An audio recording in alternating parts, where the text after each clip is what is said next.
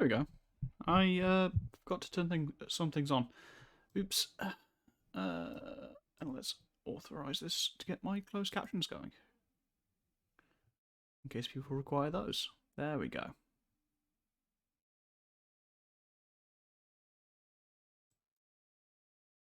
There we go.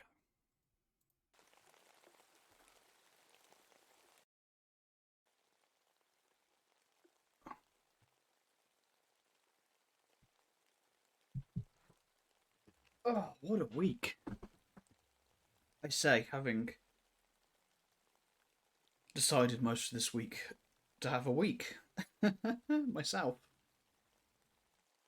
But sometimes you gotta choose that, I suppose. So here we are with our third episode of Book Club. Episode, I say, as if this is a show. I suppose it is. Third installment, our third iteration of Book Club. Hello, Mana. Hi, how are you? Hopefully the rain sound isn't too aggressive in the background, but it can still be heard. We do enjoy a bit of ambience.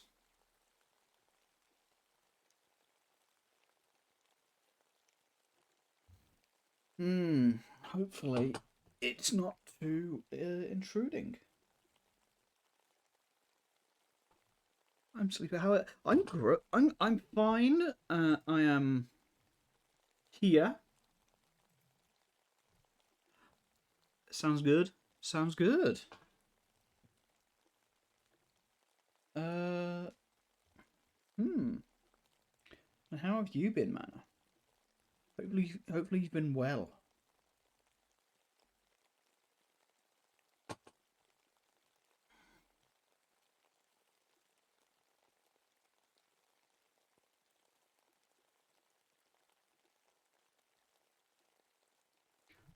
Also, Mana, do check your Twitter messages at some point regarding the subathon prize that I was giving out.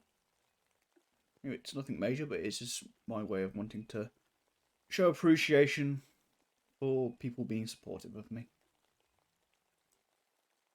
I will have to give D a poke about that as well.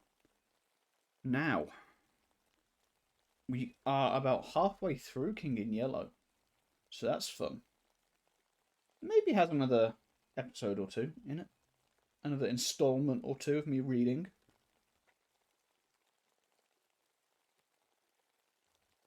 You didn't keep the golden box. I'm sorry, but hopefully, what I send out makes up for it. Hopefully. Uh, I think after I finish reading this, we will be making a change, maybe changing things up, and because I'll be real, like the amount of spoons I have to sit and read, not always the best. So we might alternate this with bits of Final Fantasy 14 some more because that was quite fun. I enjoyed that. I can see myself playing that more.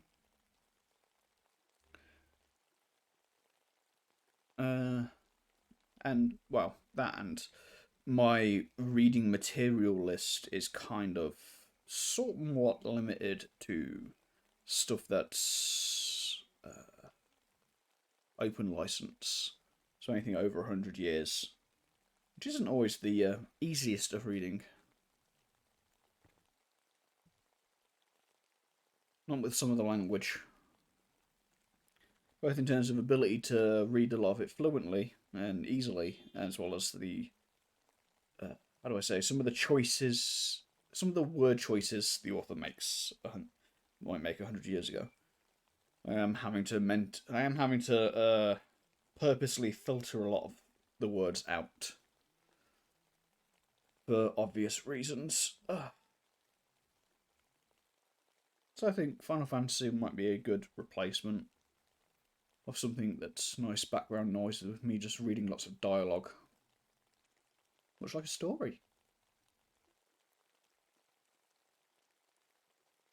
Though I do still want to read Eye of Argon, which was a possibility for Wednesday, never came up. but I do want to read it because it is, in fact, the worst book ever written. It's 17 whole pages of utter trash, and I love it. I wish to subject myself to it, and I wish to subject others to it. So I think that's only fair.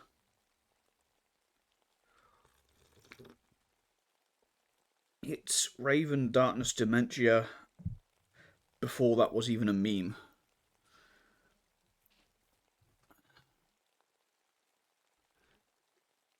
If you haven't heard of it.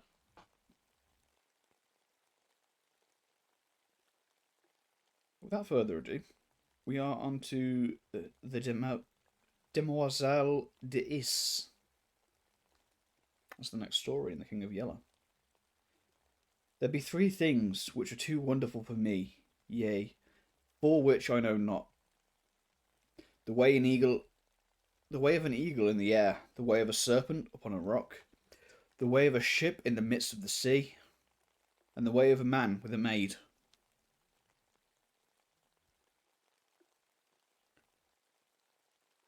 The utter desolation of the scene began to have its effect. I sat down to face this situation and, if possible, recall to mind some landmark which might aid me in extricating myself from my present position. If I could only find the ocean again, all would be clear, for I knew one could see the island of Goa from the cliffs. I laid down my gun, and kneeling behind a rock, lighted a pipe. Then I looked at my watch. It was nearly 4 o'clock. I might have wandered far from Kerselec since daybreak. Standing the day before on the cliffs below Kerselec was with Gorvan, looking out over the sombre moors among which I had now lost my way. These dozens had appeared to me level as a meadow, stretching to the horizon, and although I knew how deceptive its distance, I could not realise that what from Kerselec seemed to be mere grassy hollows were great valleys covered with gorse and heather, and what looked like scattered boulders were in reality enormous cliffs of granite. It's a bad place for a stranger, old Gorvan had said. You'd better take a guide, and I replied, I shall not lose myself. Now I knew that I had lost myself, and as I sat there smoking, with the sea wind blowing in my face. On every side stretched the moorland, covered with flowering gorse and heath and granite boulders. There was not a tree in sight, much less a house. After a while I picked up the gun, and turning my back on the sun, tramped on again. They be reading. I do be reading. There was little use in following any of the brawling streams which every now and then crossed my path, for, instead of flowing into the sea, they ran inland to reedy pools in the hollows of the moors. I had followed several, but they all led me to swamps or silent little ponds from which the snipe rose peeping and wheeled away in ecstasy of fright.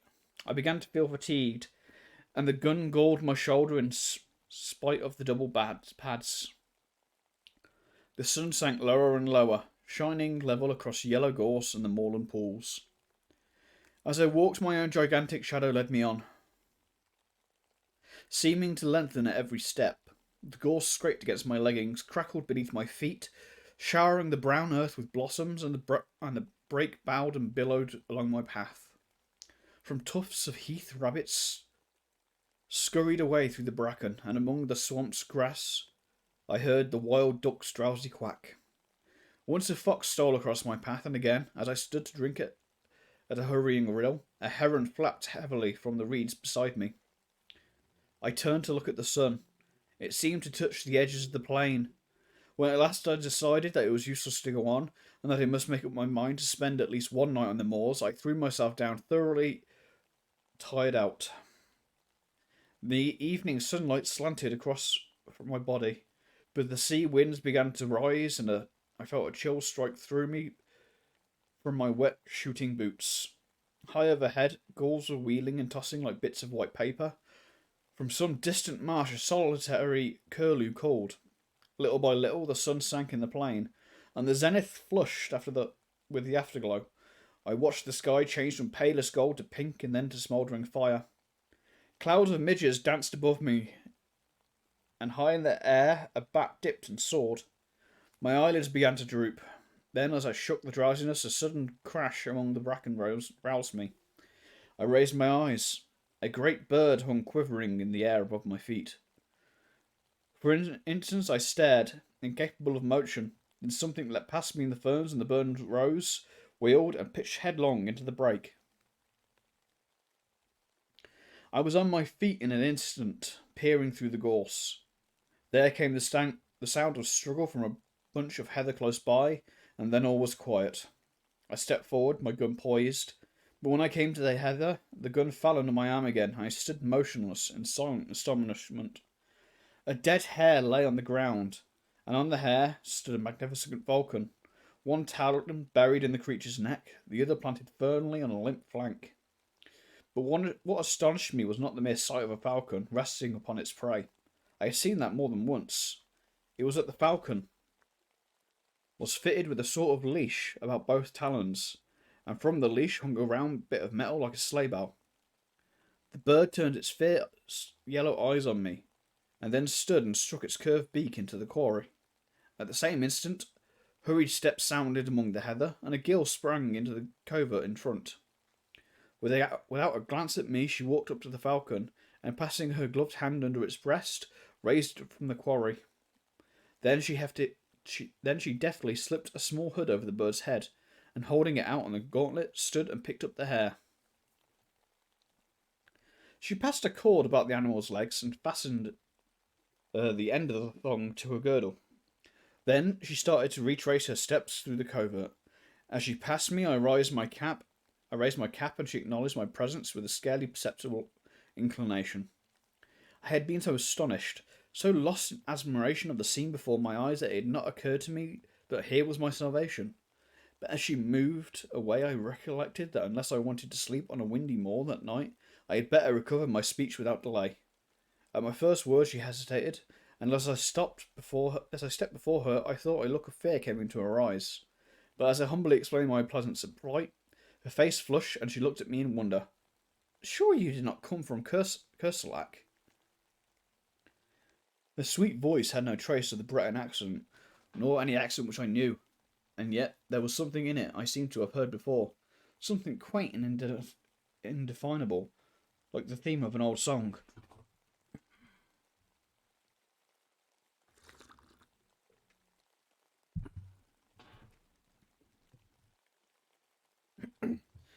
I explained that I was an American, unacquainted with Fenestra, shooting there for my own amusement. "Ah, an American," she repeated in the quaint musical tones. "I have never before seen an American." For a moment she stood silent, then looked at me as she said, "If you could walk all night, you could not reach Kerselec now, even if you had a guide." This was pleasant news, but, I began, if I could only find a peasant's hut where I might get something to eat and shelter. The falcon on her wrist fluttered and shook its head. The gill smoothed its glossy back and glanced at me. "Look around," she said gently. "Can you see the end of these moors? Look north, south, east, and west. Can you see anything but moorland and bracken?" "No," I said.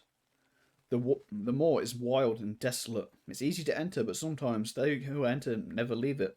There are no peasant huts here." "Well," I said, "if you tell me in which direction Kerselec lies, tomorrow it will take me no longer to get back than it has to come here." She looked at me again with an expression almost like pity. "Ah, to come is easy and takes hours. To go is different. It may take centuries." I stared at her in amazement, decided that I had misunderstood her. Then, before I had time to speak, she drew a whistle from her belt and sounded it. "Sit down and rest," she said to me. "You have come a long distance and are tired." She gathered up her pleated skirts and motioned me to follow, pricked her dainty way through the gorse to a flat rock among the ferns. "They will be here directly," she said, taking a seat at one end of the rock, inviting me to sit down on the other edge. The afterglow was beginning to fade in the sky, and a single star twinkled faintly through the rose haze. A long wavering triangle of waterfowl drifted southward over our heads, and from the swamps around, plover were calling. "They are beautiful, these moors," she said quietly. "Beautiful but cruel strangers," I answered. "Beautiful and cruel," she repeated dreamily. "Beautiful and cruel." "Like a woman," I said stupidly. Oh, she cried with a little catch of her breath, and looked at me. Her dark eyes met mine, and I thought she seemed angry or frightened. Like a woman, she repeated under her breath. How cruel to say so. Then after a pause, as though speaking aloud to herself, how cruel for him to say that. I don't know what sort of an apology I offered for my inane, thoughtless, though harmless speech, but I know that she seemed so troubled about it that I began to think that I had said something very dreadful without knowing it, and remembered with horror the pitfalls and snares which the French language sets for foreigners. While I was trying to imagine what I had said, a sound of voices came across the moor, and the girl rose to her feet.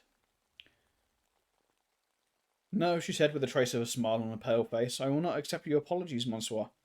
But I must prove you wrong, and that shall be my revenge. Look, here come Hasta and Raoul. Two men loomed up in the twilight. One had a sack across his shoulder, and the other carried a hoop before him as a waiter carried a tray. The hoop was fastened with straps to his shoulders, and around the edge of the circlet sat three hooded falcons, fitted with tinkering bells. The girl stepped up to the falconer, and with a quick turn of her wrist transferred her falcon to the hoop, where it quickly sidled off and nestled among its mates, who shook their hooded heads and ruffled their feathers till the bell jesses tinkled again. The other man stepped forward and, bowing respectfully, took up the hare and dropped it into the game sack. These are my piquois, she said, turning to me with a gentle dignity. Raoul is a good falconer, and I shall some day make him a grand veneur. Hasta is incomparable. The two men, I have no idea what those words mean. They are in French, I assume. The two silent men saluted me respectfully. Did I not tell you, monsieur, that I should prove you wrong? She continued. This, then, is my revenge, that you do me the courtesy of accepting food and shelter at my own house. Before I could answer, she spoke to the falconers, who started instantly across the hearth, and with a gracious gesture to me, she followed. I don't know whether I made her understand how profoundly grateful I felt, but she seemed pleased to listen as we walked over to the dewy heather. Are you not very tired? She asked. I had clean forgotten my fatigue in her presence, and I told her so. Don't you think your gallantry is a little old-fashioned? She said. And when I looked confused and humbled, she added quietly, Oh, I like it. I like everything old-fashioned, and it is delightful to hear you say such pretty things. The moorland around us was very still, now under its ghostly sheet of mist. The plovers had ceased their calling. The crickets and all the little creatures of the field were silent as we passed, yet it seemed to me as if I could hear them beginning again far behind us. While in advance the two falconers strode across the heather, and the faint jingling of the hawk's boughs came to our ears in distant murmuring chimes. Suddenly a splendid hound dashed out in the midst in front, followed by another and another, until half a dozen or more were bounding and leaping around the gill beside me. She caressed and quieted them with her gloved hand, speaking to them in quaint terms which I remember to have seen in old French manuscripts. Then the falcons on the circlet, borne by the falconer ahead, began to beat their wings and scream, and from somewhere out of sight the notes of a hunting horn floated across the moor. The hounds sprang away before us and vanished in the twilight. The falcons flapped and squealed above their perch, and the girl, taking up the song of the horn, began to hum. Clear and mellow her voice sounded in the night air. Chasse, chasse, chasse encore. This is a big French song. I'm Quittez, Rosette, Geneton, Tonton, Tonton, Tontaine, Tonton, ou pour rabattre dis la lore, Culet amours sont de planton, Tonton, Tontaine, Tonton. As I listened to her lovely voice, a grey mass which rapidly grew more distinct loomed up in front, and the horn rang out joyously through the tumult of the hounds and falcons. A torch glimmered at the gate, a light streamed through the open door, and we stepped upon a wooden bridge which trembled under our feet, and rose and crackling, straining behind us as we passed over the moat and into a small stone court, walled on every side. From an open doorway a man came, and, bending in salutation, presented a cup to the girl beside me. She took the cup and touched it with her lips, then lowered it, turned to me, and in a low voice said, I bid you welcome. At the moment, one of the falconers came with another cup, but before handing it to me, presented it to the girl who tasted it. The falconer made a gesture to receive it, but she hesitated a moment and then, stepping forward, offered me the cup with her own hands. I felt this to be an act of extraordinary graciousness, but hardly knew what was expected of me, and did not raise it to my lips at once. The girl flushed crimson. I saw that I must act quickly. Mademoiselle, I faltered, a stranger whom you have saved from danger, he may never realize empties this cup to the gentlest and loveliest hostess of France. In his name, she murmured, crossing herself as I drained the cup. Then, stepping into the doorway, she turned to me with a pretty gesture, and taking my hand in hers, led me into the house, saying again and again, "You are very welcome. Indeed, you are welcome to the Chateau d'Is."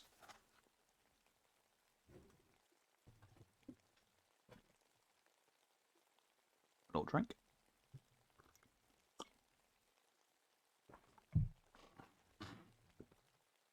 I awoke next morning with the music of the horn in my ears, and leaping out of the ancient bed, went to a curtained window where the sunlight filtered through the little deep-set panes. The horn ceased as I looked into the court below. A man who might have been brother to the two falconers of the night before stood in the midst of a pack of hounds. A curved horn was strapped over his back, and in the hand he held a long-lashed whip. The dogs whined and yelped, dancing around him in anticipation. There was the stamp of horses too, in the walled yard. "Mount!" cried a voice in Breton, and with a clatter of hoofs the two falconers, with falcons upon their wrists, rode into the courtyard among the hounds. Then I heard another voice, which sent the blood throbbing through my heart. "Pierrot Louis, hunt the hounds well, and spare neither spur nor whip. Thou Raoul, and thou Gaston, see that the Epervier does not prove himself nice, and if it be best in your judgment, face courtois à lieu. Pardiner and Assu, like the mew there on Hastur's wrist, is not difficult, but thou, Raoul, mayest not find it so simple to govern that haggard." Twice less weak he foamed au vif and lost the Becade, although he is used to the Louvre. A lot of like randomly placed French words in this. The bird acts like a stupid ranchier. Patre un haggard nest, pas si facile. Was I dreaming? The old language of falconry which I had read in the yellow manuscripts, the old forgotten French of the Middle Ages, was sounding in my ears while the hounds bayed and the hawks' bells tinkled, accompaniment to the stamping horses. She spoke again in sweet, forgotten language. "If you would rather attach the longe and leave the hagot du bloc, Raoul, I shall say nothing, for it were a pity to spoil so fair a day's sport with an ill-trained source. Essimer a baiser, it is possibly the best way. Calou donna de reins. I was perhaps hasty with the bird. It takes time to pass à la filaire, and the exercises d'escape." Then the falconer, Raoul, bowed in his stirrups and replied, "If it be the pleasure of mademoiselle, I shall keep the hawk." "It is my wish," she answered. "Falconry I know, but you have yet to give me many a lesson in ortoiserie, my poor Raoul. Sieur Pierrot Louis, mount." The huntsman sprang into an archway and in an instant returned, mounted upon a strong black horse, followed by a piqueur, also mounted. "Ah," she cried joyously. "Speed, Glamorec Rene! Speed, speed all! Sound thy horn, Sieur Pierrot!" The silvery music of the hunting horn filled the courtyard. The hounds sprang through the gateway, and galloping hoofbeats plunged into the paved court. Loud on the drawbridge, suddenly muffled, then lost in the heather and bracken of the moors. Distant and more distant sounded the horn, until it became so faint that the sudden carol of a soaring lark drowned it in my ears. I heard the voice below responding to some call from within the house. "I do not regret the chase. I will go another time. Courtesy to the stranger. Pelagie, remember." And a feeble voice came quivering from within the house. "Courtois." I stripped and rubbed myself from head to foot in the huge earthen basin of ice and water, which stood upon the stone floor at the foot of my bed. Then I looked about for my clothes. They were gone, but on a On a settle near the door lay a heap of garments which I inspected with astonishment. As my clothes had vanished, I was compelled to attire myself in the costume which had evidently been placed there for me to wear while my clothes dried.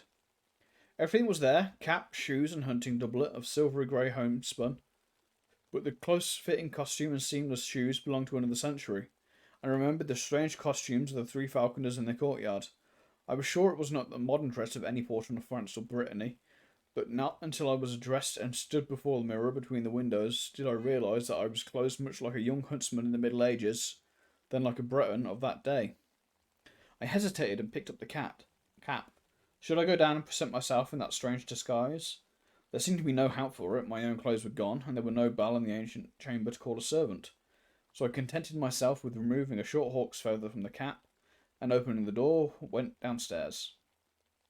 By the fireplace in the large room, at the foot of the stairs, an old Breton woman sat spinning with a distaff. She looked up at me when I appeared, and, smiling frankly, wished me health in the Breton language, to which I laughingly replied in French. At the same moment, my hostess appeared and returned my salutation with a grace and dignity that sent a thrill to my heart. Her lovely head, with its dark curly hair, was crowned with a headdress which set all doubts as to the epoch of my costume at rest. Her slender figure was exquisitely set off in the homespun hunting gown edged with silver. Oh, hydrate and stop shrimping. Thank you, Mana.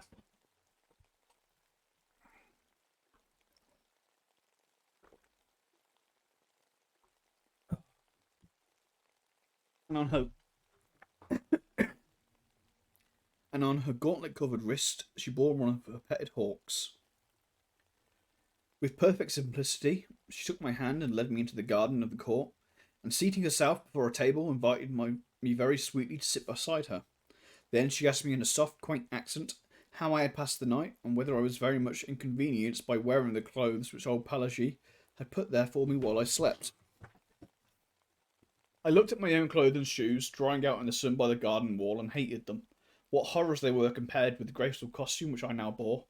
I told her this, laughing, but she agreed with me very seriously.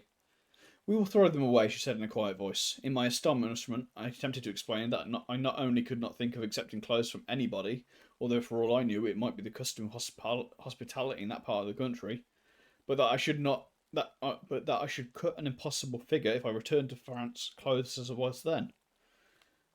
She laughed and tossed her pretty head, saying something in an old French, which I did not understand, and Pelagie trotted out with a tray in which stood 2 bowls of milk, a loaf of white bread, fruit, a platter of honeycomb, and a flagon of deep red wine. You see, I have not broken my fast because I wish you to eat with me, but I am very hungry, she smiled. I would rather die than forget one word of what you have said, I blurted out, while my cheeks burned. She will think me mad, I added to myself, but she turned to me with sparkling eyes. Ah, she murmured, then Monsieur knows all that there is of chivalry. She crossed herself and broke bread. I sat and watched her white hands, not daring to raise my eyes to hers. Will you not eat? She asked.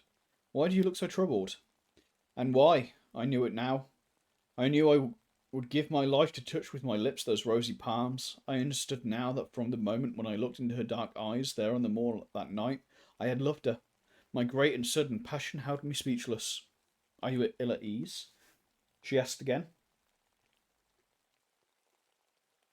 Then, like a man who pronounces his own doom, I answered in a low voice, Yes, I am ill at ease for love of you. And she did not stir nor answer. The same power moved my lips in spite of me, and I said, I, who am unworthy of the lights of your thoughts, I, who abuse hospitality and repay your gentle courtesy with bold assumption, I love you. She leaned her head upon her hands and answered softly, I love you. The words are very dear to me. I love you. Then I shall win you. Win me, she replied. But all the time I had been sitting silent, my face turned towards her.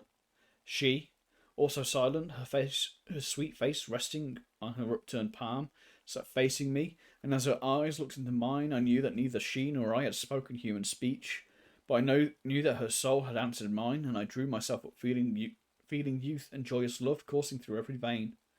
She, with the bright colour in her lovely face, seemed as one awakened from a dream, and her eyes sought mine with a questioning glance which made me tremble with delight. We broke our fast, speaking of ourselves, and I told her my name, and she told me hers, the Demoiselle Jeanne d'Ys. She spoke of her father and brother's death, and how the 19 of her years had been passed in a little fortified farm alone with her nurse Pelagie, Glamorok Rene the Procureur, and the 4 falconers Raoul, Gaston, Hastur, and the Sir Pierrot Louis, who had served her father. She had never been outside the moorland, never even seen a human soul before except the falconers and Pelagie. She did not know how she had heard of Kerselec, perhaps the falconers had spoken of it. She knew the legends of Loup Garou and Jean à la Fame from her nurse Pelagie. She embroidered and spun flax. Her hawks and hounds were her only distraction.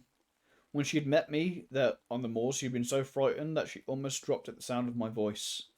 She had, it was true, seen ships at sea from the cliffs, but as far as the eye could see, the moors over which she galloped were destitute of any sign of human life. There was a legend which old Pelagie told, how anybody once lost in the unexplored moorland might never return because the moors were enchanted. She did not know whether it was true. She had never thought about it until she met me. She did not know whether the falconers had ever been outside, or whether they could go if they would. The books in the house which Pelagie, the nurse, had taught her to read were hundreds of years old. All this she told me with a sweet seriousness seldom seen in anyone but children. My own name she found easy to pronounce, and insisted, because my first name was Philip, I must have French blood in me. She did not seem curious to learn anything about the outside world, and I thought perhaps she considered it had forfeited her interest and respect from the stories of her nurse.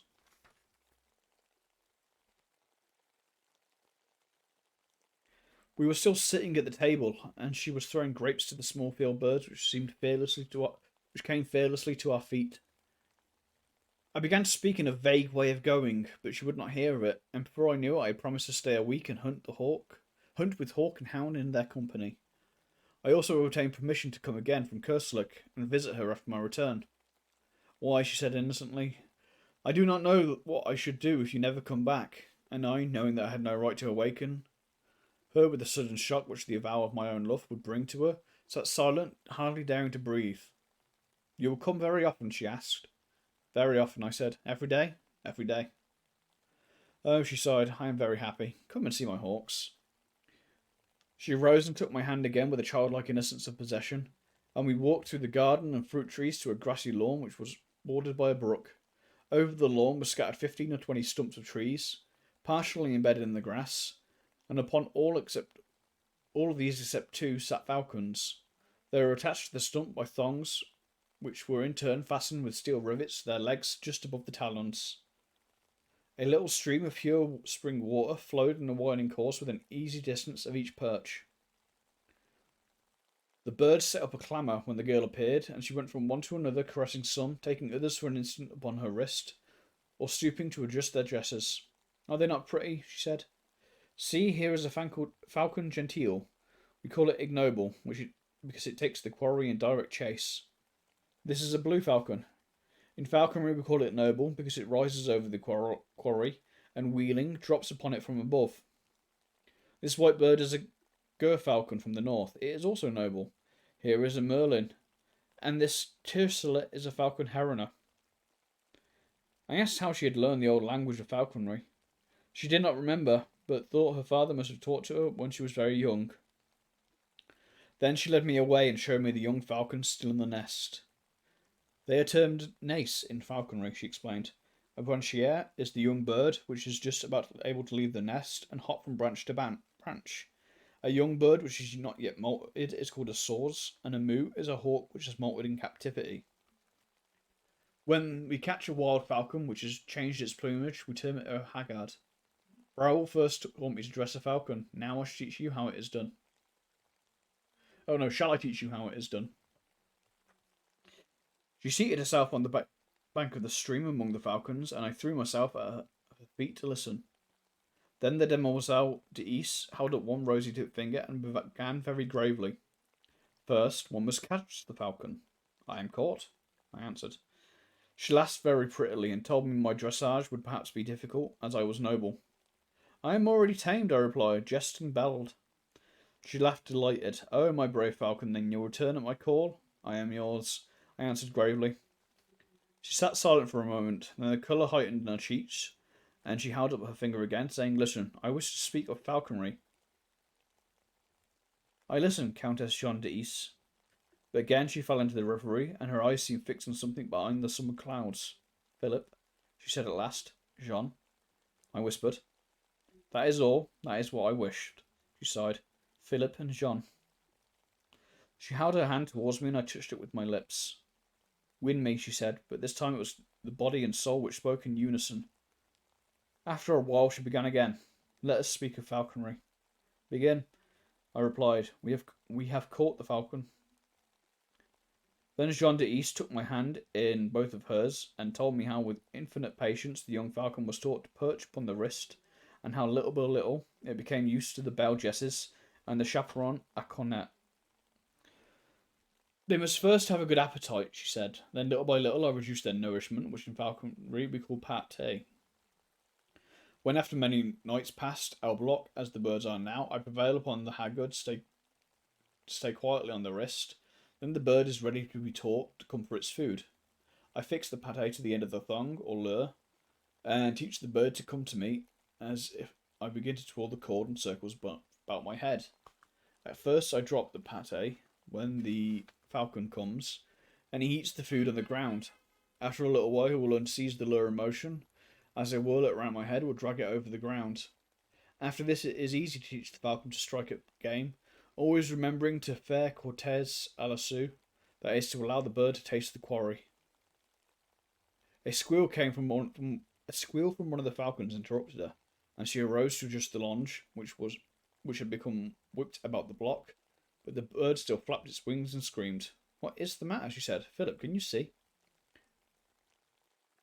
I looked around and at first saw nothing to cause the commotion, which was now heightened by the screams and flapping of all the birds. Then my eye fell upon a flat rock beside the stream from which the girl had risen. A grey serpent was moving slowly across the surface of the boulder, and the eyes in its flat triangular head sparkled like jet. "A couleuvre. It is harmless, is it not?" She pointed to the black V-shaped figure on the neck. "It is certain death," she said. "It is a viper." We watched the reptile moving slowly over the smooth rock to where the sunlight fell in a broad, warm patch. I started forward to examine it, but she clung to my arm, crying, "Don't, Philip. I'm afraid." "For me?" "For you, Philip. I love you." Then I took her in my arms and kissed her on the lips, and all I could say was, "Jean, Jean, Jean." And as she lay trembling on my breast, something struck my foot from the grass below, but I did not heed it. Then again something struck my ankle, and a sharp pain shot through me. I looked into the sweet face of Jean d'Ys, and kissed her, and with all my strength lifted her into my arms and flung her from me. Then, bending, I tore the viper from my ankle, and set my heel upon it. I remembered feeling weak and numb. I remembered falling to the ground. Through my slowly glazing eyes I saw Jean's white face bending close to mine, and when the light in my eyes went out, I still felt her arms around my neck and her soft cheek against my drawn lips.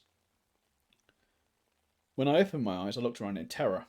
Jean was gone. I saw the stream and the flat rock. I saw the crushed viper in the grass beside me, and the hawks and blocks had disappeared. I sprang to my feet. The garden, the fruit trees, the drawbridge, and the walled court were gone. I stared stupidly at a heap of crumbling ruins, ivy covered and grey, through which great trees had pushed their way. I crept forward, dragging my numbed foot, and I moved. A falcon sailed from the treetops along the ruins, and soaring, mounting in narrow circles, faded and vanished in the clouds above.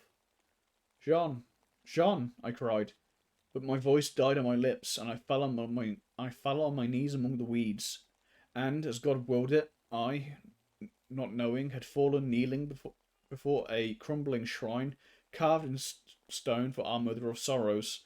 I saw the sad face of the Virgin wrought in cold stone. I saw the cross and thorns at her feet, and beneath it read, "Pray for the soul of the Demoiselle Jean d'Ys, who died in her youth for love of Philip, a stranger, A.D. 1573.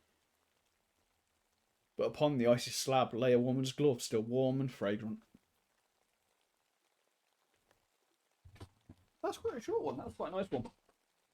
Time travelling and romance, which isn't something which is a bit unusual for this book so far. given the way that some of these other stories have gone. It was a nice change of pace. That was a nice one.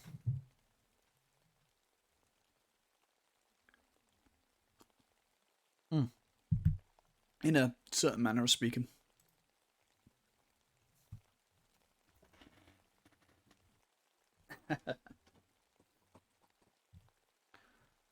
Prophet's Paradise. If but the vine and love abjuring band are in the prophet's paradise to stand, alack, I doubt the prophet's paradise were empty as the hollow of one's hand. Studio. He smiled, saying, "Seek her throughout the world." I said, "Why tell me of the world? My world is here between these walls and the sheet of glass above. Here among gilded flagons and dull jewelled arms, tarnished frames and canvases, black chests and high-backed chairs, quaintly carved and stained in blue and gold." "For whom do you wait?" he said, and I answered, "When she comes I shall know her." On my hearth a tongue of flame whispered secrets to the whitening ashes. In the street below I heard footsteps, a voice and a song.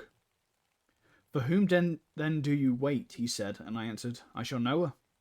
Footsteps, a voice, and a song in the street below, and I knew the song but neither the steps nor the voice.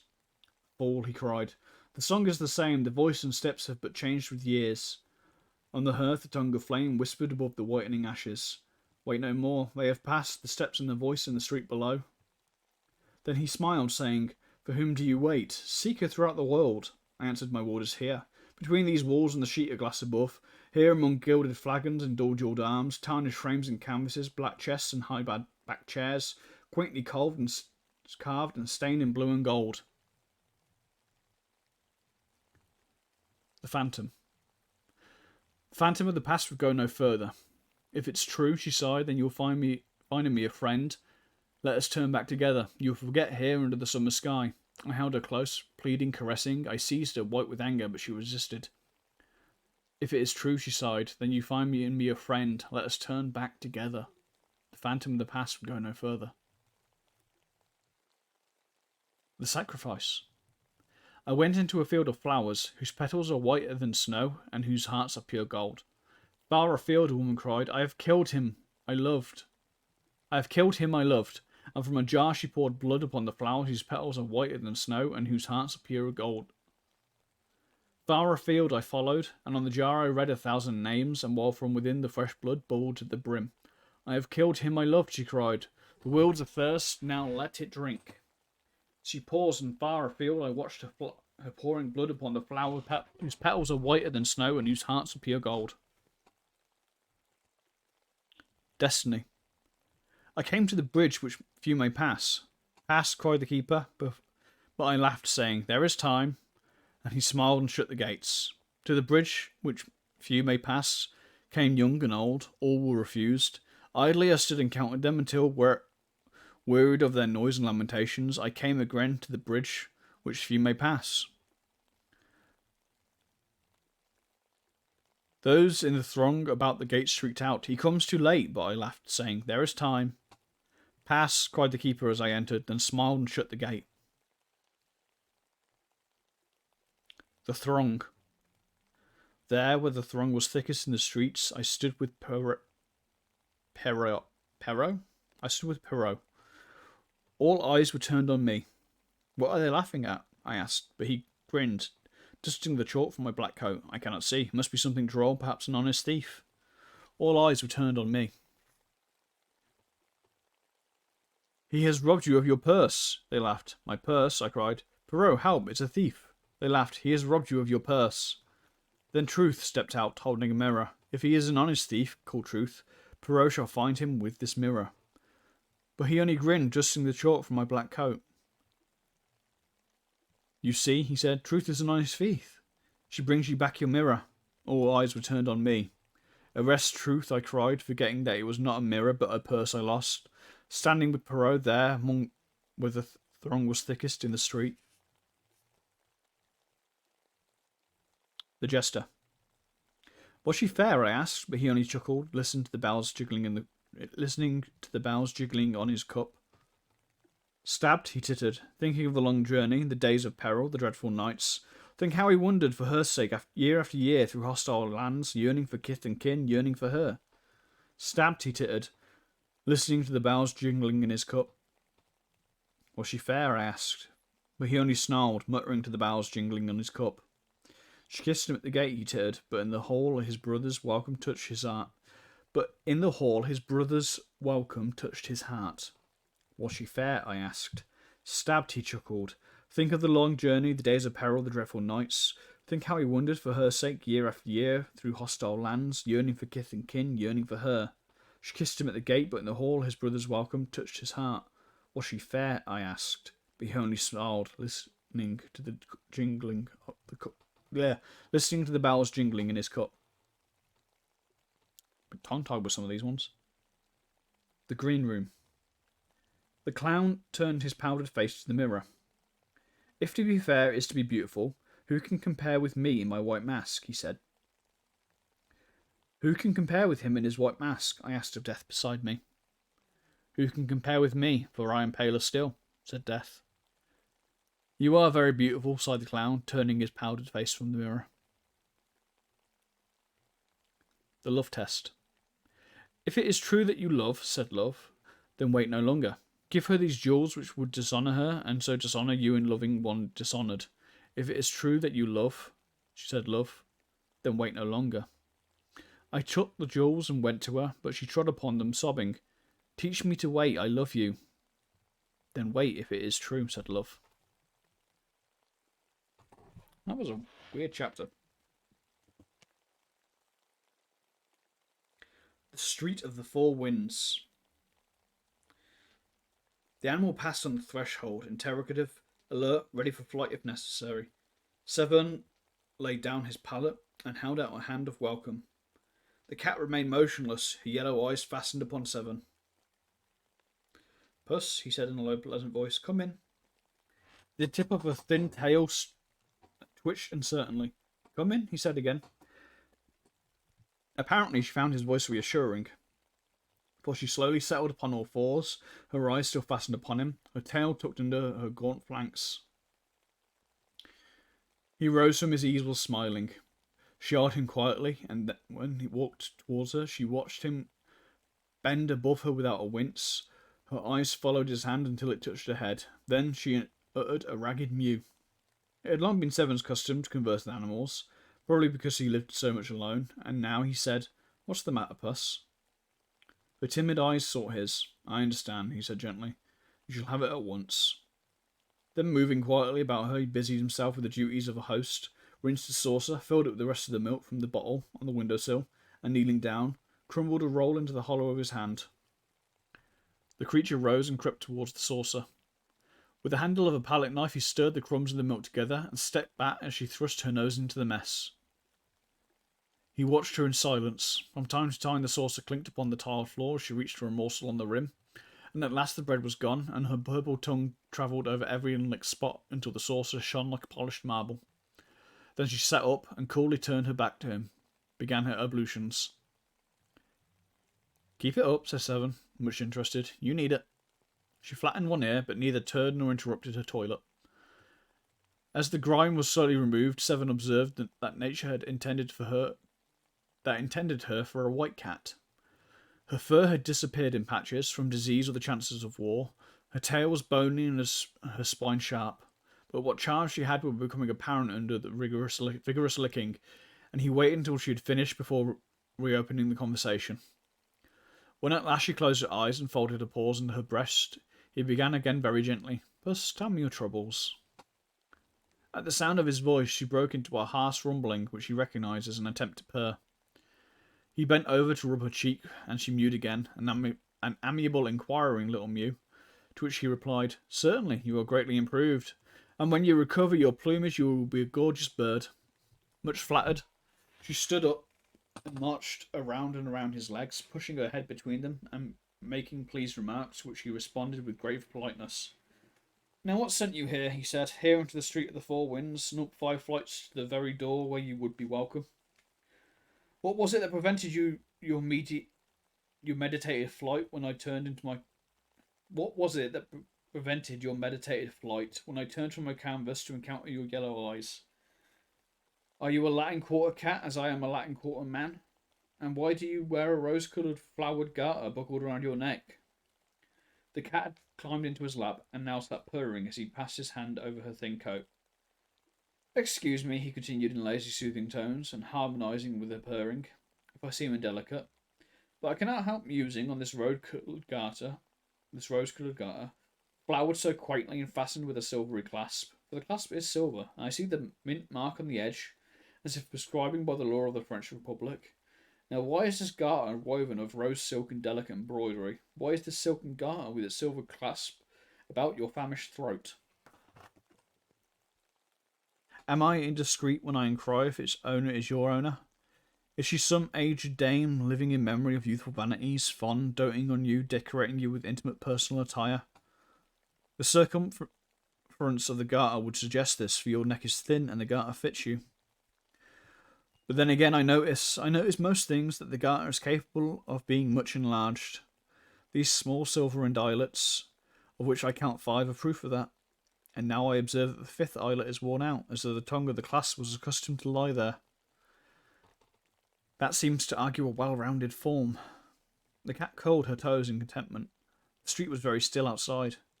He murmured on, "Why should your mistress decorate you with an article most necessary to her at all times? Anyway, at most times. How did you come to slip this bit of silk and silver about your neck? Was it the caprice of a moment, when you, before you had lost your pristine plumpness, marched singing into her bedroom to bid her good morning?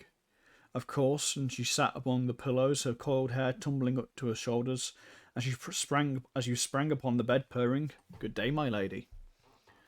Oh, it is very easy to understand," he yawned, resting his head on the back of the chair. The cat still purred, tightening and relaxing her padded claws over his knee. "So I tell you all about a cat. She is very beautiful, your mistress," he murmured drowsily, "and her hair is heavy as burnished gold." Hey, Kane. "I could only paint her with closed eyes, for in dreams alone... wait, what did I get to? I could paint her not on canvas, for I should need shades and tones and hues and dyes more splendid than the iris of a splendid rainbow. I could only paint her with closed eyes, for in dreams alone can such colours as I need be found. For her eyes I must have azure from skies untroubled by a cloud, and the skies of dreamland.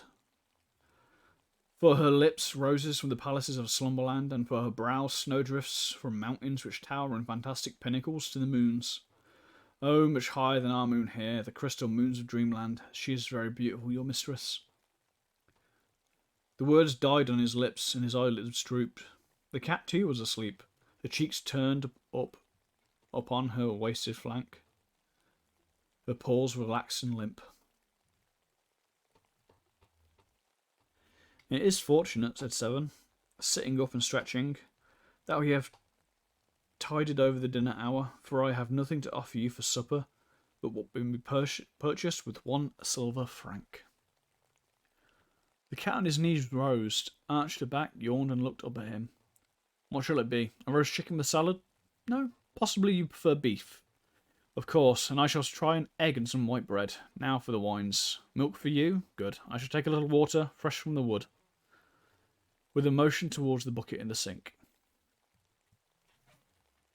He put on his hat and left the room. The cat followed to the door, and after he had closed it behind him, she settled down, smelling at the cracks, and cocking one ear every creak from the crazy old building. The door below opened and shut. The cat looked serious for a moment, doubtful, and her eyes flattened in nervous expectation.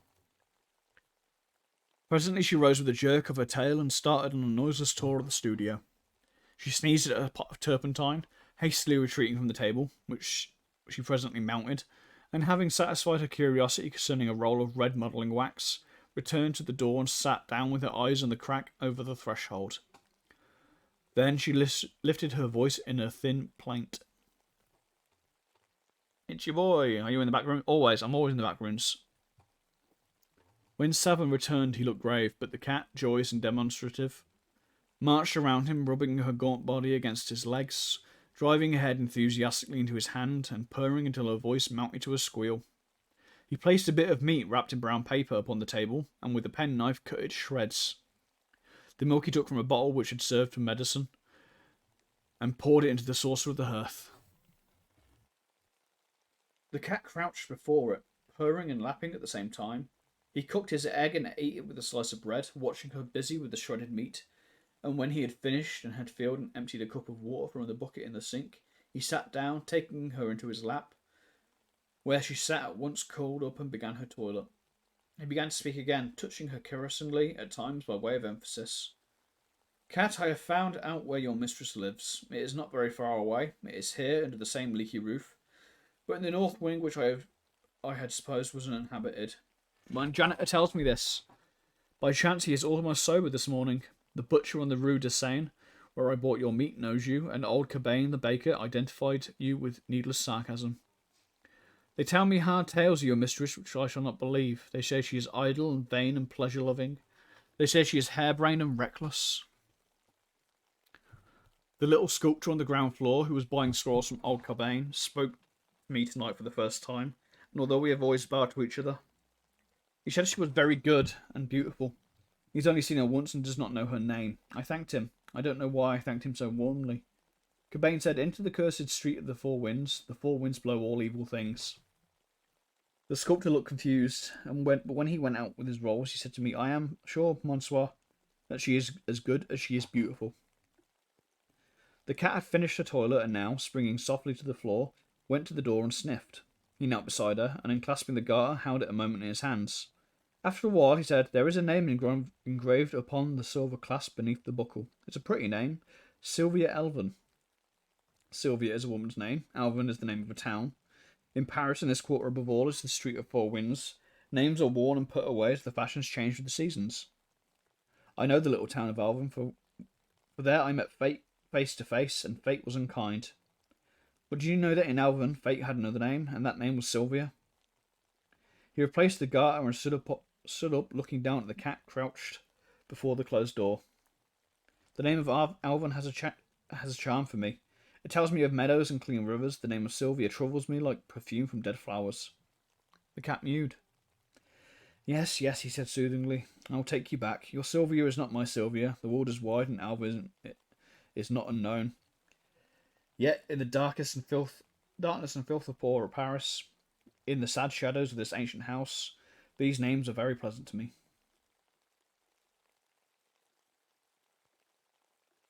He lifted her in his arms and strode through the silent corridors to the stairs, down 5 flights and into the moonlit court, past the little sculptor's den, and then again in at the gate of the north wing, and up the worm-eaten stairs he passed, until he came to a closed door.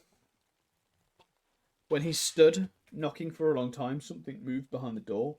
It opened and he went in. The room was dark. As he crossed the threshold, the cat sprang from his arms into the shadows.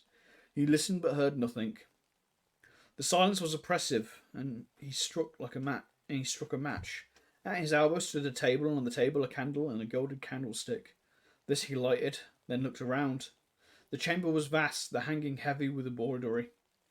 Over the fireplace towered a carved mantle, grey with the ashes of dead fires.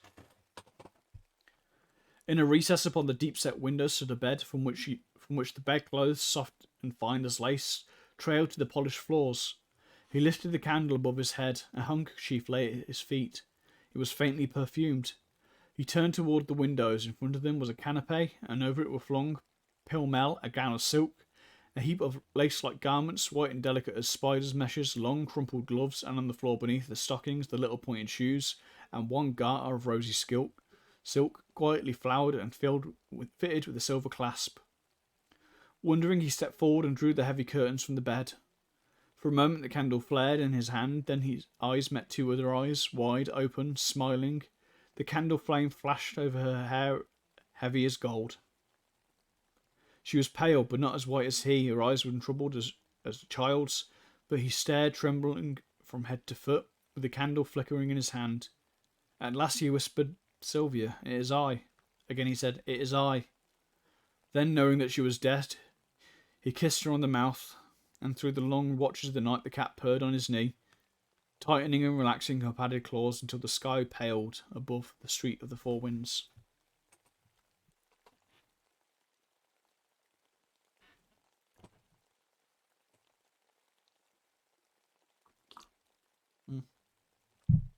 Oh, a little sip of water. the street of the first shell. Be of good cheer, the southern month will die, and a young moon requite us by and by. Look how the old one, meagre, bent and wan, with age and fast is fainting from the sky. The moon was already dark.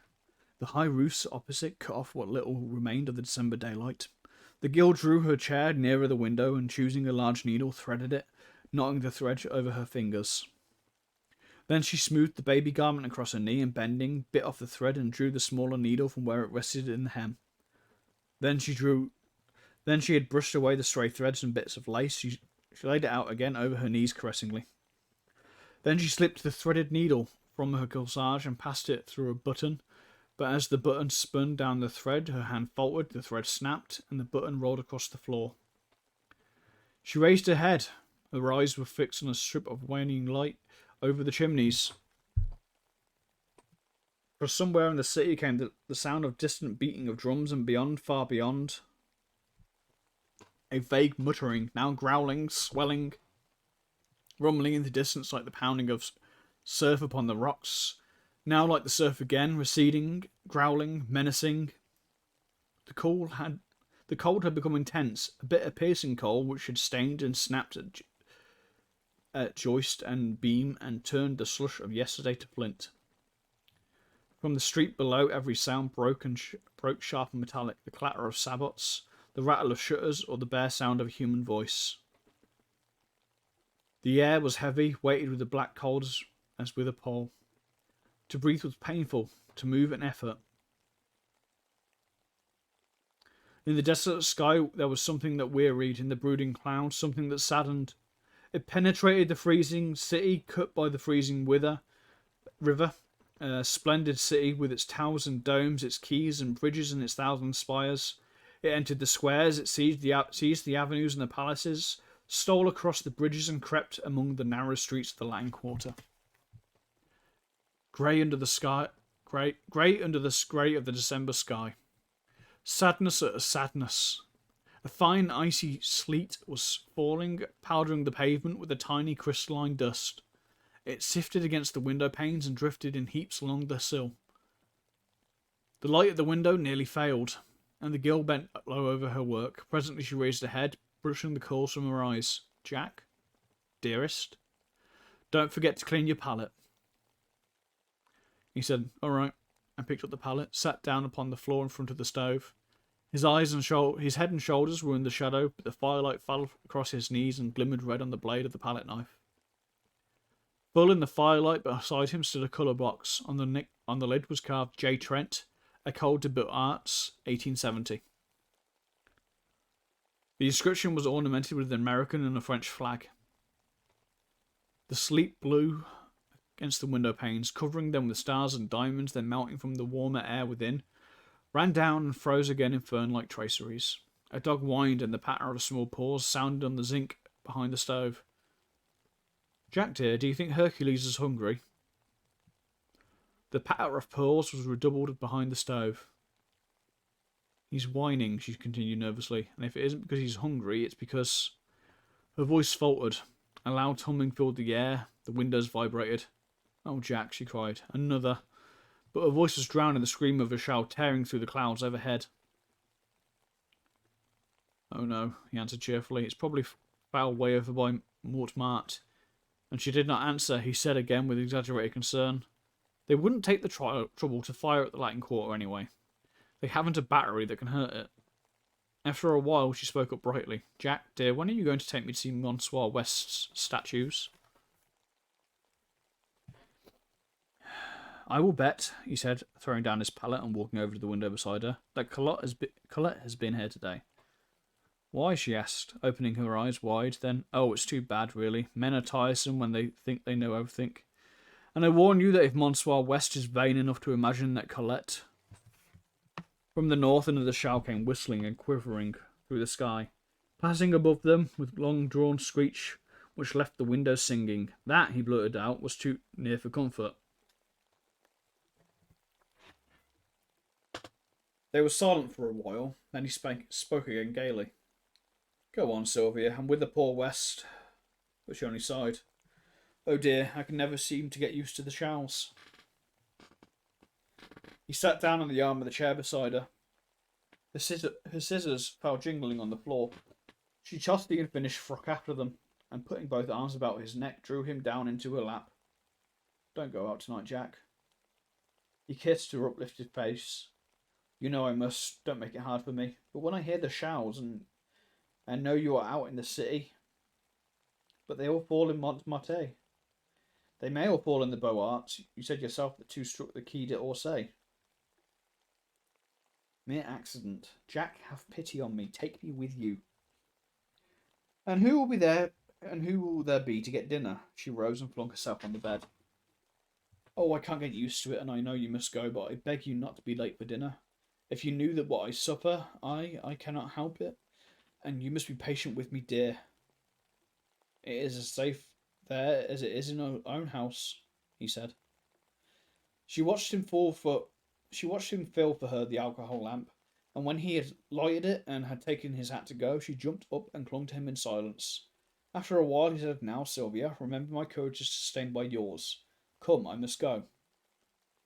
She did not move, and he repeated, I must go. Then she stepped back, and she thought she was going to speak and waited, but she only looked at him, and a little impatiently he kissed her again, saying, Don't worry, dearest. When he had reached the last flight of stairs on his way to the street, a woman hobbled out of the housekeeper's lodge, waving a letter and calling, Monsieur Jack, Monsieur Jack. This was left by Monsieur Fallowby. He took the letter, and leaning on the threshold of the lodge, read it. Dear Jack, I believe Braith is dead broke, and I'm sure Fallowby is. Braith swears he isn't, and Fallowby swears he is, so you can draw your own conclusions. I've got a scheme for dinner, and if it works, I will let you fellows in. Yours faithfully, Wesp. P.S. Fallowby has shaken Hartman and his gang. Thank the Lord. There is something rotten there, or it may be he's only a miser. P.P.S. I'm more desperately in love than ever, but I'm sure she does not care a straw for me. All right, said Trent with a smile to the concierge, but tell me, how is Papa Cottard? The old woman shook her head and pointed to the curtained bed in the lodge. Pere Cottard, he said cheerily. How goes the wound today? He walked over to the bed and drew the curtains. An old man was lying among the tumbled sheets. Better? Smiled Trent. Better, repeated the man warily, and after a pause, Have you any news, Monsieur Jack? I haven't been out today. I will bring you any rumours I may hear, though goodness knows I've got enough of rumours, he murmured to himself, then aloud. Cheer up, you're looking better. And the sortie? Oh, the sortie, that's for this week. General Chochu sent orders last night. It will be terrible. It will be sickening, thought Trent as he went into the street and turned the corner toward the Rue de Seine. Slaughter, few. I'm glad I'm not going. The streets were almost deserted. A few women muffled in tattered military capes crept along the frozen pavement, and a wretchedly clad gamin hovered over the sewer hole on the corner of the boulevard.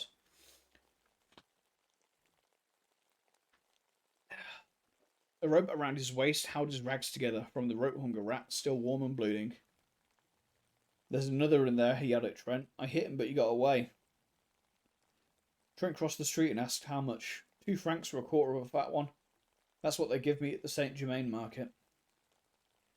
A violent fit of coughing interrupted him, but he wiped his face with the palm of his hand and looked cunningly at Trent. Last week you could buy a rat for 6 francs, but, and here he swore vilely, the rats have quit the Rue de Seine, and they kill them now over by this new hospital. I'll let you have this for 7 francs, and I can sell it for 10 in the Isle Saint Louis. You lie, Sir Trent, and let me tell you that if you try to swindle anyone in this quarter, the people will make short work of you and your rats. He stood a moment eyeing the gamin, who pretended to snivel. Then he tossed him a franc, laughing. The child caught it, and thrusting it into his mouth, wheeled about to the sewer hole. For a second he crouched motionless, alert, his eyes on the bars of the drain. Then leapt forward, he hurled a stone into the gutter, and Trent left him to finish a fierce grey rat that writhed squealing at the mouth of the sewer. Suppose Braith should come to that, he thought. Poor little chap. And hurrying, he turned to the dirty Passage des Beaux Arts, and entered the third house on the left. Monsieur is at home, quavered the old concierge. Home? They gather absolutely bare, save for the iron bedstead in the corner and the iron basin and pitcher on the floor. West appeared at the door, winking with much mystery, and motioned Trent to enter. Wraith, who was painting in bed to keep warm, looked up, laughed, and shook hands. Any news? The perfunctory question was answered as usual by nothing but the cannon. Trent sat down on the bed. Where on earth did you get that? He demanded, pointing to a half-finished chicken nestled in a wash basin. West grinned. Are you millionaires, you two? Out with it. Wraith looked a little ashamed. Began. Oh, it's one of West's exploits. But was cut short by West, who said he would tell the story himself. You see, before the siege, I had a letter of introduction to a type here, a fat banker, German-American variety. You know the species, I see. Well, of course, I forgot to present the letter, but this morning, judging it to be a favourable opportunity, I called on him. The villain lives in comfort. Fires, my boy. Fires in the anterooms. The Buttons finally condescends to carry my letter and card up, leaving me standing in the hallway, which I did not like. So I entered the first room I saw, nearly fainting at the sight of a banquet on a table by the fire. Down come Buttons, very insolent. No, oh no, his master is not at home, and in fact is too busy to receive letters of introduction just now. The siege and many business difficulties.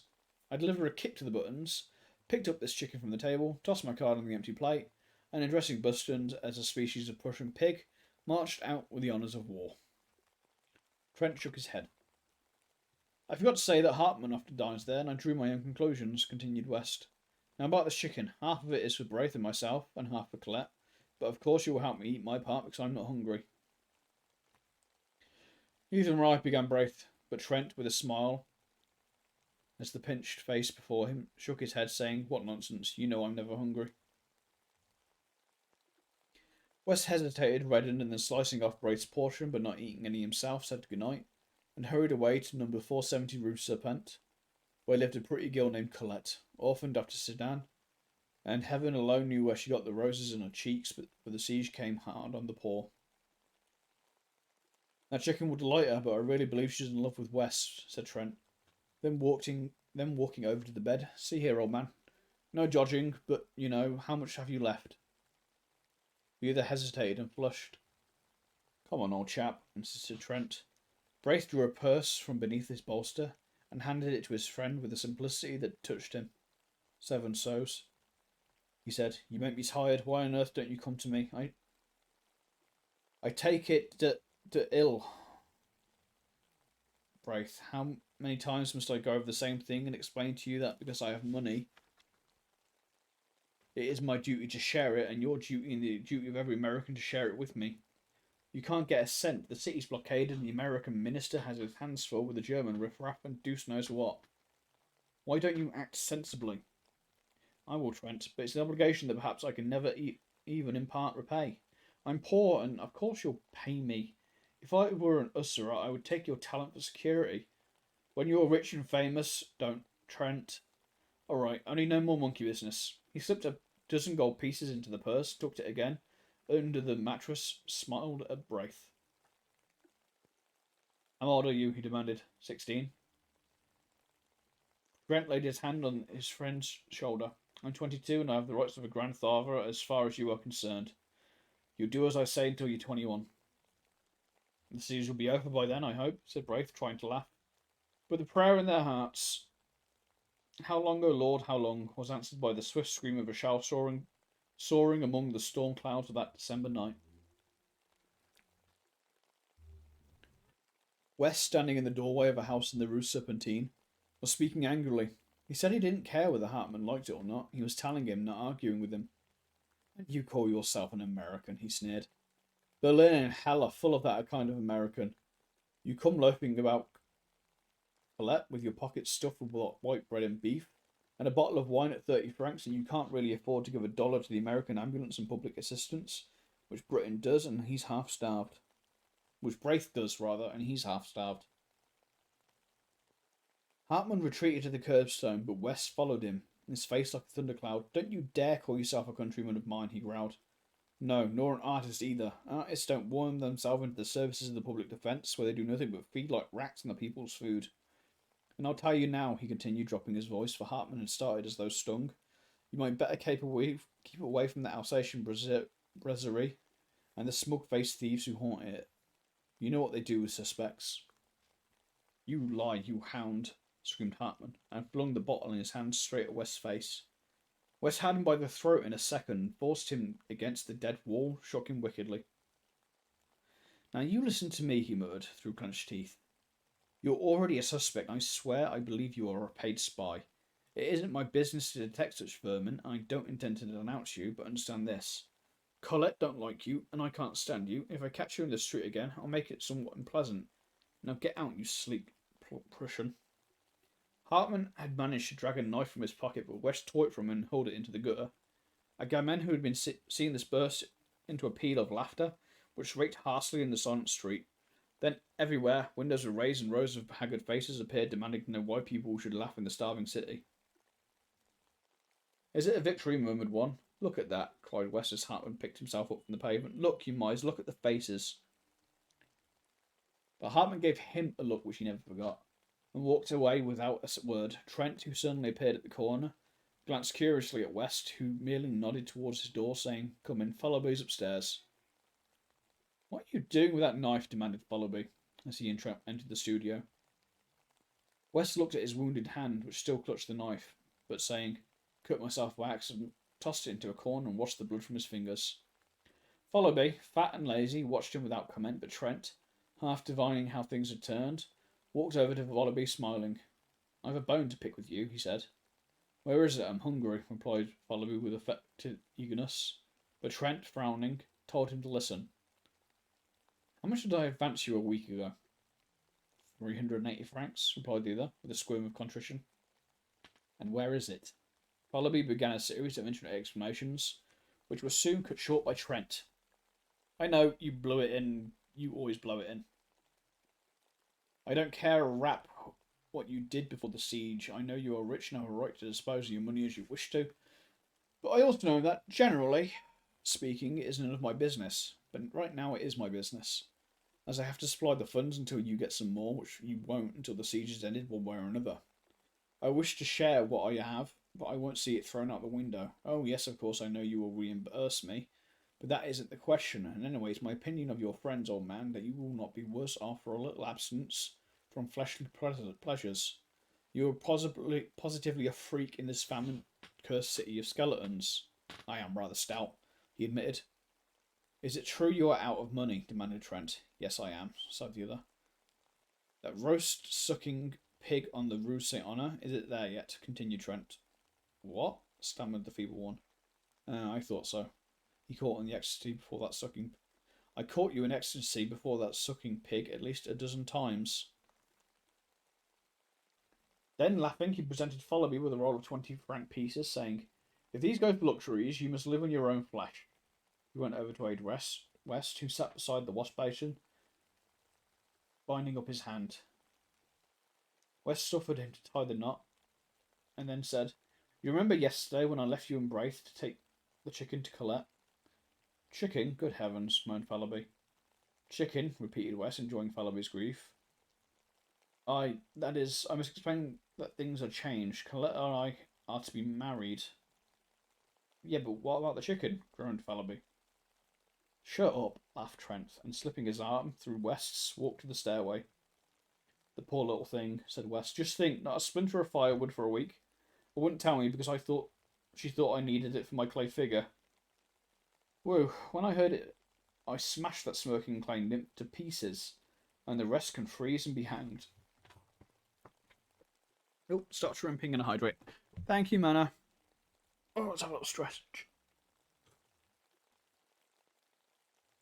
I'm guessing this is... I mean, we know this is at least after 1870.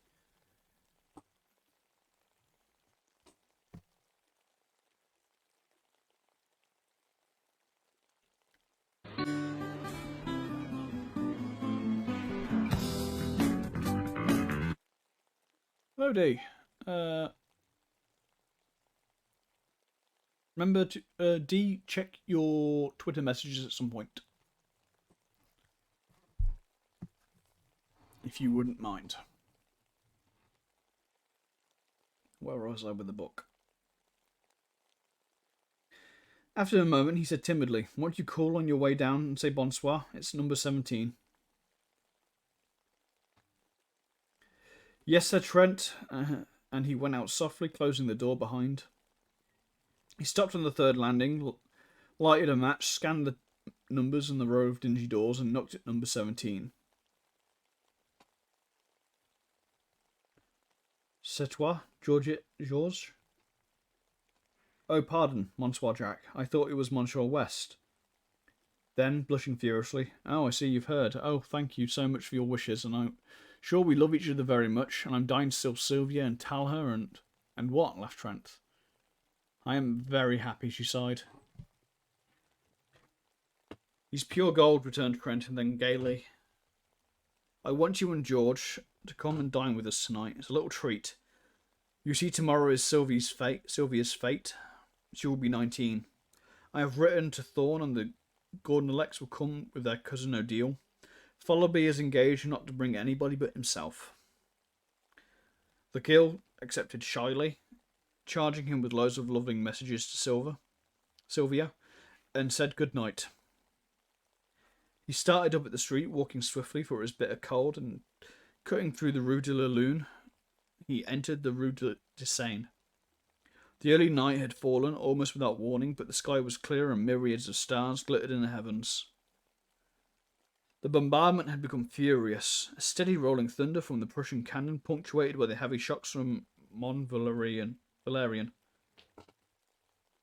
The shells streamed across the sky, leaving trails like shooting stars, and now, as he turned to look back, rockets, blue and red, flared above the horizon from the fort of Issy, and the fortress of the north flamed like a bonfire. "Good news," a man shouted over by the Boulevard de Saint-Germain. As if by magic, the streets were filled with people, shivering, chattering people with shrunken eyes. "Jacques," cried one, "the army of the Loire." "Ah, mon vieux, it has come then at last. I told thee, tomorrow, tonight, who knows? Is it true? Is it a sortie?" Someone said, "Oh God, a sortie, and my son?" Another cried, "To the Seine? They say one can see the signals of the army of the Loire from the Pont Neuf." There was a child standing near Trent who was repeating, "Mama, mama." "Then tomorrow we may eat white bread?" And beside him an old man swaying, stumbling, his shriveled hands crushed to his breast, muttering as if insane. Could it be true? Who has heard the news? The shoemaker on the Rue de Bucci had it from a Mobile, who had heard a Frank Tireur repeat it to a captain of the National Guard. Trent followed the throng surging through the Rue de Seine to the river.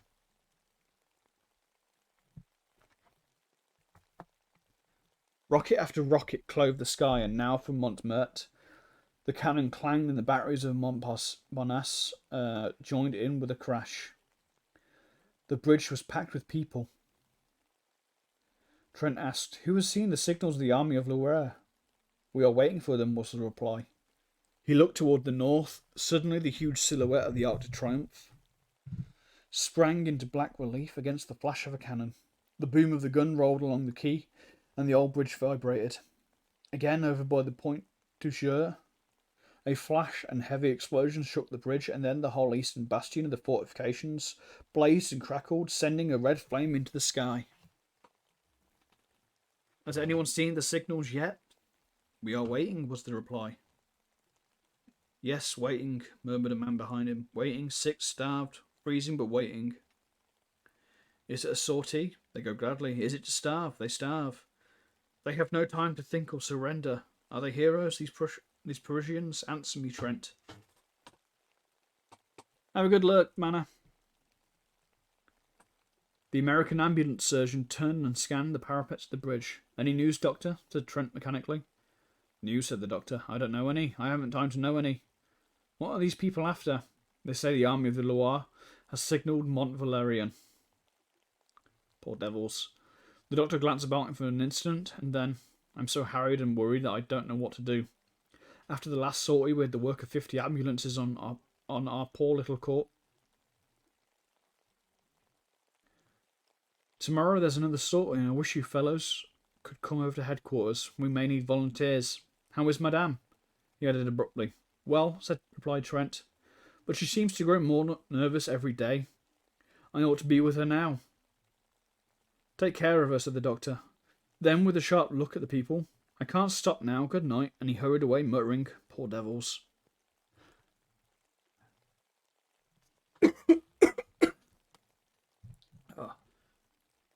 Hey, Vivi. Thank you for the raid. I'm not sure why that hasn't given me an alert sound, unless it's just slow. Vuvu raid, yes, a raid from Vuvu. Hello, viewers of Vuvu. We are doing a book reading stream today, the Friday Book Club, in which we read King in Yellow.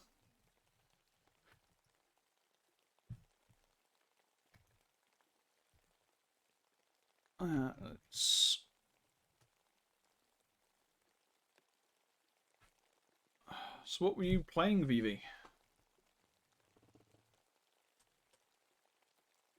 Woo raid, a woo kind of day.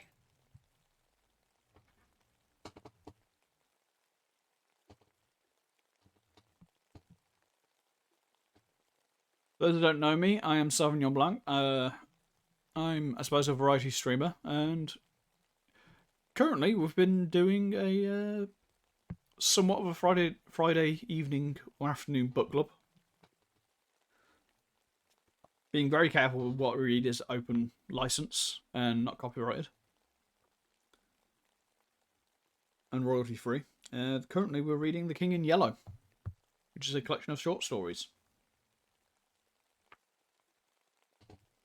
Set in 19th century, usually Paris, or around France. DVD, Dead by Daylight. So I imagine it was, we've gone from lots of Vuvu being angry and screaming to a nice, calm, peaceful story time.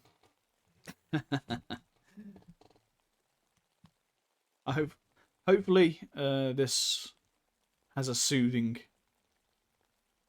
You hit rank 1, congratulations! Good job, I think. You're not mad, but I don't know. I just assume you get salty at that kind of game. Whether you're winning or losing. But hopefully this will be a nice change of pace for the day to wind down with. Trent leaned over the parapet and blinked at the black river surging through the trees. Dark objects carried swiftly on the breast of the current struck with a grinding, tearing noise against the stone piers. Spun around for an instant and hurried away into the darkness. The ice from the Marne. As he stood staring into the water, a hand was laid on his shoulder. Hello, Southwark, he cried, turning around. This is a queer place for you. Trent, I have something to tell you. Don't stay here. Don't believe in the army of the Loire. And the attaché of the American legislation slipped through his arm, through Trent's, and drew him towards the Louvre. Then it's another lie, said Trent bitterly. Worse, we know at the legation. I can't speak of it. But that's not what I came to say. Something happened this afternoon.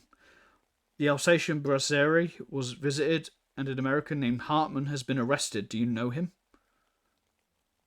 I know a German who called himself an American. His name is Hartman. Well, he was arrested about 2 hours ago. They mean to shoot him. What? Of course it was the legislation. Can't allow them to shoot him offhand. But the evidence seems conclusive. Is he a spy? Well, the papers seized in his room are pretty damning proof. And besides, he was caught, they say, swindling the Public Food Committee. He drew rations for 50. How, I don't know. He claims to be an American artist here, and we have been obliged to take notice of it at the legislation. It's a nasty affair. To cheat the people at such a time is worse than robbing the poor box, cried Trent angrily. Let them shoot him. He's an American citizen. Yes, oh yes, said the other with bitterness. American citizenship is a precious privilege when every goggle-eyed German... His anger nearly choked him. Southwark shook hands with him warmly. It can't be helped. We must own the carry-on. I am afraid you may be called upon to identify him as an American artist, he said with the ghost of a smile on his deep-lined face, and walked away through the Cause Lorraine. Trent swore silently for a moment and then drew out his watch. 7 o'clock. Sylvia will be anxious, he thought, and hurried back to the river.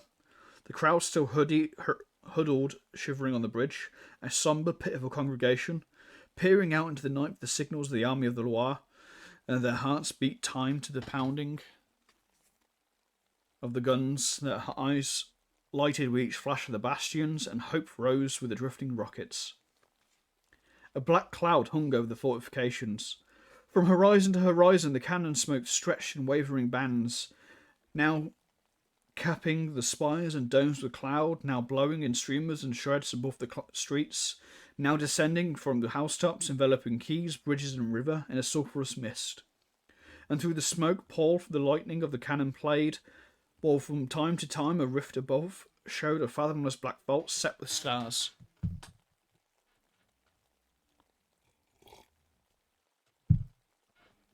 He turned again into the Rue de Seine, that sad abandoned street with its rows of closed shutters and desolate ranks of unlighted lamps.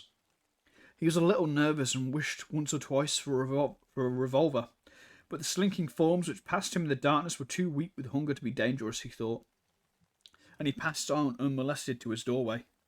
But there somebody sprung at his throat.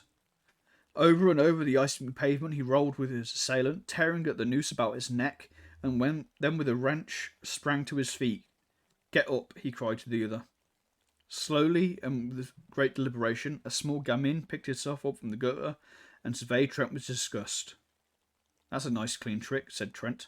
"A wife of your age. You'll finish against a dead wall. Give me that cord." The urchin handed him the noose without a word. Trent struck a match and looked at the assailant. It was the rat killer of the day before. I thought so," he muttered. "Tien c'est toi," said the gamin tranquilly. I am aware, by the way, that I am butchering any French that I say. The impudence, the overhanging audacity of the ragamuffin took Trent's breath away. "Do you know, you young strangler, they shoot thieves of your age?" The child turned a passionless face to Trent. "Shoot them."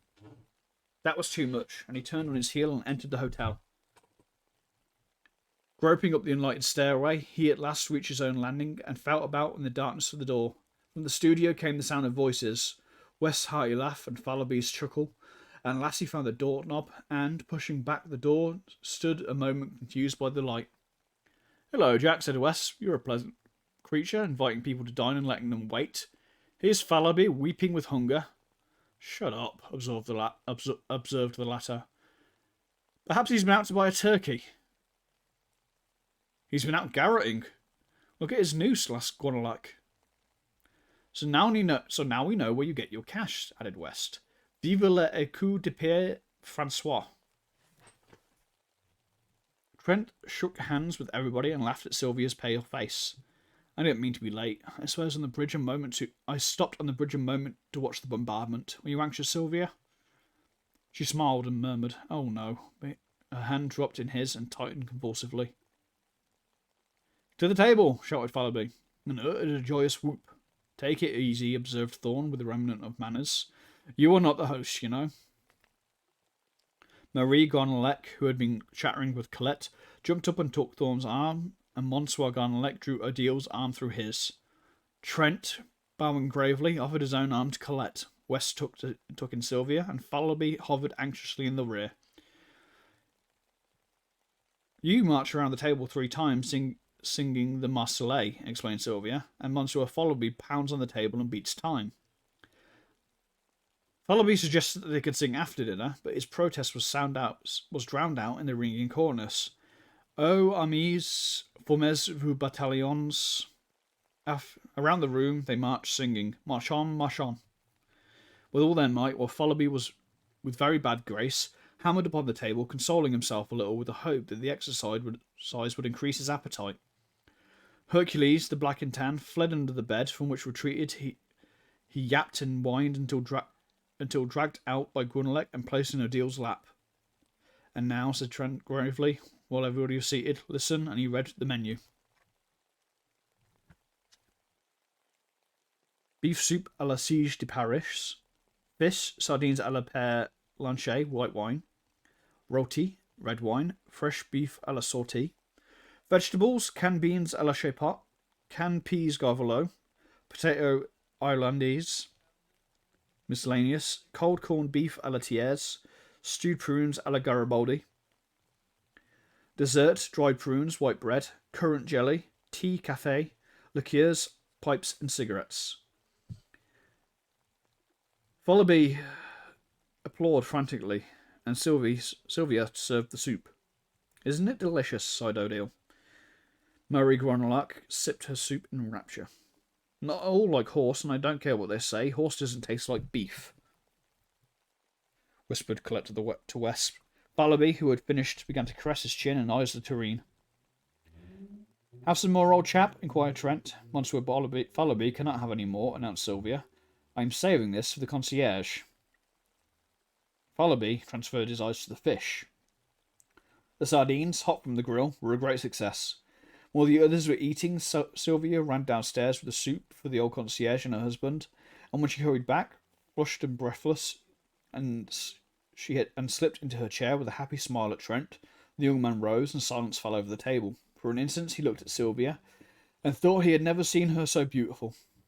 You all know, he began today, that today is my wife's 19th birthday. Fallowby, bubbling with enthusiasm, waved his glass in circles about his head to the terror of Odile and Colette, his neighbours, and Thorn, West, and Gwenelec, refilled their glasses 3 times before the storm of applause which the toast to Sylvia had provoked subsided. 3 times the glasses were filled and emptied to Sylvia, and again to Trent, who protested. This is irregular. He cried, the next toast is to the twin republics, France and America. To the Republicans, they cried, and the toasts were drunk amid shouts of Vive la France, Vive l'Amérique, Vive la Nation. Then Trent, with a smile at West, offered the toast. To a happy pair, and everybody understood, and Sylvia leaned over and kissed Colette, while Trent bowed to West.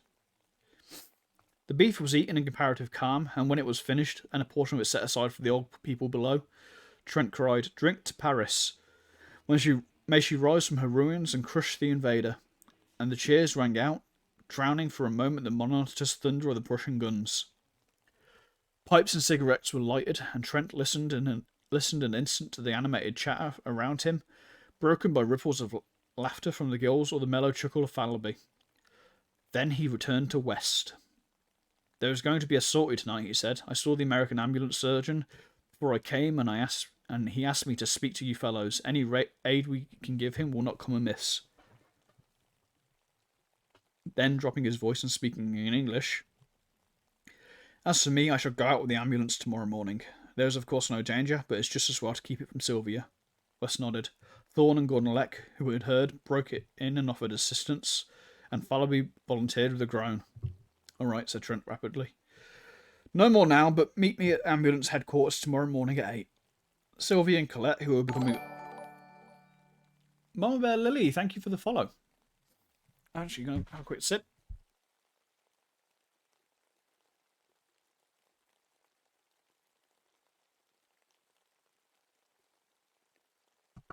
And also blow my nose. Oh. There we go. Thank you for the follow.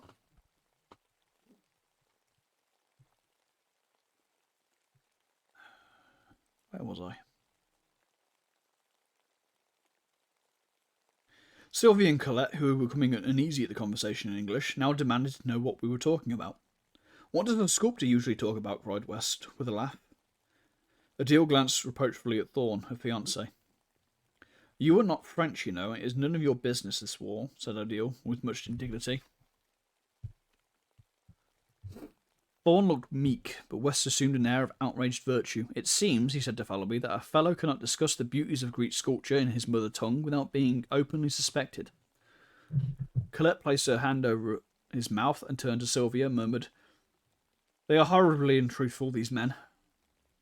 I believe the word for ambulance is the same in both languages, said Marie Gonnelec saucily. Sylvia, don't trust Monsieur Trent. Chap, whispered Sylvia, promise me. A knock at the door interrupted her. Come in, cried Fallowby, but Trent sprang up and opened the door, looked out. Then, with a hasty excuse at the rest, he stepped into the hall and closed the door. When he returned, he was grumbling. What is it, Jack? Cried Wesp. What is it? Repeated Trent savagely. I'll tell you what it is. I have received a dispatch from the American minister to go at once and identify and claim as a fellow countryman and a brother artist, a rascally thief and a German spy. Don't go, suggested Fallowby. If I don't, they'll shoot him at once. Let them, growled Thorn. Do you fellows know who it is? Hartman, shouted West, inspired. Sylvia sprang up deathly white, but O'Deal slipped her arm around her and supported her into a chair, saying calmly, Sylvia has fainted in the hot... It's the hot room. Bring some water. Trent brought it once. Sylvia opened her eyes and at a moment's notice, and after a moment rose, and supported by Marie Guanalec and Trent, passed into the bedroom. It was the signal for breaking up, and everybody came and shook hands with Trent, saying they hoped Sylvia would sleep it off and that it would be nothing. When Marie Guanalec took leave of him, she avoided his eyes, but he spoke to her cordially and thanked her for her aid. Anything I can do, Jack? Inquired West, lingering, and then hurried downstairs to catch up with the West. Trent leaned over the banisters, listening to their footsteps and chatter, and then the lower door banged and the house was silent. He lingered, staring into the blackness, biting his lips. Then, with an impatient movement, I am crazy, he muttered, and lighting a candle went into the bedroom. Sylvia was lying on the bed. He bent over her, smoothing her curly hair on her forehead. Are you better, dear Sylvia? She did not answer, but raised her eyes to his. For an instant he met her gaze, and what he read there sent a chill to his heart, and he sat down, covering his face with his hands. At last she spoke in a voice changed and strained, a voice which he had never heard before, and he dropped his hands and listened, bolt upright in his chair. Jack, it has come at last. I have feared and trembled. Ah, how often I have lain awake at night with this on my heart and prayed that I might die before you should ever know of it.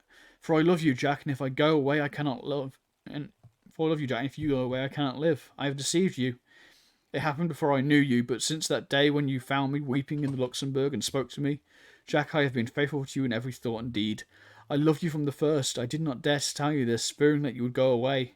And since then my love has grown, and oh, I suffered, but I dared not tell you.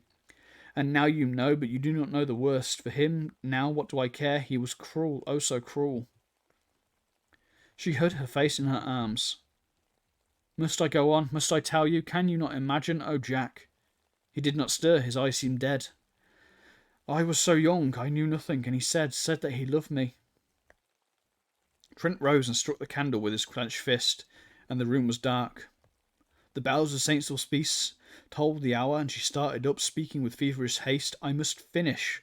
When you told me you loved me, you asked me nothing, but then, even then, it was too late, and that other life which binds me to him must stand for ever between you and me, for there is another whom he has claimed, and is good too. He must not die.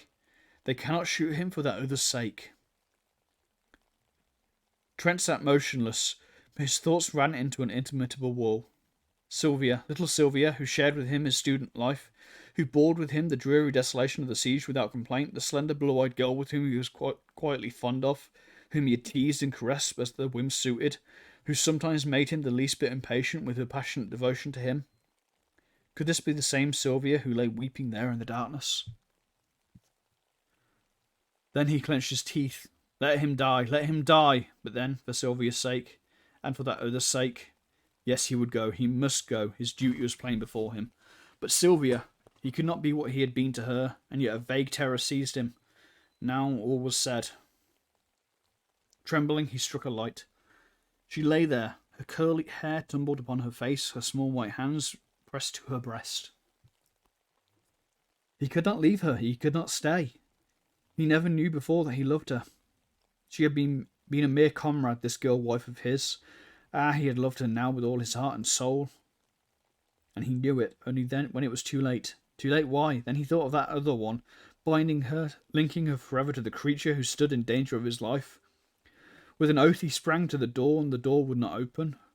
Or was it that he pressed it back, locked it, and flung himself on his knees beside the bed, knowing that he dared not for his life's sake leave what was his all in life?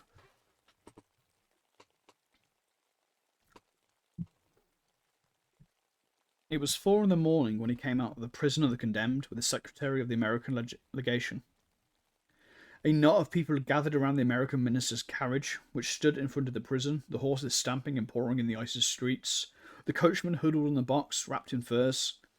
Southwark helped the secretary into the carriage and shook hands with Trent, thanking him for coming. How the scoundrel did stare, he said. Your evidence was worse than a kick, but it saved his skin for the moment at least, and prevented complications. The secretary sighed. We have done our part, and let them prove him a spy and we wash our hands of him. Jump in, Captain. Come along, Trent. I have a word to say to Captain Southwark. I won't detain him, Trent said Trent hastily, and dropping his voice. Southwark, help me now. You know the story from the Blackguard. You know that the child is at his rooms. Get it and take it to my apartment. If he is shot, I will provide a home for it. I understand, said the captain gravely. Will you do this at once? At once, he replied. Their hands met in a warm clasp, and then Captain Southwark climbed into the carriage, motioning Trent to follow, but he shook his head, saying goodbye, and the carriage rolled away. He watched the carriage to the end of the street, then started towards his own quarter, but after a step or two hesitated, stopped, and finally turned away in the opposite direction. Something, perhaps it was the sight of the prisoner he had so recently confronted, nauseated him. He felt the need of solitude and quiet to collect his thoughts. The events of the evening had shaken him terribly, but he would walk it off, forget, bury everything, and then go back to Sylvia. He started on swiftly, and for a time the bitter thoughts seemed to fade, but when he paused at last, breathless under the Arctic triumph, and bitterness and the wretchedness of the whole thing, yes, of his whole misspent life, came back with a pang. Then the face of the prisoner, stamped with a horrible grimace of fear, grew in the shadows before his eyes. Sick at heart, he wandered up and down the great arc, striving to occupy his mind, peering up at the sculptured cornices, to read the names of the heroes and battles which he knew were engraved there, but always the ashen face of Hartmann followed him, grinning with terror. Or was it terror? Was it not triumph? At the thought he leaped like a man who feels a knife at his throat, but after a savage tramp around the square, came back again and sat down to battle with his misery. The air was cold, but his cheeks were burning with angry shame. Shame? Why? Was it because he had married a girl whom chance had made a mother? Did he love her? Was this miserable bohemian existence then his end and aim in life? He turned his eyes upon the secrets of his heart and read an evil story, the story of the past, and he covered his face with shame while, keeping time to the dull pain throbbing in his head, his heart beat out the story for the future. Shame and disgrace. Roused at last from a lethargy which had begun to numb the bitterness of his thoughts, he raised his head and looked about. A sudden fog had settled in the streets, the arches of the arch choked with it. But he would go home. A great horror of being alone seized him, but he was not alone. The fog was peopled with phantoms. All around him in the mist they moved, drifting through the arches in the lengthening lines, and vanished, while from the fog others rose up, swept past and were engulfed. He was not alone, for even at his side they crawled,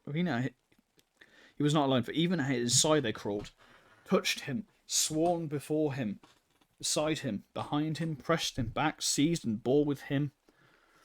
Then through the mist, down a dim avenue, through lanes and alleys white with fog they moved, and if they spoke their voices were dull as the vapour which shrouded them.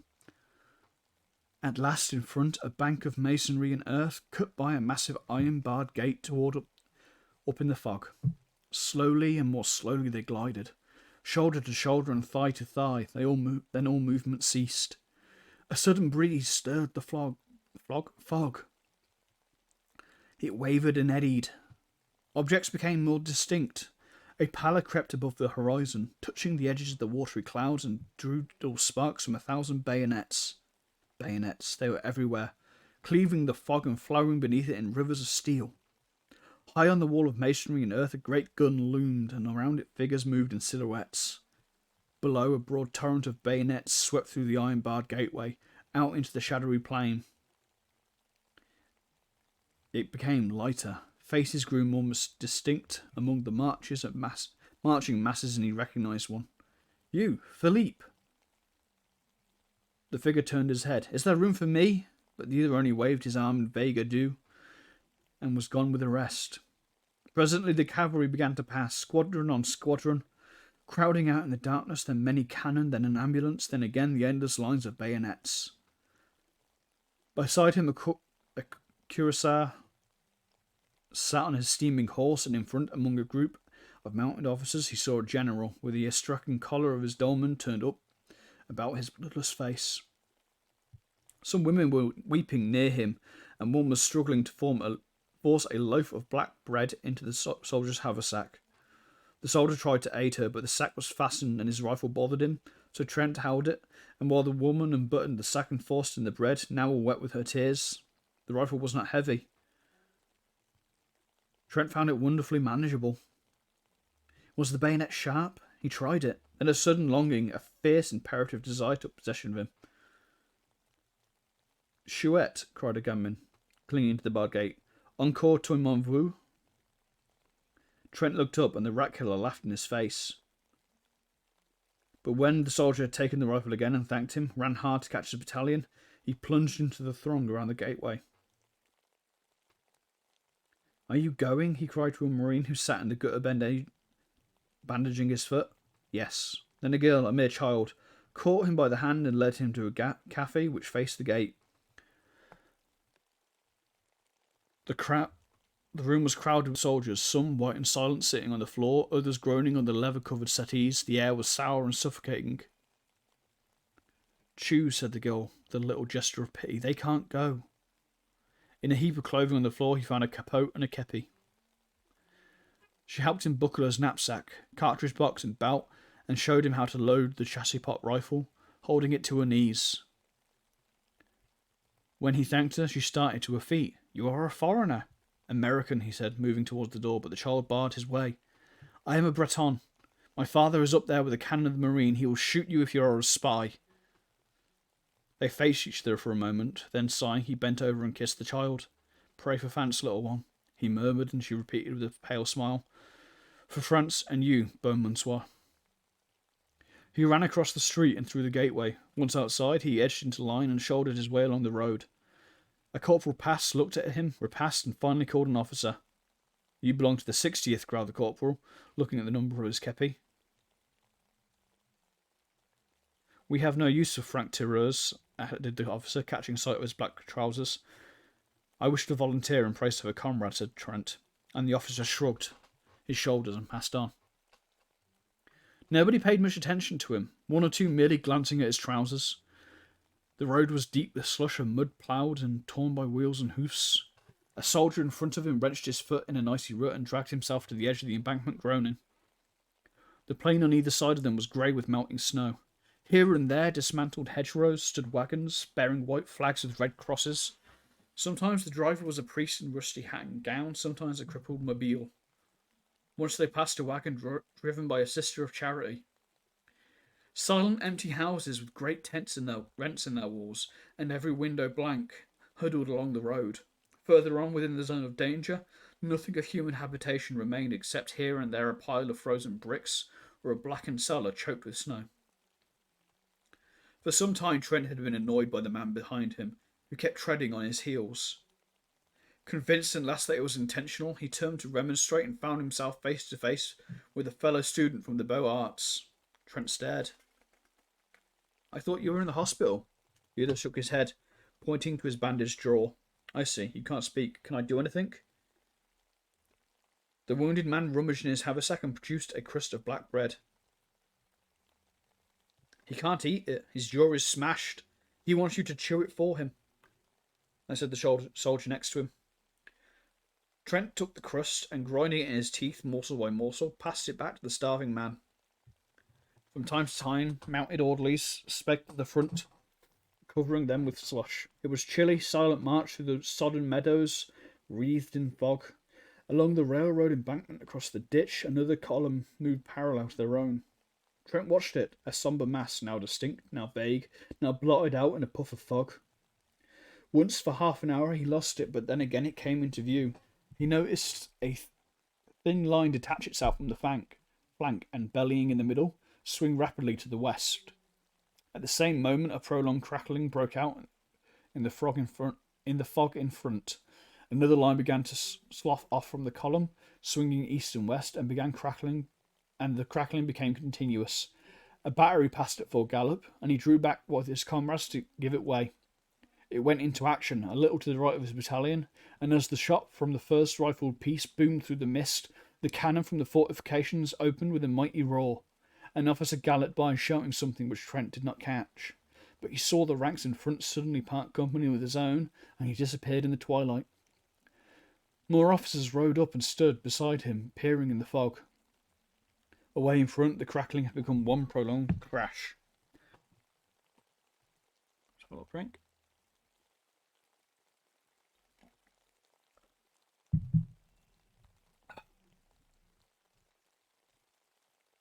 What did I get to?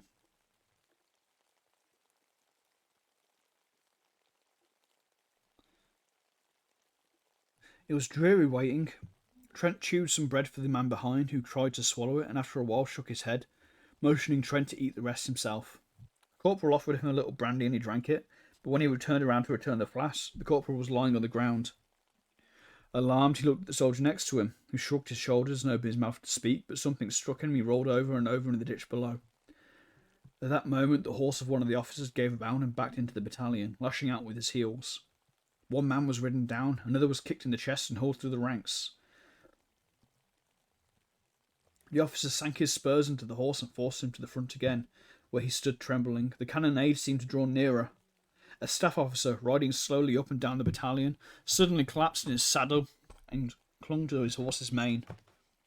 One of his boots dangled, crimson and dripping from the horse's stirrup. Then out of the mist in front, men came running. The roads, the fields, the ditches were full of them. And many of them fell. For an instant he imagined he saw horsemen riding about like ghosts in the vapours behind them, and a man behind him cursed horribly, declaring he too had seen them, and that they were Uhlans. But the battalion stood inactive, and the mist fell again over the shadows. The colonel sat heavily upon his horse, and his bullet-shaped head buried in the astrachan collar of his dolman, his fat legs sticking straight out in the stirrups. The buglers clustered about him with bugles poised, and behind him a staff officer in a pale blue jacket smoked a cigarette and chatted with the captain of hussars. From the road in front came the sound of furious galloping, and an orderly reined up beside the colonel, who motioned him to rear without turning his head. Then on the left a confused murmur rose, which ended in a shout. A hussar passed like the wind, followed by another and another, and then squadron after squadron rolled by them into the sheeted mist.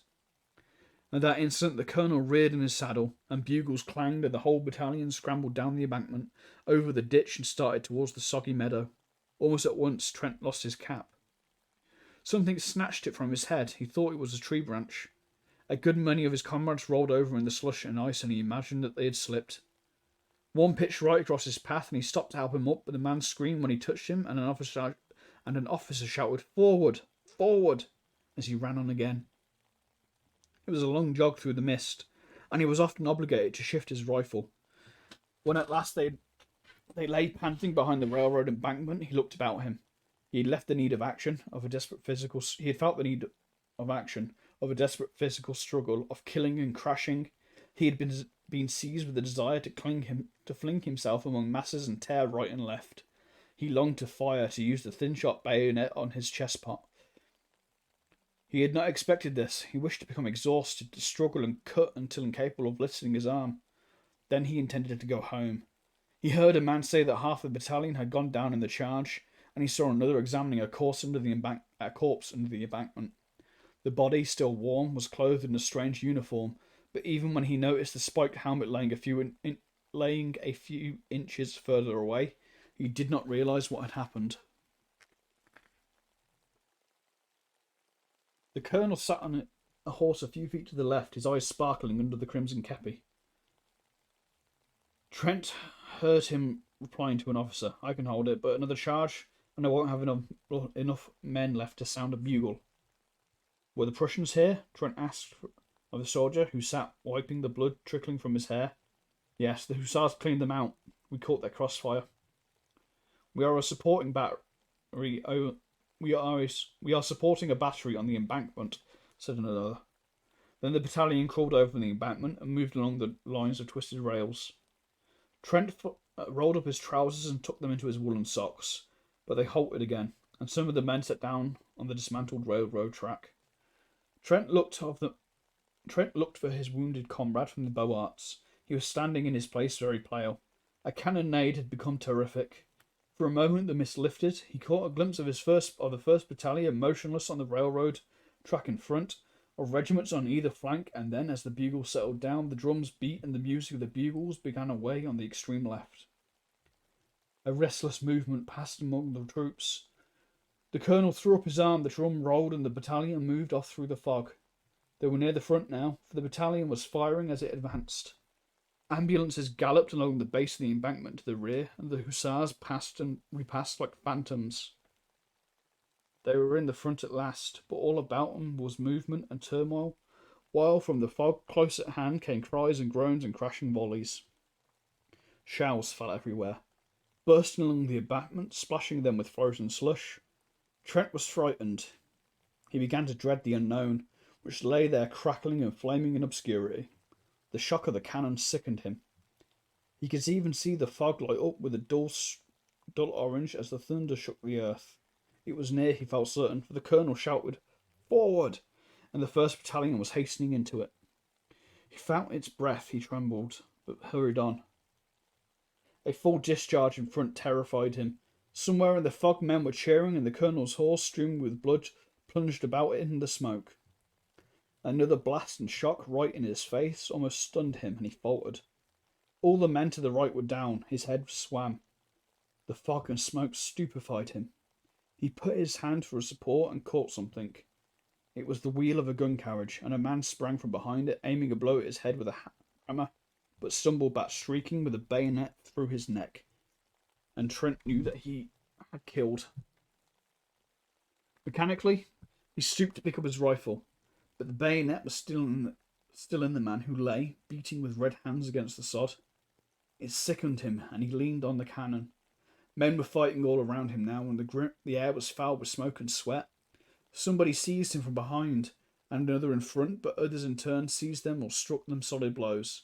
The click, click, click of bayonets infuriated him, and he grasped the rammer and struck out blindly until it was shattered to pieces. Hey, Plantia, thank you for the redeems. Have a little drink.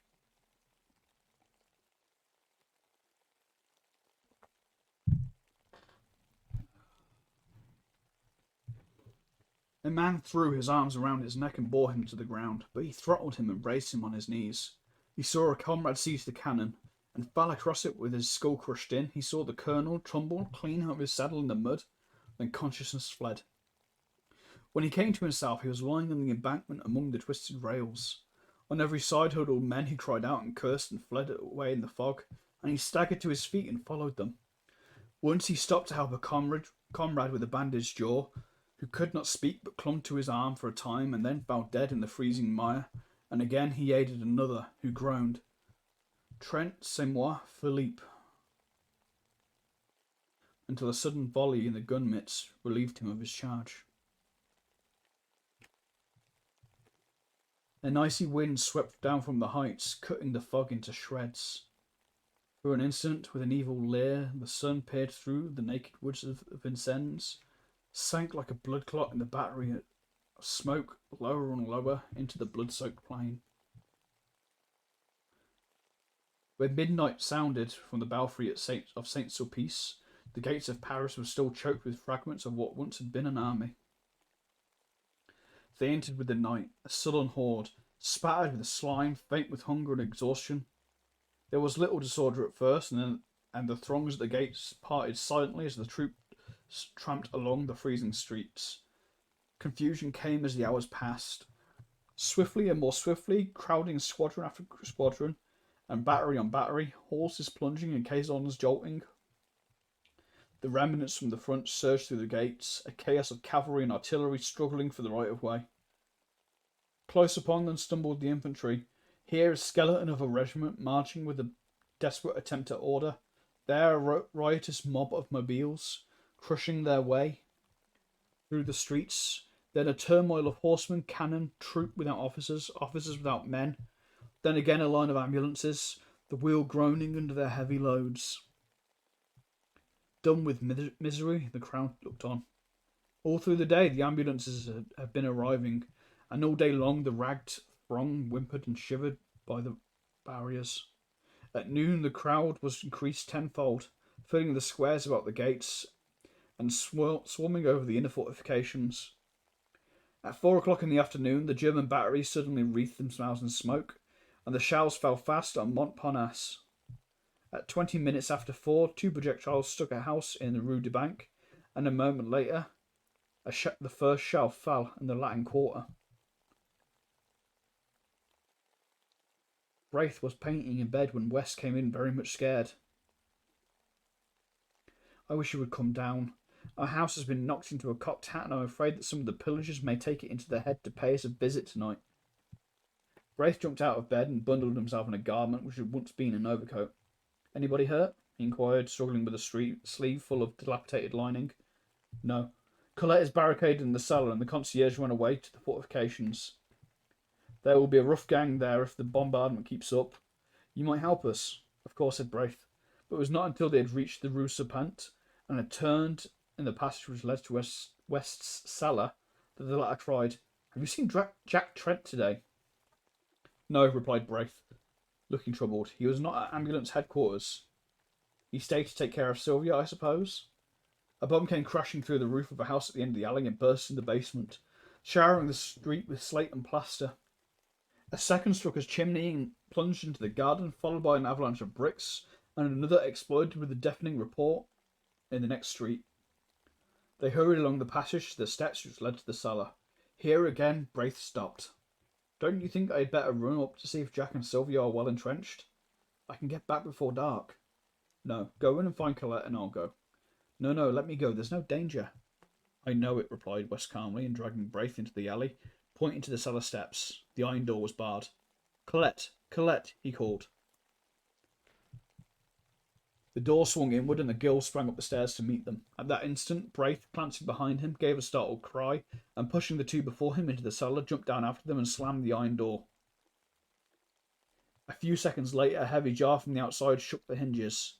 They are here, muttered West, very pale. That door, observed Colette calmly, will hold forever. Braith examined the low iron structure, now trembling with the blows rained on it from without. West glanced anxiously at Colette, who displayed no agitation, and this comforted him.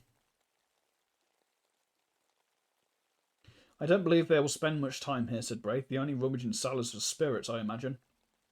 Unless they hear that valuables are buried there. But surely nothing is buried here, exclaimed Braith uneasily. Unfortunately, there is that miserly landlord of mine. A crash from outside, followed by a loud yell, cut him short.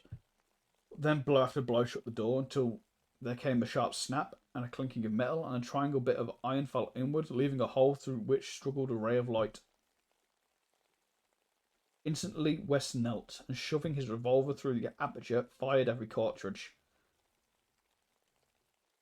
For a moment, the alley resounded with the racket of the revolver, then absolute silence followed.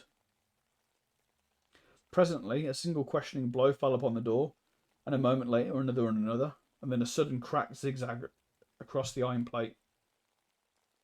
Here, said West, seizing Colette by the wrist, you follow me, Braith, and he ran swiftly towards a circular spot of light at the further end of the cellar. The spot of light came from a barred manhole above. West motioned Braith to mount on his shoulders. Push it over, you must. With a little effort, Braith lifted the barred cover, scrambled out on his stomach, and easily raised Colette from West's shoulders. Quick, old chap, cried the latter. Braith twisted his legs around a fence chain and leaned down again. The cellar was flooded with yellow light, and the air reeked with the stench of petroleum torches. The iron door still howled, but a whole plate of metal was gone, and now as they looked, a figure came creeping through, holding a torch. Quick, whispered Braith, jump! And West hung dangling until Colette grasped him by the collar and he was dragged out. Then her nerves gave way and she wept hysterically, but West threw his arm around her and led her across the gardens into the next street, where Braith, after replacing the manhole cover and piling some stone slabs from the wall over it, rejoined them. It was almost dark. They hurried through the street, now only lighted by burning buildings, or the swift glare of the shells. They gave wide berth to the fires, but at a distance saw the flittering forms of pillagers among the debris. Sometimes they passed a female fury crazed with drink, shrieking anathemas upon the world, or some slouching lout whose blackened face and hands betrayed his share of the work of destruction. At last they reached the Seine, and passed the bridge, and then Braith said, "I must go back. I am not sure of Jack and Sylvie." As he spoke, he made way for a crowd which came trampling along the bridge, and along the river, walled by the d'Orsay barracks.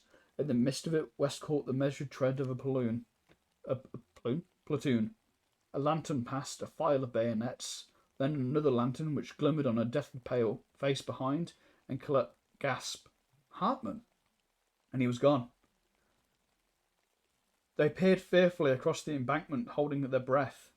There was a shuffle of feet on the quay, and the gate of the barracks slammed. A lantern shone for a moment at the postern. The crowd passed to the grill. Then came the clang of the volley of the stone parade.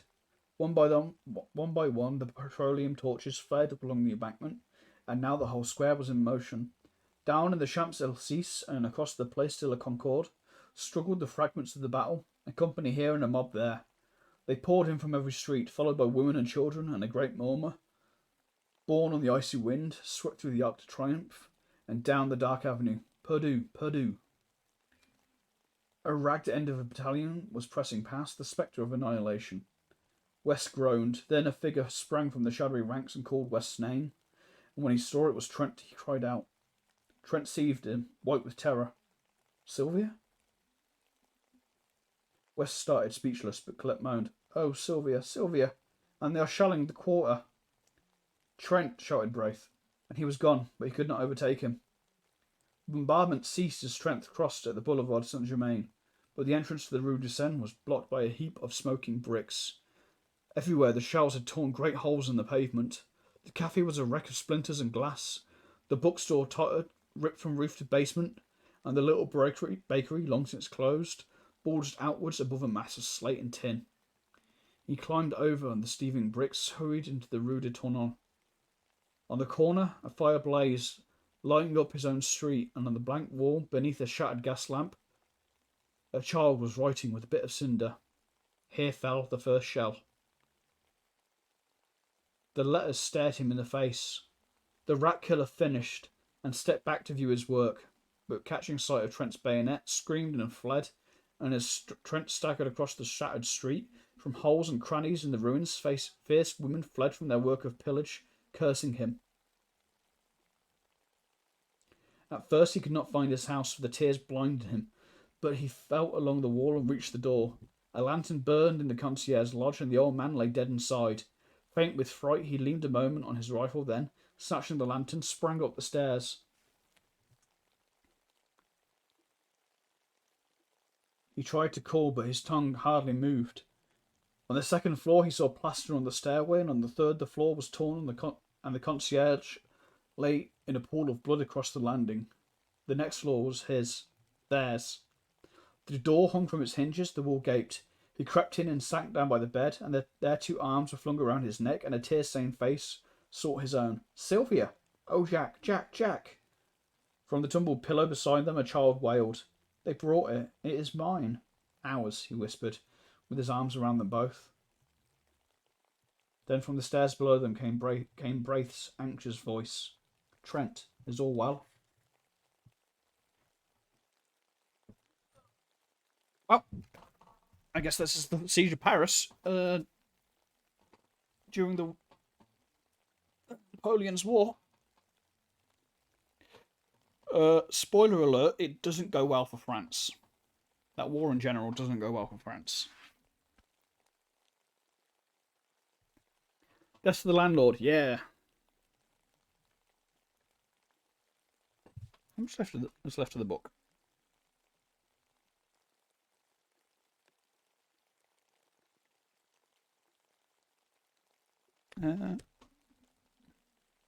30 pages. No spoilers. I'm sorry. No spoilers for the shit. The Peninsular War. Shit, what was it called? All I can remember is the part of it was called Peninsular War.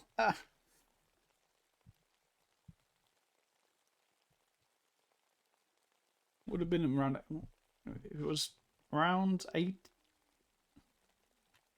No, it's way after Napoleon. Wait, what?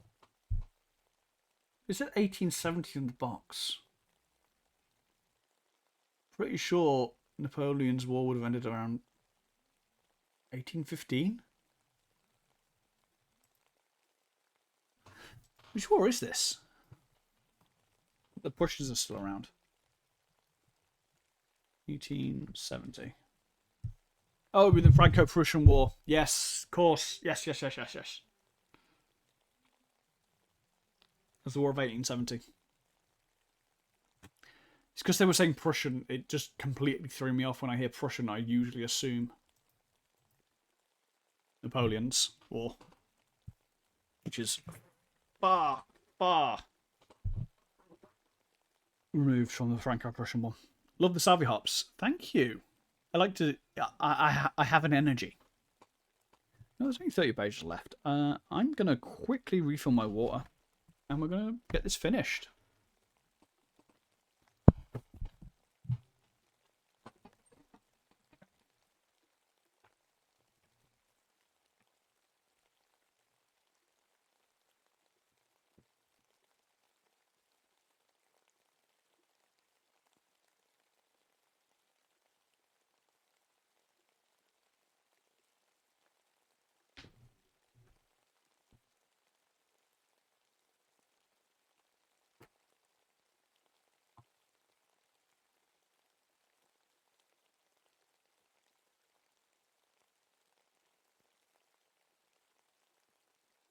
Hey, Nix.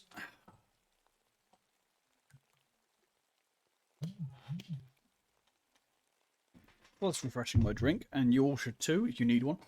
I've also turned the light on because reading via lamp isn't the best for your eyes.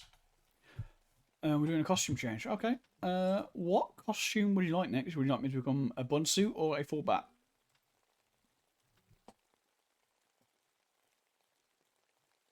Which is your preference? Well, you've got to pick one. That's the rules. Sorry.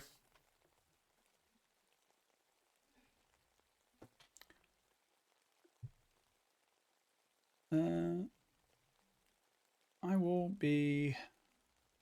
I changed the rules. Well, what's the popular opinion? What should I be? What would people like me to be?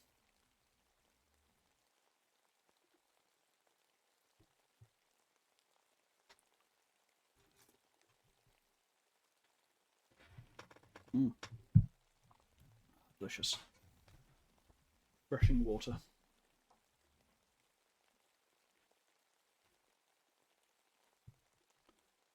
Oops, first I was going to make a pick. I'm going to become a big bat.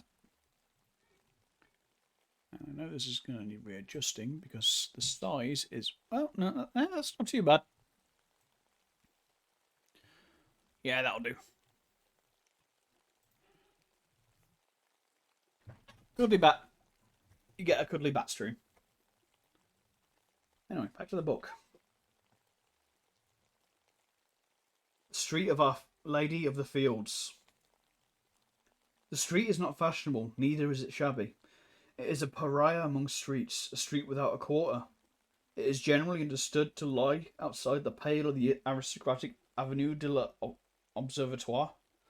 The students of the Montparnasse quarter consider it swell, and will have none of it. The Latin quarter from the Luxembourg, its northern frontier, sneers at it respectably, and regards with disfavour the correctly costumed students who haunted it. Few strangers go into it. At times, however, the Latin Quarter students use it as a thoroughfare between the Rue de Rennes and the Bullier. But except for that and the weekly afternoon visits of parents and guardians to the convent near the Rue Vavin, the street of Our Lady of the Fields is as quiet as a Passy Boulevard. Perhaps the most respectable portion lies between the Rue de la Grande Chaumière and the Rue Vavin. At least this was the conclusion arrived at by the Reverend Joel Byram, as he rambled through it with Hastings in charge. To Hastings, the street looked pleasant in the bright June weather, but he had begun to hope for its selection when the Reverend Byram shied violently at the cross on the convent opposite. Jesuits, he muttered.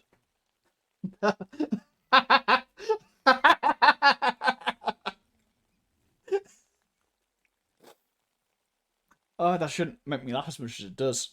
We go to the church. The church. Oh, Jesuits.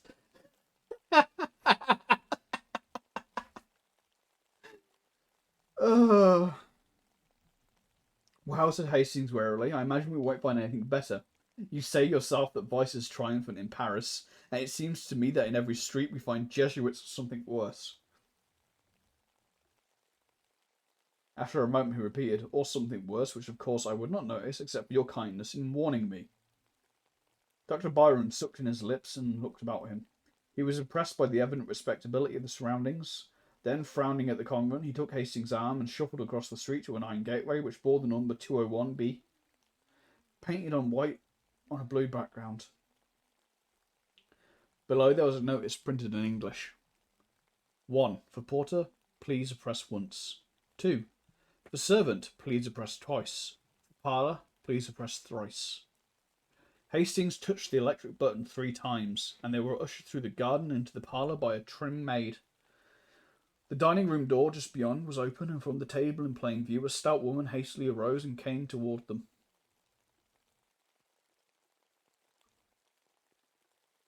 Hastings caught a glimpse of a young man with a big head and severely snuffy old gentleman at breakfast. Before the door closed and the stout woman waddled into the room, bringing with her an aroma of coffee and a black poodle. It is a pleasure to you receive, she replied. Monsieur is English? No, American? Of course. My pension, it is for American Sutal. Here, all speak English.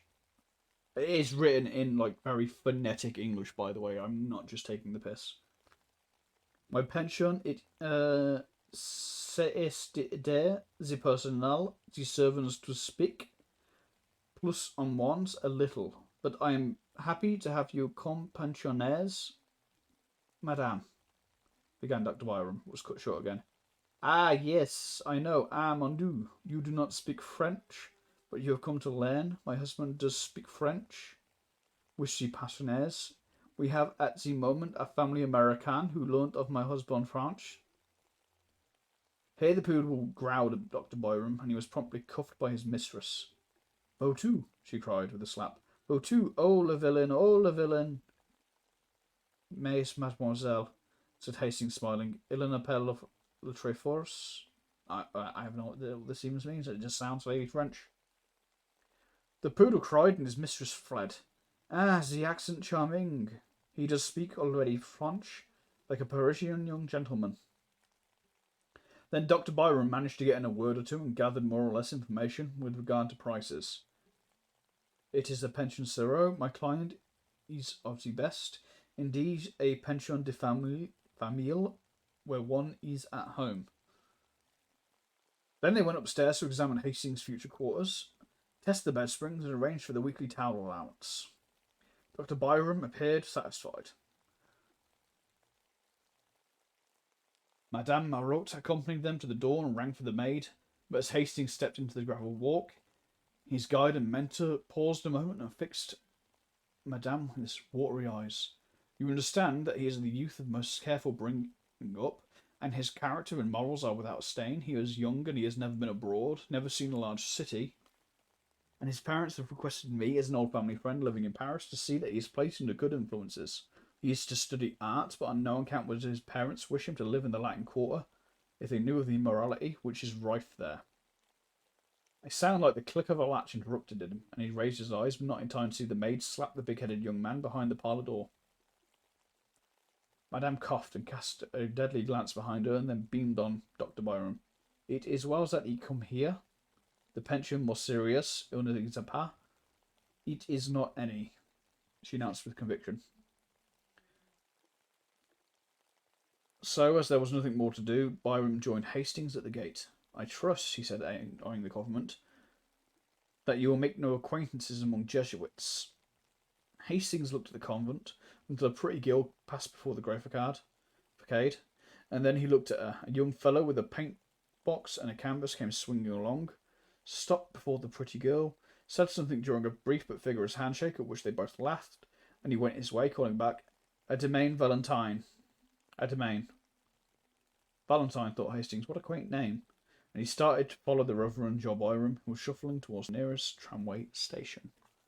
I'll be 1 second, I just need to quickly do something. Sorry about this.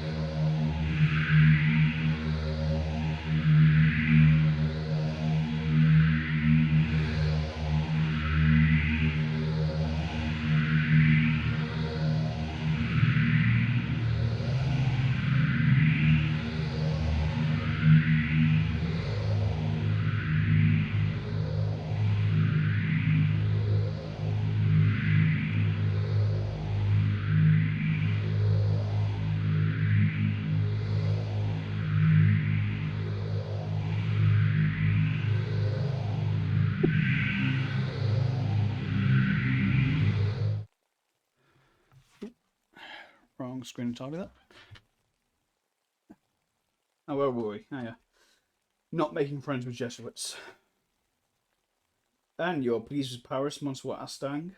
demanded Madame Moreau the next morning as Hastings came into the breakfast room of the pension, rosy from his plunge in the limited bath above.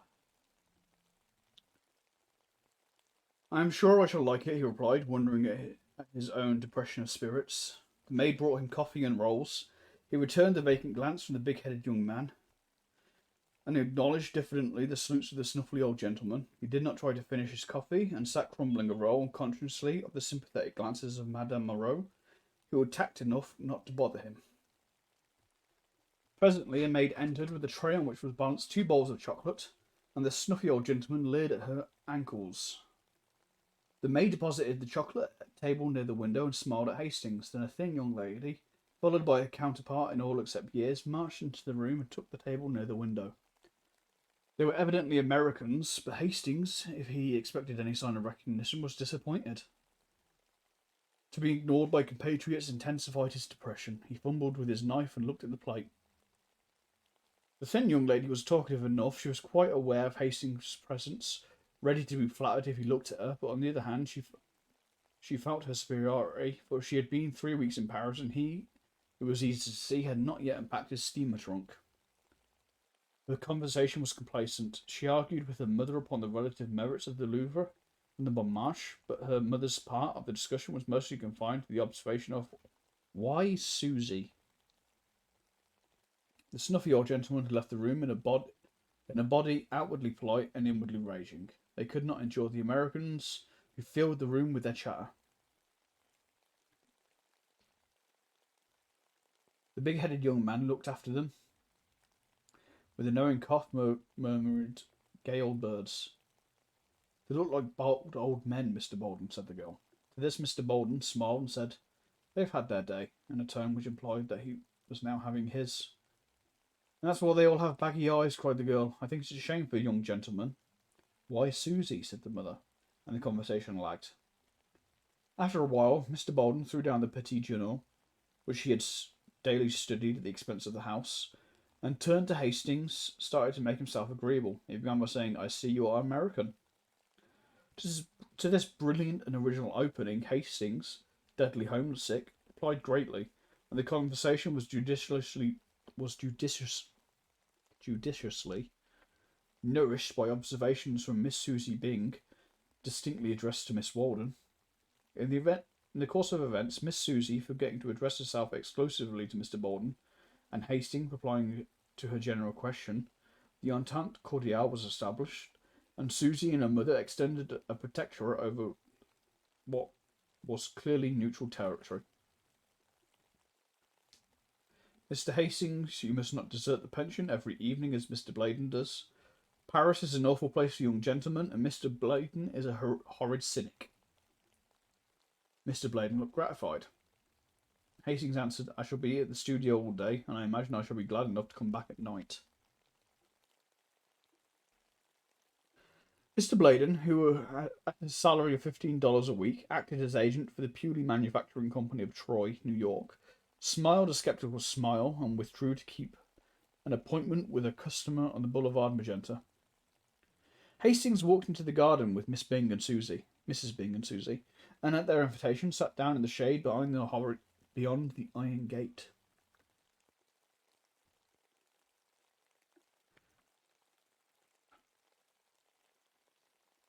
The chestnut trees still bore the fragrant spikes of pink and white, and the bees hummed among the roses, trellised on the white-walled house. A faint freshness was in the air. The watering cans moved up and down the street, where a clear stream bubbled over the spotless gutters of the Rue de la Grande Chaumière. The sparrows were merried along the curbstones, taking bath after bath in the water, and ruffling their feathers with delight. In a walled garden across the street, a pair of blackbirds whistled among the almond trees. Hastings swallowed the lump in his throat, for the song of the birds and the ripple of water in a Paris gutter brought back to him the sunny meadows of Millbrook. That's a blackbird, observed Miss Byng. See him there on the bush with the pink blooms? He's all black except the bill, and that looks as if he dipped it in an omelette, as some Frenchmen say. Why, Susie, said Mrs. Byng.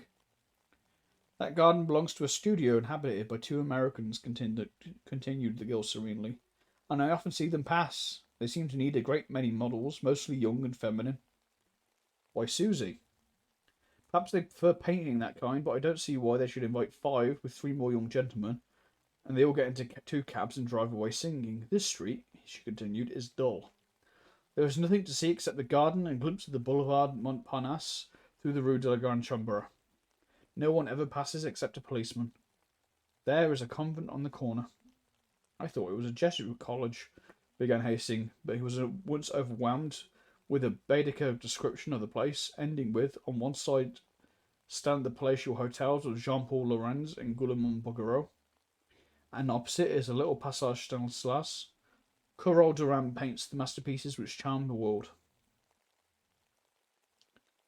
The blackbird burst into a ripple of golden throaty notes, and from some distant green spot in the city, an unknown wild bird answered with a frenzy of liquid trills, until the sparrows paused in their ablutions to look up with restless chirps.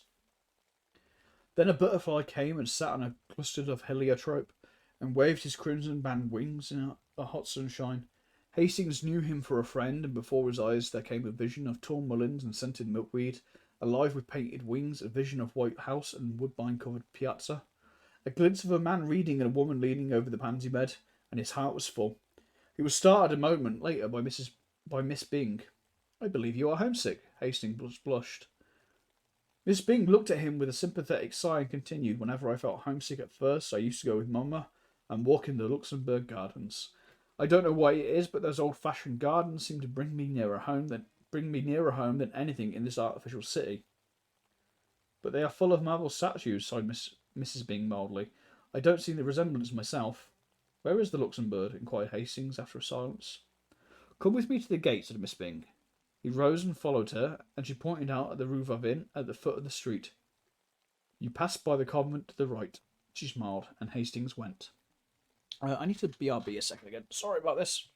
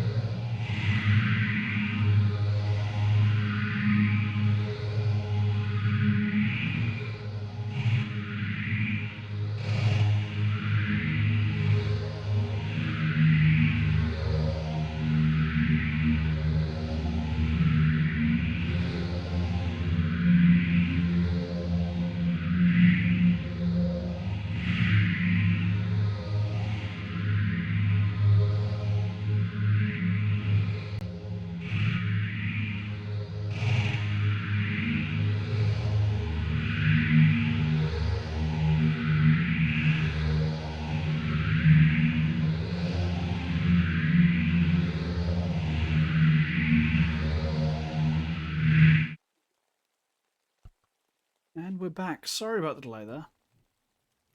Thank you for the reading, Splantia.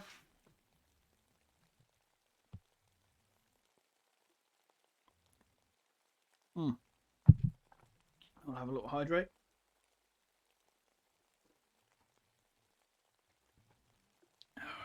Now, where were we? The Luxembourg was a blaze of flowers. He walked slowly through the long avenues of trees, past mossy marbles and old-time columns, and threading the grove from the Bronze Lion, came upon the tree-crowned terrace above the fountain. Below lay the basin shining in the sunlight. Flowering almonds encircled the terrace, and in a greater spiral, groves of chestnuts wound in and out and down among the moist thickets of the western palace wing. At one end of the avenue of trees the observatory rose, its white domes piled up like an eastern mosque, and at the other end stood the heavy palace with every window pane blazed in the fierce sun of June. Around the fountain, children and white-capped nurses armed with bamboo poles were pushing toy boats, whose sails hung limp in the sunshine. A dark policeman wearing red epaulets and the dress sword watched them from a while, and then went away to remonstrate with a young man who had unchained his dog. The dog was pleasantly occupied in rubbing grass and dirt into his back while his legs waved in the air. The policeman pointed at the dog. He was speechless with indignation. "Well, Captain," smiled the young fellow. "Well, monsieur student," growled the policeman. "What do you come and complain to me for?" "If you don't chain him, I'll take him," shouted the policeman. "And what's that to me, mon capitaine?" "What, isn't that bulldog yours? If it was, don't you suppose I'd chain him?" The officer glared for a moment in silence, then deciding that he was a student, he was wicked, grabbed at the dog, who promptly dodged. Around and around the flower beds they raced, and when the officer came too near for comfort, the bulldog ran across the flower bed, which perhaps was not playing fair. The young man was amused, and the dog also seemed to enjoy the exercise.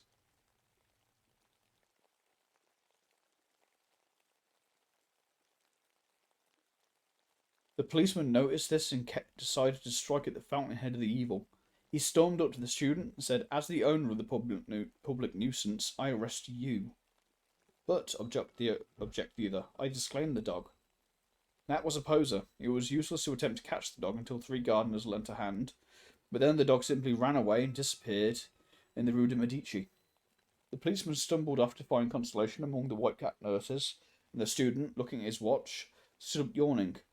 Then, catching sight of Hastings, he smiled and bowed. Hastings walked over to the marble, laughing. "Why, Clifford, I didn't recognise you. It's my moustache," said the other. "I sacrificed it to humour a whim of a friend." "What do you think of my dog?" "Then he is yours," cried Hastings. "Of course. It's a pleasant change for him, this playing tag with a policeman, but he is known now and I'll have to stop it. He's gone home. He always does when the gardeners take a hand. It's a pity. He's fond of rolling on lawns." Then they chatted for a moment of Hastings' prospects, and Clifford politely offered to stand his sponsors at the studio. "You see, old Tabby, I mean Dr. Byram, told me about you before I met you," exclaimed Clifford, "and Elliot and I shall be glad to do anything we can." Then, looking at his watch again, he muttered, "I have just 10 minutes to catch the Versailles train. Au revoir." He started to go, but catching sight of a girl advancing by the fountain, took off his hat with a confused smile. "Why are you not at Versailles?" she said, with an almost imperceptible acknowledgment of Hastings' presence. I'm going," murmured Clifford. For a moment they faced each other, and then Clifford, very red, stammered. "With your permission, I have the honour of presenting to my friend, Monsieur Hastings." Hastings bowed low. He smiled very sweetly, but there was something of malice in the quiet inclination of her small Parisian head. "I could have wished," she said, "that Monsieur Clifford might spare me more time when he brings with him so charming an American." Must I go, Valentine?" began Clifford. "Certainly," she replied. Clifford took his leave with very bad grace, wincing when she added, "And give my dearest love to Cecile," and he disappeared in the Rue des Assizes, and the girl turned as if to go, but then suddenly remembered Hastings looking at him and shook her head. Monsieur Clifford is so perfectly harebrained, she smiled. It is embarrassing sometimes. You have heard, of course, all about his success at the salon. He looked puzzled, and she noticed it. You have been to the salon, of course. Why, no, he answered. I only arrived in Paris 3 days ago. She paid little heed to his exclamation, but continued. Nobody believed he had the energy to do anything good, but on varnishing day the salon was astonished by the entrance of Monsieur Clifford, who strolled about as bland as you please with an orchid in his buttonhole and a beautiful picture on the line. She smiled to herself at the reminiscence and looked at the fountain. Monsieur Bouguereau told me that Monsieur Julien was so astonished that he only shook hands with Monsieur Clifford in a dazed manner and actually forgot to pat him on the back. Fancy, she continued with such merriment, fancy Papa Julien forgetting to pat one on the back. Hastings, wondering at her acquaintance with the great Bouguereau, looked at her with respect. May I ask whether you are a pupil of the Bouguereau? I, she said in some surprise. Then she looked at him curiously. Was he permitting himself the liberty of joking on such short acquaintance? His pleasant, serious face questioned hers. Tien, she thought, what a droll man. You surely study art, he said. She leaned back on the crooked stick of a parasol and looked at him. And why do you think so? Because you speak as if you did. You are making fun of me, she said. It is not good taste. She stopped, confused, as he coloured to the roots of his hair. How long have you been in Paris? She said at length. 3 days, he replied gravely. But surely you are not a nouveau. You speak French so well. Then after a pause, really? You are a nouveau? I am, he said. She sat down on the marble bench lately occupied by Clifford, and tilting her parasol over her small head, looked at him. I don't believe it. He felt the compliment, and for a moment hesitated to declare himself one of the despised. Then, muttering up his courage, he told her how new and green he was, and all with a frankness which made her blue eyes open very wide and her lips part in the sweetest smile. You have never seen a studio? Never. Nor a model? No. How funny, she said solemnly, and they both laughed. And you, have you seen studios? He said. Hundreds. And models? Millions. And you know Bourgeot? Yes, and Henner, and Constant, and Laurent, and Puvis de Chavannes, and Degas, and Coteau. And all the rest of them. And yet you say you're not an artist. Pardon, she said gravely. Did I say I was not? Won't you tell me? He hesitated. At first she looked at him, shaking her head and smiling, then of a sudden her eyes fell and she began tracing figures with a parasol in the gravel at her feet. Hastings had taken a place on the seat, and now, with his elbow on his knees, sat watching the spray drifting from the fountain. A small boy, dressed as a sailor, stood poking his yacht and crying, I won't go home, I won't go home. His nurse raised her hands to heaven. Just like a little American boy, she thought Hastings, and a pang of homesickness shot through him. Presently the nurse captured the boat, and the small boy stood at bay. Monsieur Rene, when you decided to come here, you may have... Monsieur Rene, when you decide to come here, you may have your boat. The boy backed away, scowling. Give me my boat, I say, he cried, and don't call me Rene. My name's Randall, and you know it. Hello, said Hastings. Randall, that's English. I'm an American, announced the boy in perfectly good English, turning to look at Hastings, and she's the fool that calls me a Rene because Mama calls me Ranny. Here he dodged the exasperated nurse and took up the station behind Hastings, who laughed and, catching him around the waist, lifted him into his lap. One of my countrymen, he said to the girl beside him. He smiled while he spoke, but there was a queer feeling in his throat. Don't you see the stars and stripes on my yacht? Demanded Randall, and sure enough, the American colours hung limply under the nurse's arm. Oh, cried the girl, he is charming, and impulsively stood up to kiss him, but the infant Randall wriggled out of Hastings' arms, and his nurse pounced upon him with an angry glance at the girl. She reddened and then bit her lip as the nurse, with her eyes still fixed on her, dragged the child away and ostentatiously wiped his lips with her handkerchief. Then she stole a look at Hastings and bit her lip again. What an ill-tempered woman, he said. In America, most nurses are flattered when people kiss their children. For an instant, she tipped the parasol to hide her face, then closed it with a snap and looked at him defiantly. Do you think it's strange that she objected? Why not? He said in surprise. Again, she looked at him with quick, searching eyes. His eyes were clear and bright, and he smiled back, repeating, Why not? You are droll, she murmured, bending her head. Why? But she made no answer, and sat silent, tracing curves and circles in the dust with a parasol. After a while, he said, I am glad to see that young people here have so much liberty. I understood that the French were not all like us. You know, in America, or at least where I live in Millbrook, girls have every liberty, go out alone and receive their friends alone. I was afraid I should miss that here, but I see how it is now, and I'm glad I was mistaken. She raised her eyes to his and kept them there.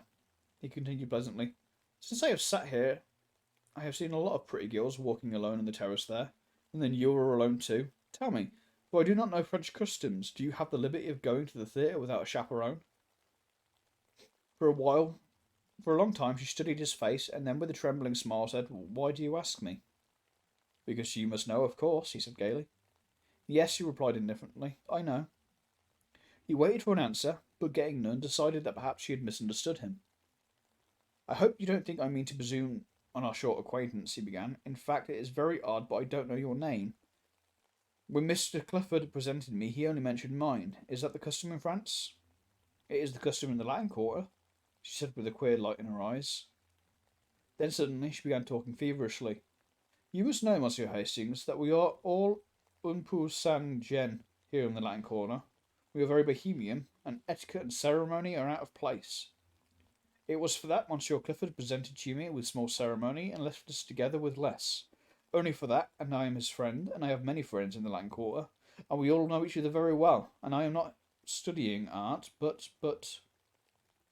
what? He said, bewildered. I shall not tell you. It is secret, she said with an uncertain smile. Mm.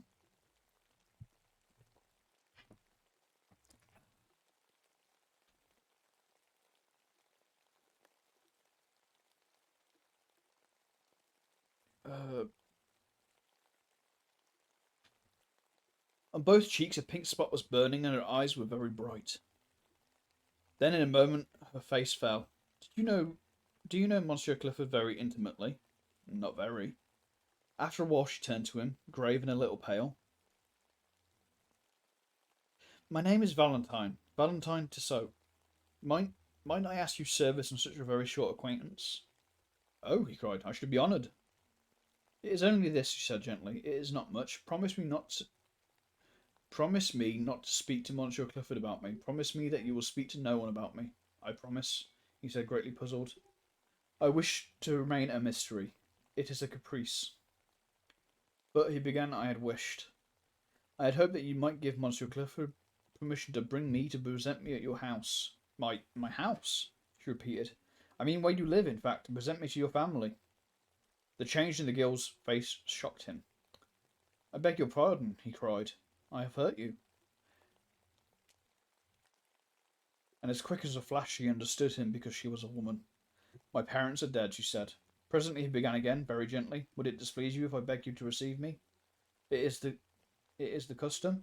I cannot, she answered. Then glancing up at him, I am sorry. I should like to, but believe me, I cannot. He bowed seriously and looked vaguely uneasy. It isn't because I don't wish to. I like you. You are very kind to me. Kind? He cried, surprised and puzzled. I like you, she said slowly. But we will see each other sometimes, if you will. At friends' houses. No, not at friends' houses. Where? Here, she said with defiant eyes. Why, he cried, in Paris you're much more liberal in your views than we are. She looked at him curiously. Yes, we are very bohemian. I think it is charming, he declared. You see, we shall be in the best of society, she ventured timidly, with a pretty gesture towards the statue of the dead queens ranged in stately ranks above the terrace. He smiled at her, delighted, and she brightened at the success of her innocent little pleasantry. Indeed, she smiled, I shall be very well chaperoned, because you see we are under the protection of the gods themselves. Look, there are Apollo and Juno and Venus on their pedestals, counting them on her small gloved fingers. And Ceres, Hercules, and but I can't make out. Hastings turned to look at the winged god under whose shadow they were seated. Why, it's love, he said. There is a nouveau here, drawled Lafat, leaning around his easel and dressing his friend Bowles. There is a nouveau here who is so tender and green and appetizing that heaven helped him if he should fall into a salad bowl. Hayseed? Inquired Bowles, plastering in the background with a broken palette knife and squinting at the effect with approval. Yes, Squidunk or Rakosh. And how he ever grew up among the daisies and escaped the cows, how heaven alone knows. Bowles rubbed his thumb across the palette of his study to throw in a little atmosphere. As he said, glaring at the model, pulled at his pipe and finding it stuck a match on his neighbour's back to relight it. His name, continued Lafat, hurling a bit of bread at the hat rack. His name is Hastings. He is a berry. He knows no more about the world, and here Mr. Lafat's face spoke volumes of his own knowledge of the planet, than a maiden cat on his first moonlight stroll. Bowles, now having succeeded in lighting his pipe, repeated the thumb touch on the other edge of the study and said, Ah. Yes, continued his friends, and would you imagine it? He seems to think that everything here goes on as it does in his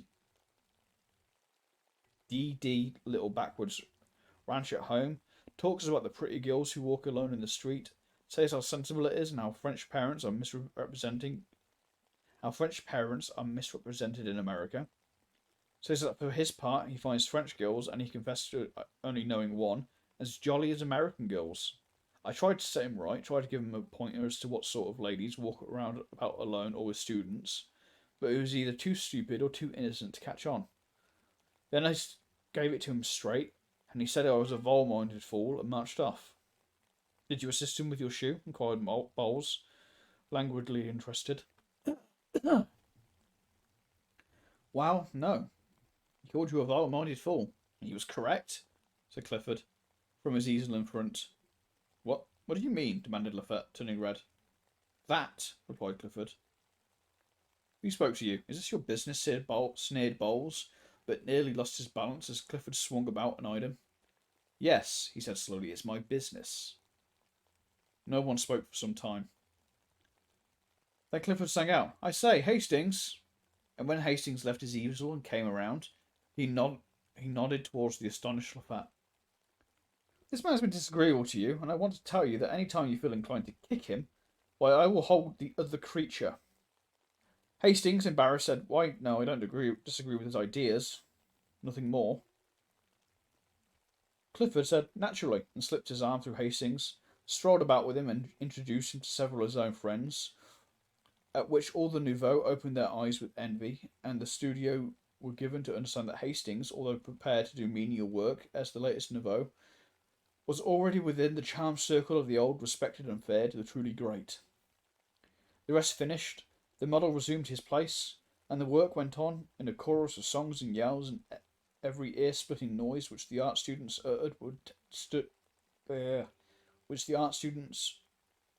utters when studying the beautiful.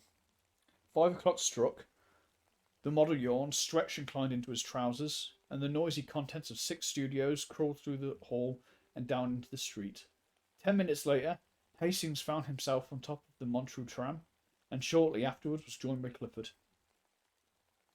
They climbed down at the Rue Gay-Lussac. I always stop here, resolved Clifford. I like the walk through the Luxembourg. By the way, said Hastings, how can I call on you when I don't know where you live? Why, I live opposite you. What, the studio in the garden where the almond trees and the blackbirds? Exactly, I'm with my friend Elliot.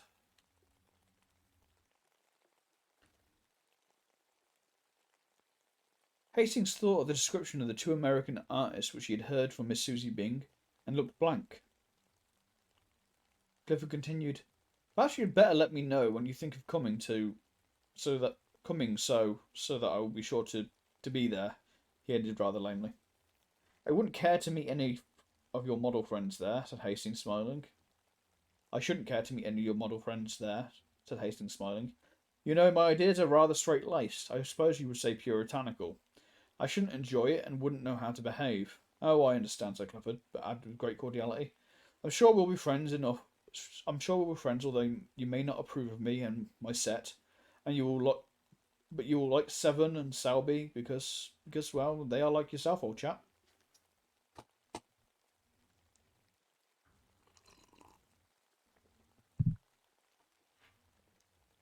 After a moment, he continued, "There is something I want to speak about. You see, when I introduced you last week in the Luxembourg to Valentine, not a word," cried Hastings, smiling. "You must never tell me a word about her." "Why?" "Why?"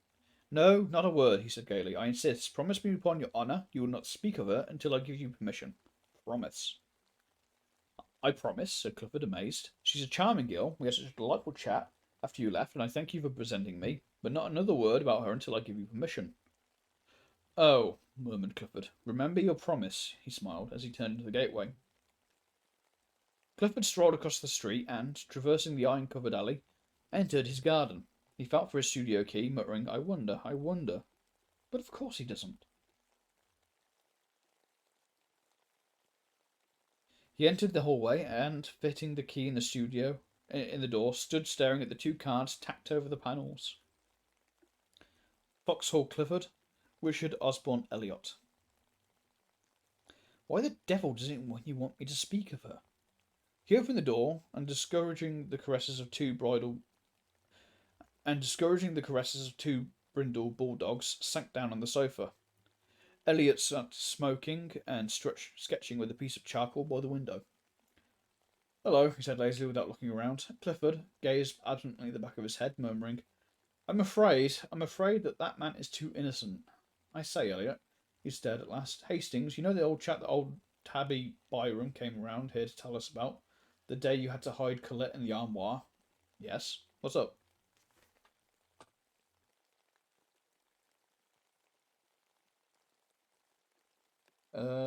Shit, what did he get to? "Yes, what's up?" "Oh, nothing. He's a brick." "Yes," said Elliot without enthusiasm. "Don't you think so?" demanded Clifford. "Why, yes, but he is going to have a tough time when some of his illusions are dispelled." "More shame to those who dispel them." "Yes, wait until he comes to pay his call on us, unexpectedly, of course." Clifford looked virtuous and lighted a cigar. "I was just going to say," he observed, "I have asked him not to come without letting us know, so I can postpone any orgy you may have intended." "Ah," cried Elliot indignantly, "I suppose you put it to him in that way." "Not exactly," grinned Clifford. Then more seriously, "I don't want anything to occur here to bother him. He's a brick, and it's a pity we can't be more like him." "I am," observed Elliot complacently, "only living with you." "Listen," cried either, "I have managed to put my foot in it in great style. Do you know what I've done? Well, the first time I met him in the street, or rather it was in Luxembourg, I introduced him to Valentine." "Did he object?" "Believe me," said Clifford solemnly, "this rustic Hastings has no more idea that Valentine is in fact his Valentine than he has that he himself is a beautiful example of moral decency in a quarter where morals are as rare as elephants. I heard enough in a conversation between the blackguard Lafat and the little immoral eruption, Bowles, to open my eyes. I tell you, Hastings is a trump. He's a healthy, clean-minded young fellow, bred in a small country village, brought up with the idea that saloons are way stations to hell. And as for women, well," demanded Elliot, "well, his idea of a dangerous woman is probably a painted Jezebel." "Probably," replied the other. "He's a trump. And if he swears the world is as good and pure as his own heart, I'll swear he's right." Elliot rubbed his charcoal on his file to get a point and turned to his sketch, saying,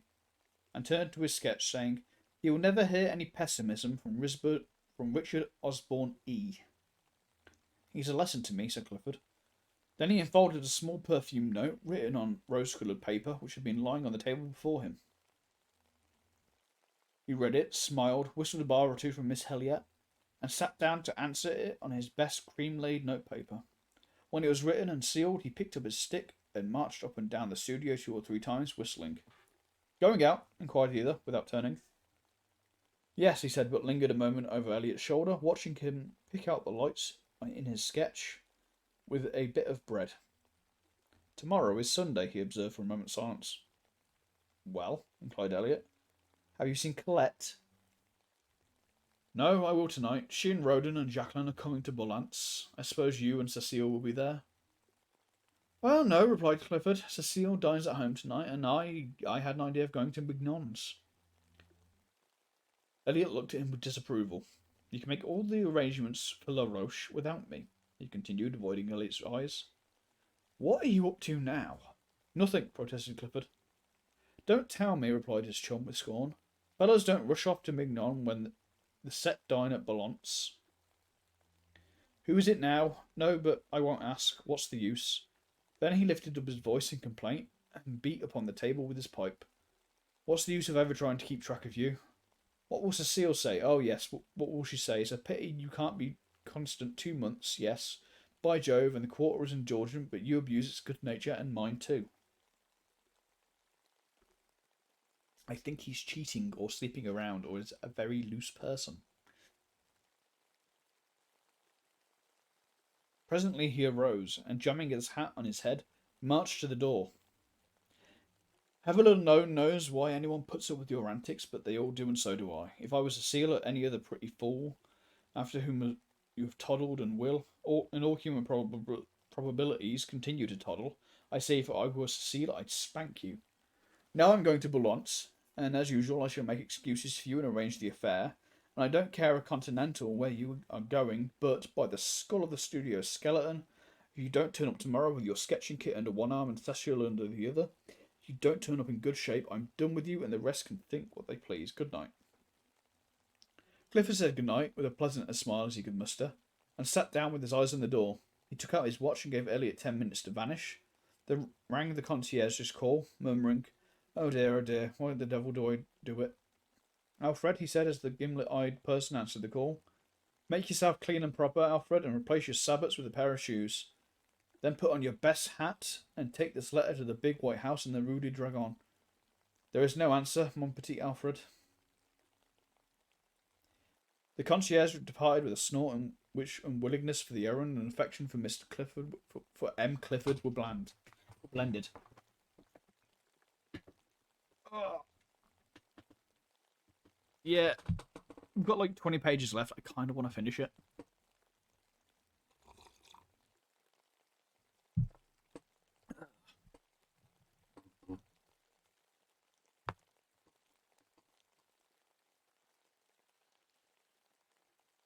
Thank you, though, and we'll have a drink and a stop shrimp. Nah.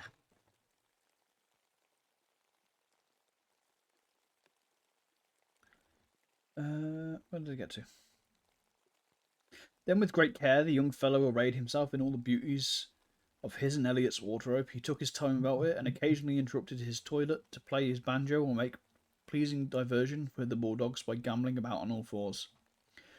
I've got 2 hours before me, he thought, and borrowed a pair of Elliot's silken footgear, with which he and the dogs played ball until he decided to put them on. Then he lighted a cigarette and inspected his dress coat. When he had emptied it of 4 handkerchiefs, a fan, and a pair of crumpled gloves as long as his arm, he decided it was not suited to add eclat to his charms and cast about in his mind for a substitute.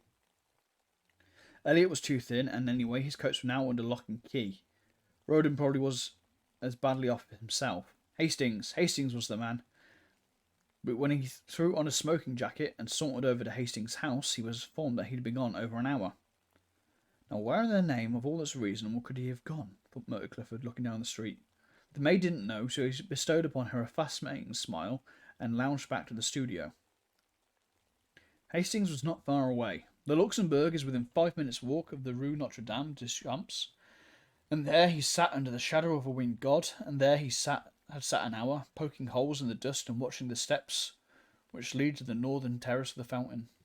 The sun hung in a purple globe above the misty hills of Moudon. Long streamers of clouds, touched with rose, swept low on the western sky, and the dome of the distant Invalides burned like an opal through the haze. Behind the palace, the smoke from a high chimney mounted straight into the air, purple until it crossed the sun, where it changed to a bar of smouldering fire. High above the darkening foliage of the chestnut, the twin towers of St. Sulpice rose an ever-deepening silhouette. A sleepy blackbird was caroling in some near thicket, and pigeons passed and repassed with their whisper of soft winds in their wings. The light on the palace window had died away, and the dome of the Pantheon swam aglow above the northern terrace, a fiery Valhalla in the sky, while below, in grim array along the terrace range, the marble banks of Queens looked out in the west.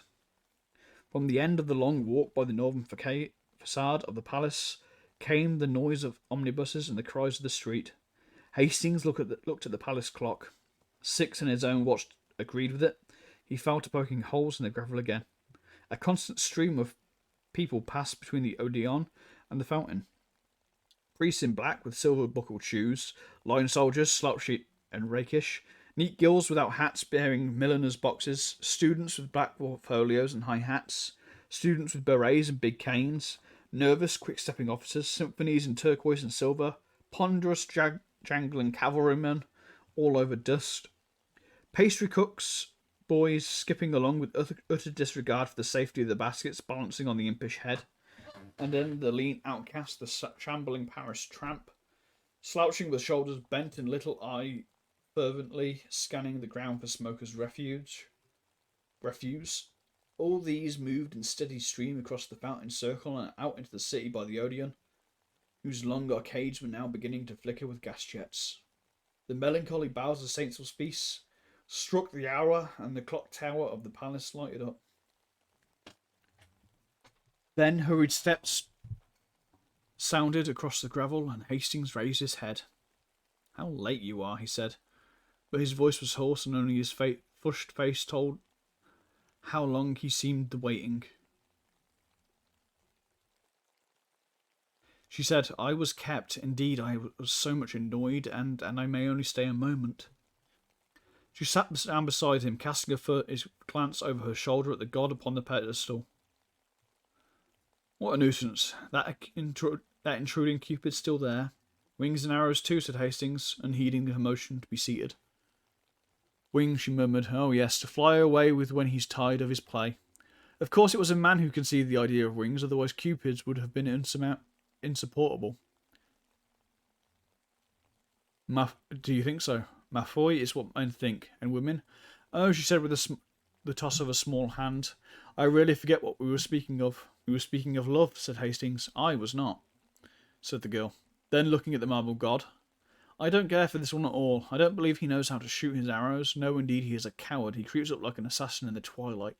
I don't approve of cowardice," she announced, and turned her back to the statue. "I think," said Hastings quietly, "that he does shoot fairly, yes, and he even gives one warning. Is it your experience, Monsieur Hastings?" He looked straight into her eyes and said, "He is warning me." "Heed the warning, then," she cried with a nervous laugh. As she spoke, she stripped off her glove and then carefully proceeded to draw them on again. When this was accomplished, she glanced at the palace clock, saying, "Oh dear, how late it is," furled her umbrella, then unfurled it, and finally looked at him. "No," he said, "I shall not heed this warning." "Oh dear," she sighed again, still talking about that tiresome statue. Then, stealing a glance at his face, I suppose you are in love." "I don't know," he muttered. "I suppose I am." She raised her head with a quick gesture. "You seem delighted at the idea," she said, but bit her lip and trembled as his eyes met hers. Then sudden fear came over her, and she sprang up, staring into the gathering shadows. "Are you cold?" he said. But she only answered, oh dear, it's late, so late, I must go, good night." She gave him her gloved hand a moment, and then withdrew it with a start. "What is it?" he insisted. "Are you frightened?" She looked at him strangely. No, not frightened. You are very good to me." "By Jove," he burst out, "what do you mean by saying I'm good to you? That's the third time at least. I don't understand."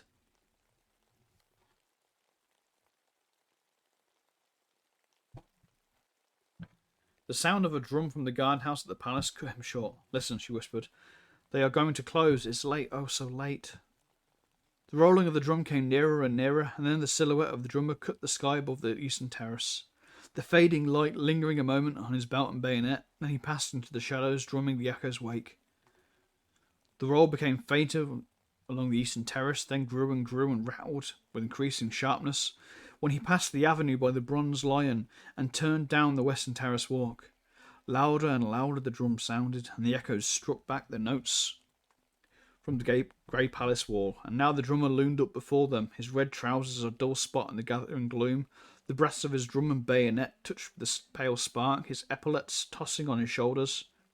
He passed, leaving the crash of his drum in their ears, and far into the alley of trees they saw his little tin cup shining in the haversack. When the sentinels began the monotonous cry of "O firm, O firm! On firm, on firm," and the bugle blew from the barracks in the Rue de Tournon, "On firm, on firm." "Good night," she whispered. "I must return alone tonight." He watched her until she reached the northern terrace, and then sat down in the marble seat until a hand on his shoulder and a glimmer of bayonets warned him away. She passed on through the grove and turned into the Rue de Medici, traversed the boulevard. At the corner, she bought a bunch of violets and walked on alongside the boulevard to the Rue des Écoles. A cab was drawn up before Boulant's, and a pretty girl aided by Elliot jumped out. "Valentine," cried the girl, "come with us." "I can't," she said, stopping a moment. "I have a rendezvous at Mignon's."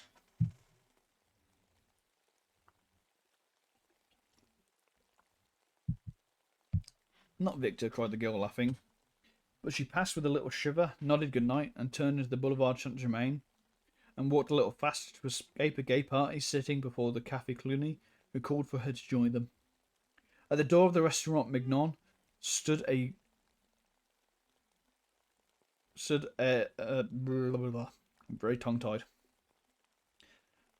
Stood a man in buttons. He took off his peaked cap as she mounted the carpeted stairs. "Send Eugene to me," she said at the office, and passing through the hallway to the right of the dining room, stopped before a row of panelled doors. A waiter passed, and she repeated her demand for Eugene, who presently appeared, noiselessly skipping, and bowed, murmuring, "Madame." "Who is here?" "No one in the cabinets, madame. In the half, Madame Malon and Monsieur Gay, Monsieur de Camart, Monsieur Clisson, Madame Marie, and their set." Then he looked around and bowed again, murmured, "Monsieur awaits Madame since half an hour," and he knocked at one of the panelled doors, bearing the number 6. Clifford opened the door, and the girl entered. The garçon bowed her in, and whispering, "Will Monsieur have the goodness to ring?" vanished. He helped her off with her jacket, and took her hat and umbrella. When she was seated at the little table with Clifford opposite, she smiled and leaned forward on both elbows and looked him in the face. "What are you doing here?" she demanded. "Waiting," he replied, in accents of adoration. For an instant she turned and examined herself in the glass. The wide blue eyes, the curling hair, the straight nose and short curled lip flashed in the mirror an instant only, and then in depths reflected her pretty neck and back. "Thus do I turn my back on vanity," she said, and then leaning forward again. "What are you doing here?" "Waiting for you," repeated Clifford, slightly troubled. "And Cecile?" "Now don't, Valentine." "Do you know," she said calmly, "I dislike your conduct." He was a little disconcerted, and rang for Eugene to cover his confusion. The soup was bisque, and the wine Pommery, and the courses followed each other with the usual regularity until Eugene brought coffee, and there was nothing left on the table but a small silver lamp. "Valentine," said Clifford, after having obtained permission to smoke, "is it the Vaudeville or the Eldorado, or both, or the Nouveau Cirque, or—" "It is here," said Valentine. "Well," he said, greatly flattered, "I'm afraid I couldn't amuse you." "Oh, yes, you are funnier than the Eldorado." "Now, see here, don't guy me, Valentine. You always do, and you know what they say, good laugh kills, what, love and all that." She laughed until her eyes were moist with tears. "Tien," she cried, "he is dead, then." Clifford eyed her with growing alarm. "Do you know why I came?" she said. "No," he replied uneasily, "I don't." "How long have you made love to me?" "Well," he admitted, somewhat startled, "I should say for about a year." "It is a year, I think. Are you not tired?" He did not answer. "Don't you know that I like you too well to ever fall in love with you?" she said. "Don't you know that we are two good comrades, two old friends for that? And were we not, do you think I do not know about your history, Monsieur Clifford. Don't be so sarcastic, he urged. Don't be so unkind, Valentine. I'm not. I'm very kind to you and to Cecile. Cecile is tired of me. I hope she is, said the girl. But she deserves a better fate. Tiens, do you know your reputation in the quarter? Of the inconsistent, the most inconsistent, utterly incorrigible, and no more serious than a gnat on a summer night. Poor Cecile. Clifford looked so uncomfortable that she spoke more kindly. I like you. You know that. Everybody does. You're a spoiled child here. Everything is permitted you and everyone makes allowances, but everyone cannot be a victim to caprice. Caprice, he cried. By Jove, the girls of the Latin Quarter are so capricious. Never mind about that. You must not sit in judgment, you of all men. But why are you here tonight? Oh, she cried. I will tell you why. Monsieur receives a little note and he sends a little answer. He dresses in his conquering raiment. I don't, said Clifford, very red. You do, and it becomes you, she retorted with a faint smile. Then again, very quietly, I am in your power, but I know I am in the power of a friend. I have come to acknowledge it to you here, and it is because of that I am here to beg of you a favour. Clifford opened his eyes, but he said nothing. I am in great distress of mind. It is Monsieur Hastings. Well, said Clifford in some astonishment. I want to ask you, she continued in a loud voice, I want to ask you to in case you to speak of me before him. Not to say I shall not speak of you to him, he said quietly. Can you prevent others? I might if I was present. Might I ask why? That is not fair, she murmured. You know how he considers me, as he considers every woman. You know how different he is from you and the rest. I have never seen such a man as Monsieur Hastings. He let his cigarette go out unnoticed. I am almost afraid of him, afraid he should know what we all are in the quarter. Oh, I do not wish him to know. I do not wish him to turn from me, to cease from speaking to me as he does. You and the rest cannot know what it has been to me. I could not believe him. I could not believe he was so good and so noble. I do not wish him to know so soon. He will find out sooner or later. He will find out for himself, and then he will turn away from me. Why? She cried passionately. Why should he turn from me and not from you? Clifford, much embarrassed, eyed his cigarette. The girl rose, very white. He is your friend. You have a right to warn him. He is my friend, she said at length. They looked at each other in silence. Then she cried, By all that I hold to me most sacred, you need not warn him. I shall trust your word, he said pleasantly.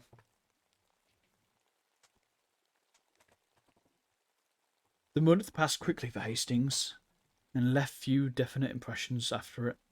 It did leave some, however. One was a beautiful impression of meeting Mr. Bladen on the Boulevard des Capucines, in company with a very pronounced young person whose laugh dismayed him. And when at last he escaped from the cafe where Mr. Bladen had hauled him to join them in a bock, he felt as if the whole boulevard was looking at him and judging him by his company. Later, an instinctive conviction regarding the young person with Mrs. Bladen set the hot blood to his cheek, and he returned the pension in such a miserable state of mind that Miss Byng was alarmed and advised him to conquer his homesickness at once. Another impression was equally vivid.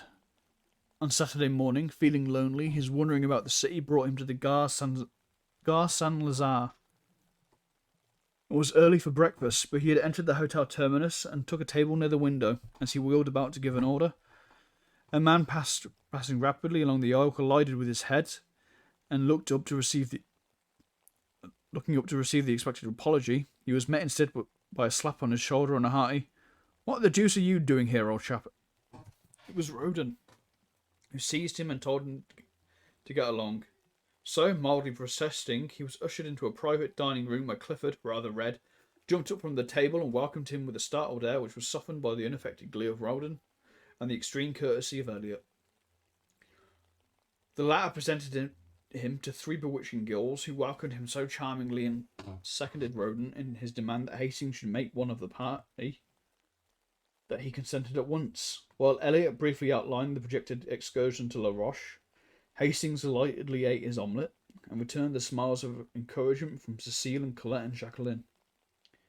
Meantime, Clifford, in a bland whisper, was telling Roden what an ass he was. Poor Roden looked miserably until Elliot, giving how affairs were turning, frowned on Clifford and found a moment to let Roden know that they were all going to make the best of it. "You shut up," he observed to Clifford. "It's fate, and that settles it." "It's Roden, and that settles it," murmured Clifford, concealing a grin. For after all, he was not Hastings' wet nurse. So it came about that the train which left Gare Saint Lazare at 9:15 a.m. stopped a moment in its career towards Havre and deposited at the red roofed station of La Roche. A merry party, armed with sunshades, trout rods, and one cane, carried by the non-combatant Hastings. Then, when they had established their camp in a grove of sycamores which bordered the little river Epte, Clifford, the acknowledged master of all that pertained to sportsmanship, took command. "You, Roden," he said, "divide your flies with Elliot and keep an eye on him, or else I'll be trying to put on a float and sinker. Prevent him by force from grubbing about for worms." Elliot protested, but was forced to smile at the general laugh. "You make me ill," he asserted. "Do you think this is my first trout?" "I shall be delighted to see your first trout," said Clifford, and dodging a fly hook, hurled with intent to hit, proceeded to sort and equip 3 slender rods destined to bring joy and fish to Cecile, Colette, and Jacqueline.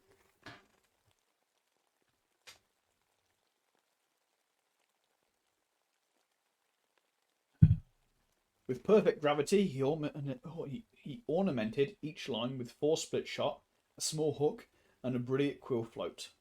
"I shall never touch the worms," announced Cecile with a shudder. Jacqueline and Colette hastened to sustain her, and Hastings pleasantly offered to act in the capacity of general baiter and taker off of fish. But Cecile, doubtless fascinated by the gaudy flies in Clifford's book, decided to accept lessons from him in the true art, and presently disappeared up the Epte with Clifford in tow. Elliot looked doubtfully at Colette. "I prefer gudgeon," said the damsel with decision. "And you and Monsieur Roden may go away when you please, may they not, Jacqueline?" "Certainly," responded Jacqueline. Elliot, undecided, examined his rod and reel. "You've got your reel on wrong side up," observed Roden. Elliot wavered and stole a glance at Colette. I have almost decided to not flip the flies about just now," he began. "That's the pole that Cecile left." "Don't call it a pole," corrected Roden. "Rod, then," continued Elliot, and started off in the wake of the 2 girls, who were promptly collared by Roden. But was promptly collared by Roden. "No, you don't. Fancy a man fishing with a float and sinker when he has a fly rod in his hand. Come along." Where the placid little Epte flows down between its thickets to the Seine, a grassy bank shadows the haunt of the gudgeon, and on this bank sat Colette and Jacqueline, and chattered and laughed and watched the swerving of the scarlet hills, while Hastings, his hat over his eyes, his head on the bank of moss, listened to their soft voices and gallantly unhooked the small and indignant gudgeon, when a flash of a rod and a half-suppressed scream announced a catch. The sunlight filtered through the leafy thickets, awakening to song the forest birds. Magpies in spotless black and white floated past, alighted nearby with a hop and bound and twitch of the tail. Blue and white jays with rosy breasts shrieked through the trees, and a low sailing hawk wheeled among the fields of ripening wheat, put into flight flocks of tittering hedge birds. My ability to read is just vanishing. Ah.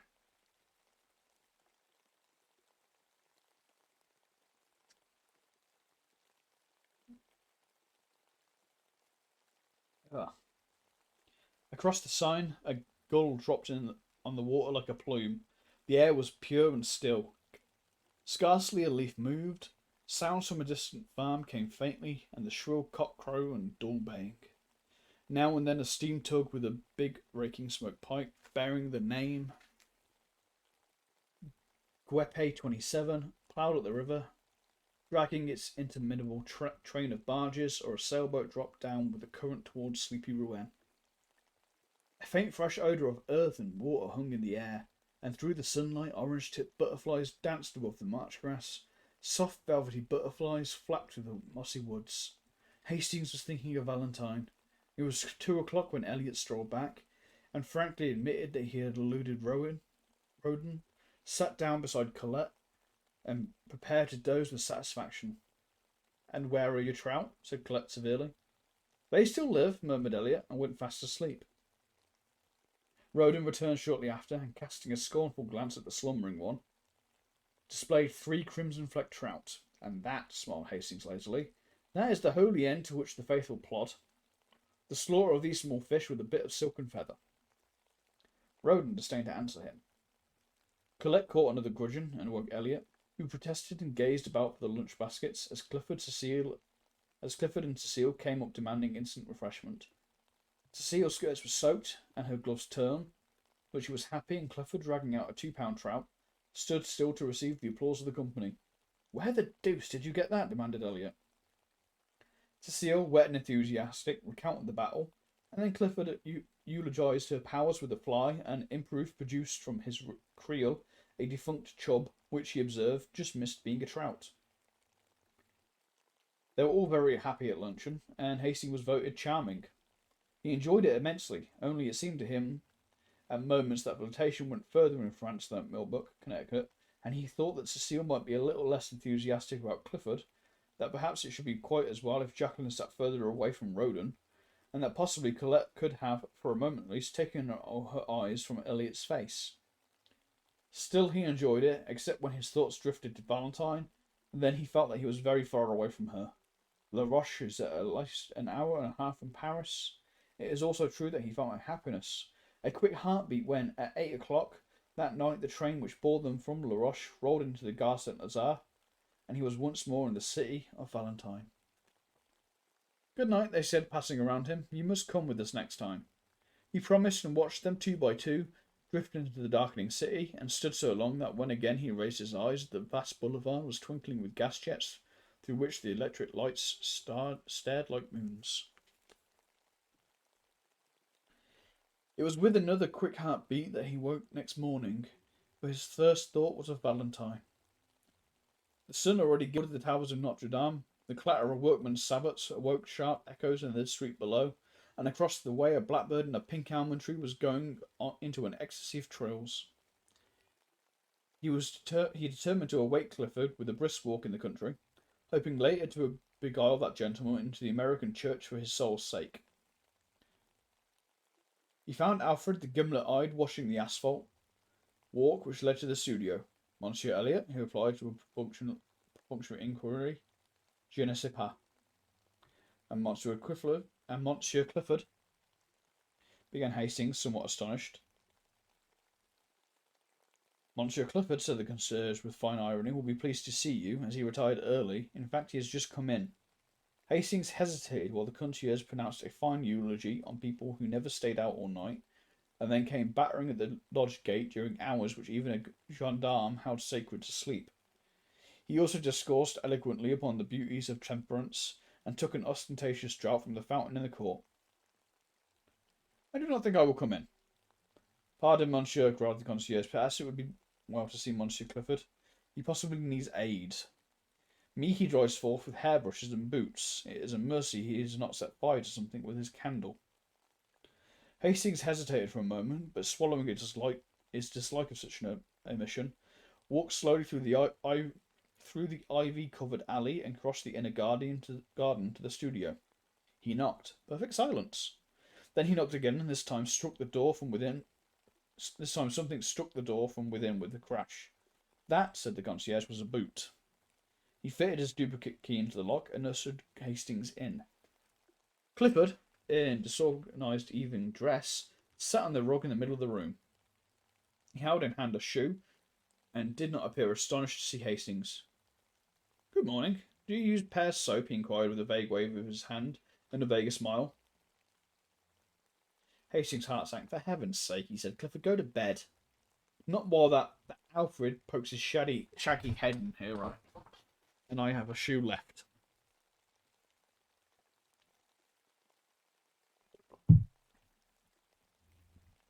Hastings blew out the candle, picked up Clifford's hat and cane, and said, with an emotion he could not conceal, "This is terrible, Clifford.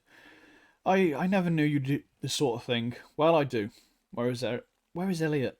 "Old chap," returned Clifford, becoming maudlin.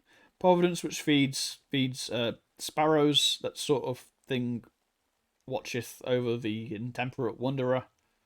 "Where is Elliot?" But Clifford only wagged his head and waved his arms about.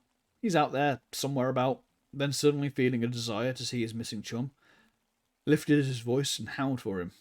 Hastings, thoroughly shocked, sat down on the lounge without a word. Presently, after shedding several scalding tears, Clifford brightened up and rose with great precaution. "Old chap," he observed, "did you want to see a miracle? Well, here goes. I'm going to begin." He paused, beaming at vacancy. "A miracle," he repeated. Hastings supposed he was alluding to the miracle of his keeping his balance, and said nothing. "I'm going to bed," he announced. "Poor old Clifford's going to bed, and that's a miracle." And he did, with a nice calculation of distance and equilibrium, which would have wrung enthusiastic yells of applause from Elliot had he been there to assist and connoisseur. But he was not. He had not yet reached the studio. He was on his way, however, and smiled with magnificent condescension on Hastings, who, half an hour later, found him reclining upon a bench in the Luxembourg. He permitted himself to be aroused, dusted, and escorted to the gate. Here, however, he refused all further assistance, and bestowing a patronising bow upon Hastings, steered a tolerably true course for the Rue Vavin.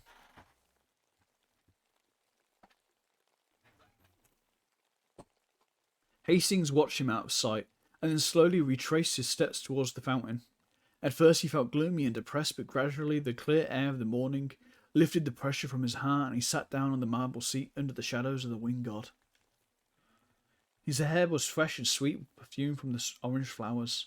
Everywhere pigeons were bathing, dashing the water over their iris-hued breasts, flashing in and out of the spray or nestling almost to the neck along the polished basins. The sparrows, too, were abroad in force, soaking their dust-coloured feathers in the limpid pool and chirping with might and main. Under the sycamores, which were surrounded with a duck pond opposite the fountain of Marie de Medici, the waterfowl cropped to herbage, or waddled in rows down the bank to embark on solemn, aimless cruise. Butterflies, somewhat lame from a chilly night's repose under the lilac leaves, crawled over and over the white phlox, or took a rheumatic flight towards some sun-warmed shrub. The bees were already busy among the heliotrope, and one or two grey flies with brick-coloured eyes sat in the spot of sunlight beside the marble seat, or chased each other about, only to return again to the spot of sunshine and rub their forelegs exultingly. The sentries paced briskly before the painted boxes, pausing at times to look toward the guardhouse for their relief. Then came at last, with a shuffle of feet and click of bayonets, the word was passed, the relief fell out, and away they went, crunch, crunch, across the gravel.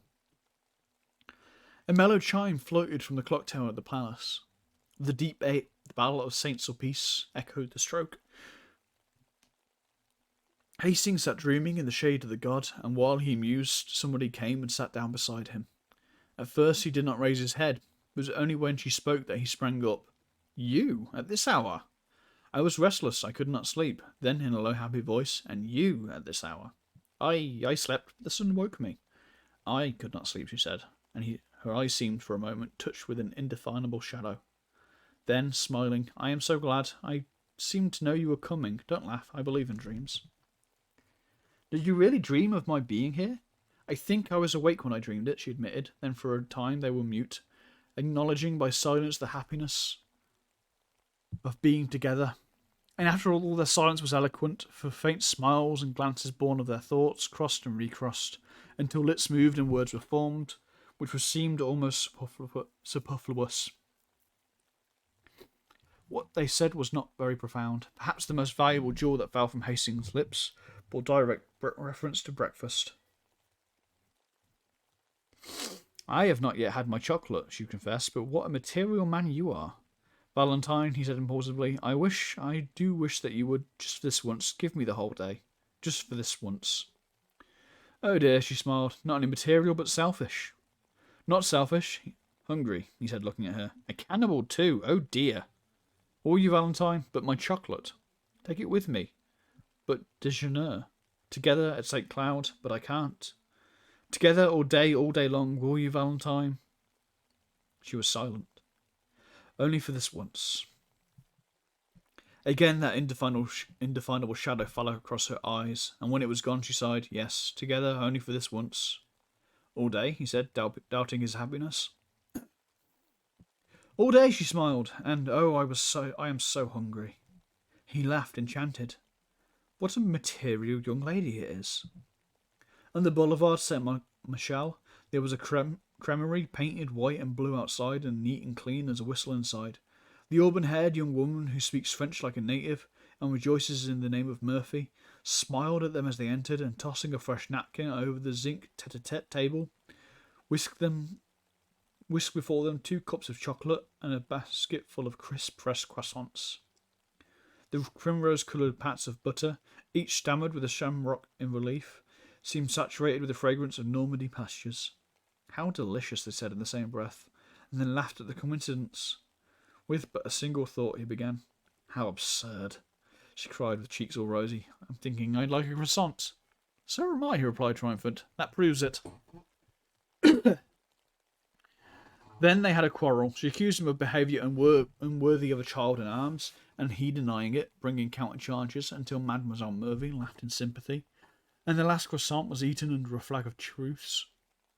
Then they rose, and she took his arm, with a bright nod to Mill Murphy, who cried them a merry Bonjour, madame, bonjour, monsieur, and watched them hail a passing cab and drive away. Du Quillabou, she sighed, adding for a moment, do they be married? I don't know. Ma foi, ils ont bon l'air. The cab swung around the Rue de Medici and turned the Rue de Vaugirard, followed it where it crosses the Rue de Rennes, and, taking that noisy thoroughfare, drew up before the Gare Montparnasse. They were just in time for a train, and scampered up the stairway and out to the cars, as the last note from the starting gong rang through the Archon station.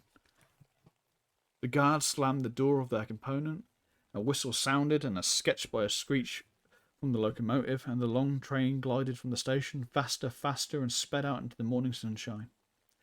The summer wind blew in their faces from the open window, and sent the soft hair dancing on the girl's forehead. We have the compartment to ourselves, said Hastings. She leaned against the cushioned window seat, her eyes bright and wide open, her lips parted. The wind lifted her hat and fluttered the ribbons under her chin. With a quiet movement she untied them, and, drawing a long hat pin from her hat, sat it down on the seat beside her. The train was flying. The colour surged in her cheeks, and, with a quick-drawn breath, her breath rose and fell under the cluster of lilies at her throat. Trees, houses, ponds danced past, cut by a mist of telegraph poles. Faster, faster, she cried. His eyes never left hers, but hers, wide open and blue as the summer sky, seemed fixed on something far ahead. Something which came no nearer, but fled before them as they fled. Was it the horizon, cut now by the grim fortress on the hill, now by the cross of country chapel? Was it the summer moon, ghost-like, slipping through the vaguer blue above? Faster, faster, she cried. Her parted lips burnt scarlet. The car shook and shivered, and the fields streamed by like an emerald torrent. He caught the excitement, and his face glowed. Oh, she cried, with an unconscious movement, caught his hand, drawing him to the window beside her. Look, lean out with me. He only saw her lips move, her voice was drowned in the roar of a trestle, but his hands moved in hers, and he clung to the sill. The wind whistled in their ears. Not so far out, Valentine. Take care, he gasped. Below, through the trials of the trestle, a broad river flashed into view and out again, as the train thundered along a tunnel, and was once more through the freshest of green fields, and away once more, the freshest of green fields. The wind roared above them. The girl was leaning far out from the window, and he caught her by the waist, crying, Not too far. But she only murmured, Faster, faster. Away out of the city, out on the land, faster, faster, away out of the world. What are you saying all by yourself? He said, but his voice was broken, and the wind whirled it back into his throat. She heard him, and turning from the window, looked down at his arm around her. Then she raised her eyes to his. The car shook and the window rattled. They were dashing through a forest now, and the sun swept the dewy branches with running flashes of fire. He looked into her troubled eyes. He drew her to him and kissed her half-parted lips. And she cried out, a bitter, hopeless cry. Not that, not that. But he held her close and strong, whispering words of honest love and passion. And when she sobbed, not that, not that, I have promised, you must know I am not worthy. In the purity of his own heart, her words were to him meaningless then, meaningless forever after. Presently her voice ceased, and her head rested on his breast. He leaned against the window, his arms swept by the furious wind, his heart in a joyous tumult. The forest was past, and the sun slipped from behind the trees, flooding the earth again with brightness. She raised her eyes and looked out into the world from the window. Then she began to speak, but her voice was faint, and he bent his head close to hers and listened. I cannot turn from you. I am too weak. You were too long ago my master, master of my heart and soul. I have broken my word to one who trusted me, but I have told you all. What matters the rest? He smiles at her innocence, and she worshipped his. She spoke again. Take me or cast me away. What matters it? Not with a word you can kill me, and it might be easier to die than look upon happiness as great as mine. He shook her in his arms. Hush, what are you saying? Look out in the sunlight, the meadows and the streams. We shall be very happy in so bright a world. She turned to the sunlight from the window. The world below seemed very fair to her. Trembling with happiness, she sighed. Is this the world? Then I have never known it. Nor have I, God forgive me, he murmured. Perhaps it was gentle Lady of the Fields who forgave them both. And that's where that one ends. That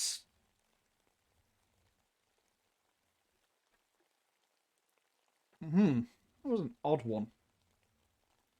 That was just a straight romance. Like, I'm not sure what that had to do with the King in Yellow. I think this is the last chapter, last couple of pages.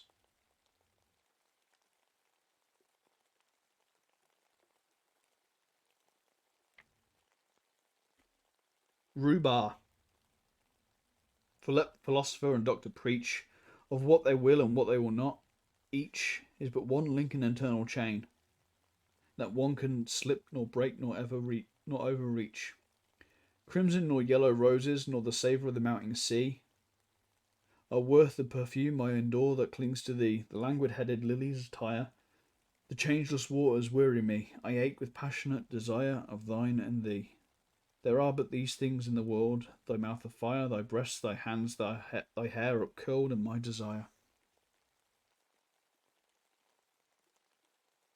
One morning at Julian's, a student said to Selby, This is Foxhall Clifford, pointing with his brushes at a young man who sat before an easel doing nothing. Selby, shy and nervous, walked over and began, My name is Selby. I have just arrived in Paris and bring a letter of introduction. His voice was lost in the crash of a falling easel, the owner of which promptly assaulted his neighbour, and for a time the noise of battle rolled through the studios of M. Bulgar and Lefebvre, presently subsided in a scuffle on the stairs outside. Selby, apprehensive as to his own reception in the studio, looked at Clifford, who sat serenely watching the fight.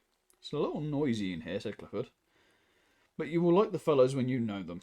His unaffected manner delighted Selby. Then, with a simplicity that won his heart, he presented him to half a dozen students of as many nationalities. Some were cordial, all were polite, even the majestic creature who held the position of Messer, unbent enough to say, My friend, when a man speaks French as well as you do, and is also a friend of Monsieur Clifford, he will have no trouble in this studio. You expect, of course, to fill the stove until the next new man comes, of course. And you don't mind chaff? No, replied Selby, who hated it. Clifford, much amused, put on his hat, saying, You must expect lots of it at first. Selby placed on his own hat on his head and followed him to the door. As they passed the model stand, there was a furious cry of "Chapeau, chapeau!" and a student sprang from his easel menacing Shelby, who reddened but looked at Clifford. "Take off your hat for them," said the latter, laughing. A little embarrassed, he turned and saluted the studio. "Et moi?" cried the model. "You are charming," replied Shelby, astonishing at his own audacity. But the studio rose as one man, shouting, "He is doing well. He's all right." While the model, laughing, kissed her hand to him and cried, "Ah, demain, beau jeune homme." All that week, Selby worked at the studio unmolested. The French student christened him "l'enfant prodige," which was freely translated "the prodigious infant," the kid, Selby, Kidby. But the disease soon ran its course from Kidby to kidney, and then naturally to Tidbits, where it was arrested by Clifford's authority and ultimately relapsed to Kid. Wednesday came, and with it Bologna. For 3 hours the students writhed under his biting sarcasms. Among the others, Clifford, who was informed that he knew even less about a work of art than he did about the art of work. Selby was more fortunate. The professor examined his drawing in silence, looked at him sharply, and passed on with a non-committal gesture. He presently departed arm in arm with Bouguereau, to the relief of Clifford, who was then at liberty to jam his hat on his head and depart. The next day he did not appear, and Selby, who had counted on seeing him at the studio, a thing which he learned later it was vanity to count on, wandered back to the Latin Quarter alone. Paris was still strange and new to him. He had vaguely troubled by its splendour. No tender memories stirred his American bosom at the Place du Chalet, nor even by Notre Dame. The Palais de Justice, with its clock and turrets, stalked sentinels in blue and vermilion. The Place Saint-Michel, with its jumble of omnibuses and ugly water-spitting griffins. The hill of the Boulevard Saint-Michel, the tooting trams, the policemen dawdling 2 by 2, and the table-lined terraces of the Café Vachette were nothing to him as yet, nor did he even know, when he stopped by the stones of the Place Saint-Michel to the asphalt of the boulevard, that he crossed the frontier and entered the student zone, the famous Latin Quarter. A cabman hailed him as bourgeois, and urged the superiority of driving over walking. A gamin, with an appearance of great concern, requested the latest telegraphic news from London, and then, standing on his head, invited Selby to feats of strength. A pretty girl gave him a glance from a pair of violet eyes. He did not see her, but she, catching her own reflection in a window, wondered at the colour burning in her cheeks. Turning to resume her course, she met Foxhall Clifford, and hurried on. Clifford, open-mouthed, burned her with his eyes. Then he looked after Selby, who had returned into the Boulevard Saint-Germain towards the Rue de Seine. Then he examined himself in the shop window. The result seemed to be unsatisfactory. "I'm not a beauty," he mused, "but neither am I a hobgoblin. What does she mean by blushing at Selby? I never before saw her look at a fellow in my life. Neither has anyone in the quarter. Anyway, I can swear she never looks at me, and goodness knows I've done all that respectful adoration can do." He sighed, and, murmuring a prophecy concerning the salvation of his immortal soul, swung into that graceful lounge which at all times characterized Clifford. With no apparent exertion, he overtook Selby at the corner, and together they crossed the sunlit boulevard and sat down under the awning of the Café du Cecil. Clifford bowed to everybody on the terrace, saying, "You shall meet them all later, but now let me present you to two of the sights of Paris, Mr. Richard Elliot and Mr. Stanley Roden." The sights looked amiable and took vermouth.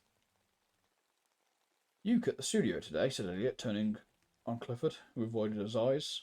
"To commune with nature," observed Roden. "What's her name this time?" asked Elliot, and Roden answered promptly, "Name, Yvette. Nationality, Breton." "Wrong," replied Clifford blandly. "It's Rue Barré." The subject changed instantly, and Selby listened in surprise to names which were new to him, and eulogies on the latest Paris de Rome winner. "Thank you, Plantier."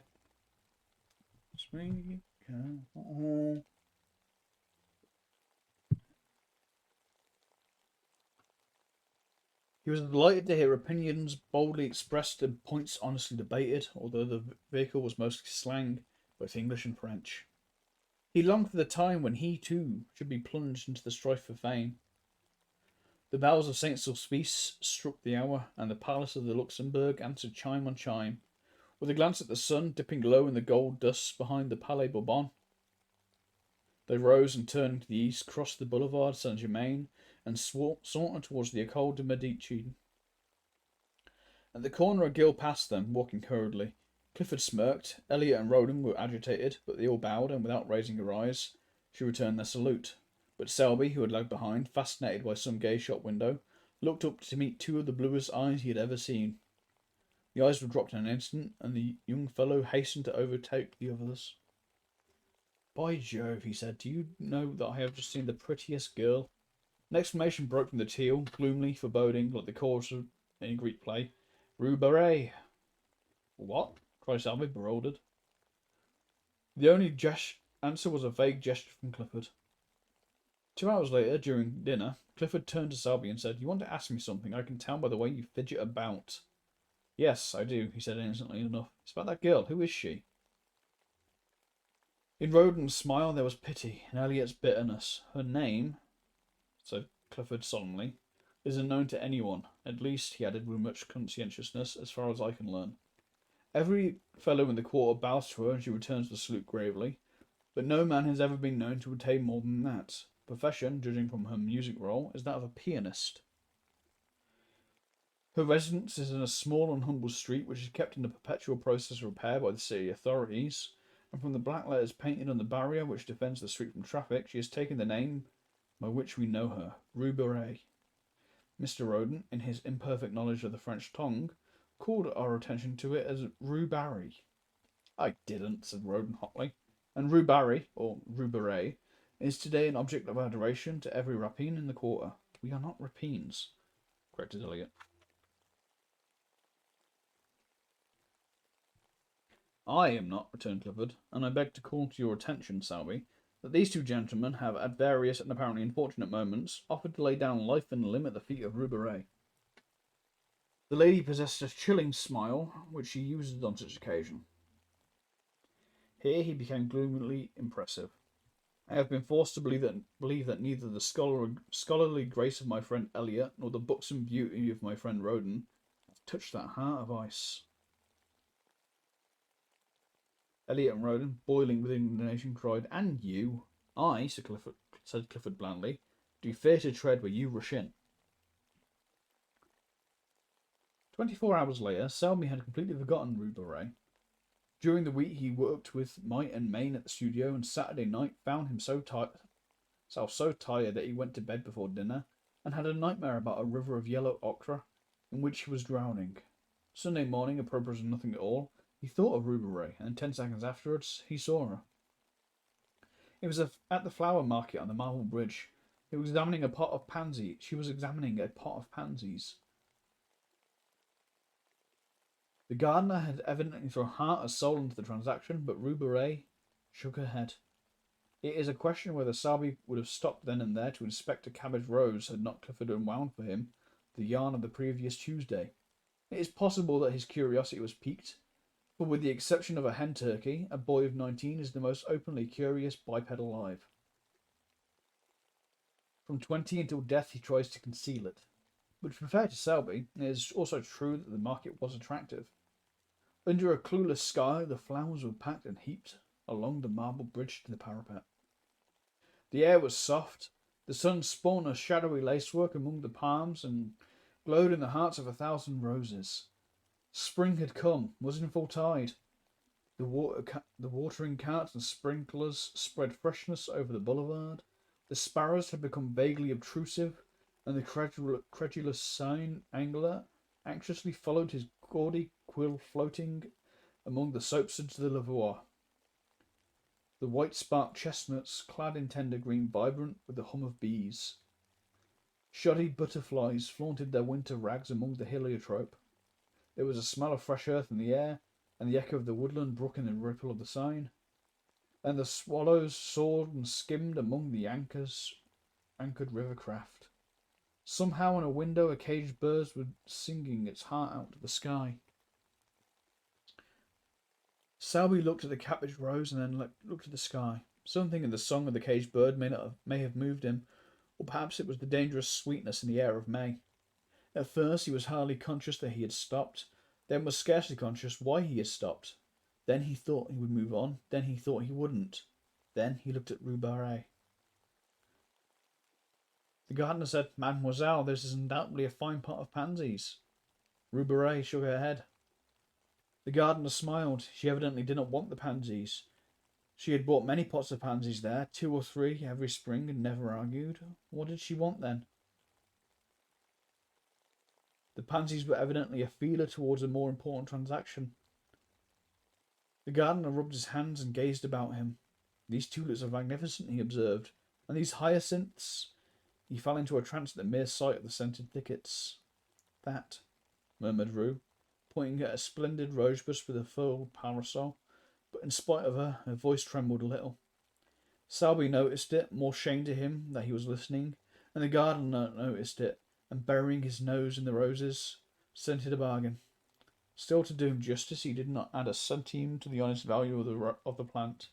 For after all, Rue was probably poor, and anyone could see she was charming. 50 francs, mademoiselle. The gardener's tone was grave. Rue felt the argument would be wasted. They both stood silent for a moment. The gardener did not eulogize his prize. The rose tree was gorgeous, and anyone could see it. "I will take the pansy," said the girl, and drew 2 francs from a warm purse. Then she looked up. A teardrop stood in the way, reflecting the light like a diamond, but as it rolled into a little corner by her nose, a vision of Selby replaced it, and when a bush of the handkerchief had cleared the startled eye, Selby himself appeared, very much embarrassed. He instantly looked up into the sky, apparently devoured with a thirst for astronomical research. And as he continued his investigations for fully 5 minutes, the gardener looked up too, and so did the policeman. Then Selby looked at the tip of his boots. The gardener looked at him, and the policeman slouched on. Rue Barré had been gone some time. "What," said the gardener, "may I offer Monsieur?" Selby never knew, but he had suddenly begun to buy flowers. The gardener was electrified. Never before had he sold so many flowers, never at such satisfying prices, and never with the absolute unanimity of opinion with the customer. But he missed the bargaining, the arguing, the calling of heaven to witness. The transaction lacked spice. "These tulips are magnificent." "They are," cried Selby warmly, "but alas, they are dear. I will take them." "Dieu," murmured the gardener in perspiration. "He's madder than most Englishmen. This cactus is gorgeous. Alas, send it with the rest." The gardener braced himself against the river wall. "That splendid rosebush," he began faintly. "That is a beauty. I believe it is 50 francs. He stopped, very red. The gardener relished his confusion. Then a sudden cool self-possession took the place of his momentary confusion, and he held the gardener with his eye and bullied him. "I'll take that bush." "Why did not the young lady buy it?" "Mademoiselle is not wealthy." "How do you know?"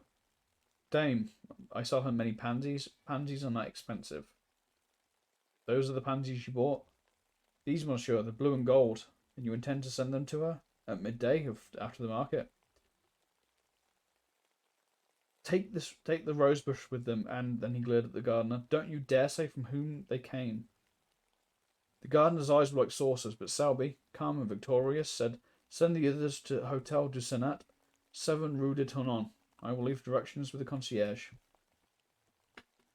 Then he unbuttoned his glove with much dignity and stalked off. But when well around the corner, hidden from the gardener's view, the conviction that he was an idiot came to him in a furious blush. 10 minutes later, he sat in his room in the Hotel du Sénat, repeating with an imbecile smile, "What an ass I am! What an ass!"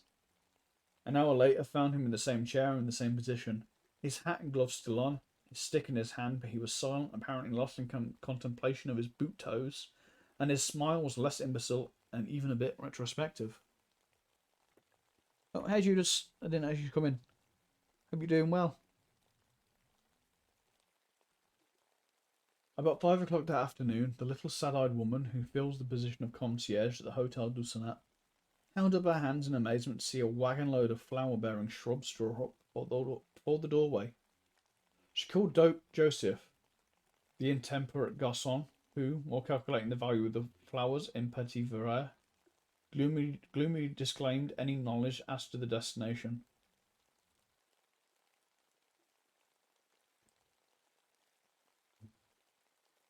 Voyons, said the little concierge. Trishon la famille. You, he suggested. The little woman stood a moment pensive and then sighed. Joseph caressed his nose, and nose which the gaudiness could vie with any floral display. Then the gardener came in, hat in hand, and a few minutes later Salvi stood in the middle of the room, his coat off, his shirt sleeves rolled up. The chamber originally contained, beside the furniture, about 2 square feet of walking room, and now this was occupied by a cactus. The bed groaned under crates of pansies, lilies, and heliotrope. The lounge was covered with hyacinths and tulips. The washstand sported a species of young tree warranted to bear flowers at some time or another. Clifford came in a little later, fell over a box of sweet peas, swore a little, apologised, and then, as the full splendour of the floral fete burst upon him, sat down in astonishment upon a geranium. The geranium was erect, but Selby said, "Don't mind," and glared at the cactus. "Are you going to give a ball?" demanded Clifford. "No, I'm just very fond of flowers," said Selby, but the statement lacked enthusiasm. "Should imagine so." Then, after a silence, "That's a fine cactus." Selby contemplated the cactus, touched it with the air of connoisseur, and pricked his thumb. Clifford poked a pansy with his stick. Then Joseph came in with the bill, announcing the sum total in a loud voice, partly to impress Clifford, partly to intimidate Selby into disgorging a pourboire which he would share, if he chose, with the gardener. Clifford tried to pretend that he had not heard, while Selby paid bill and tribute without a murmur. Then he lounged back into the room with an attempt at indifference which failed entirely when he tore his trousers on the cactus. Clifford made some commonplace remark, lighted a cigarette, and looked out the window to give Selby a chance. Selby tried to take it, but getting as far as "Yes, spring is here at last," froze solid. He looked at the back of Clifford's head. It expressed volumes. Those little perked-up ears seemed tingling with suppressed glee.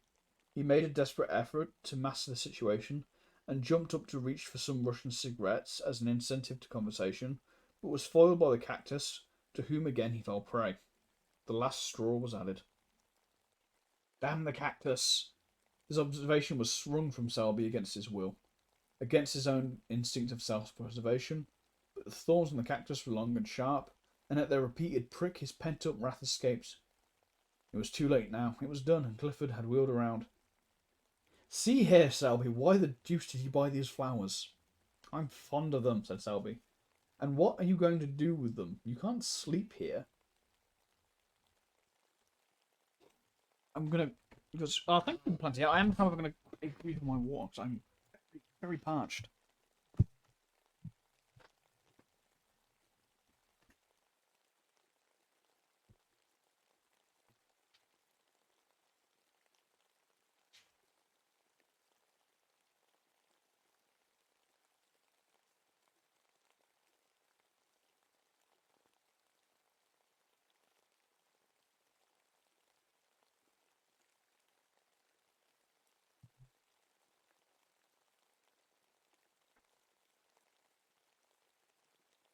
Oh, Jesus, it's also 11 o'clock.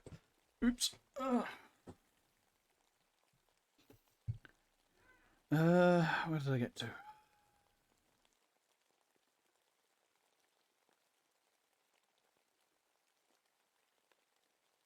"I could if you'd help me take the pansies off the bed."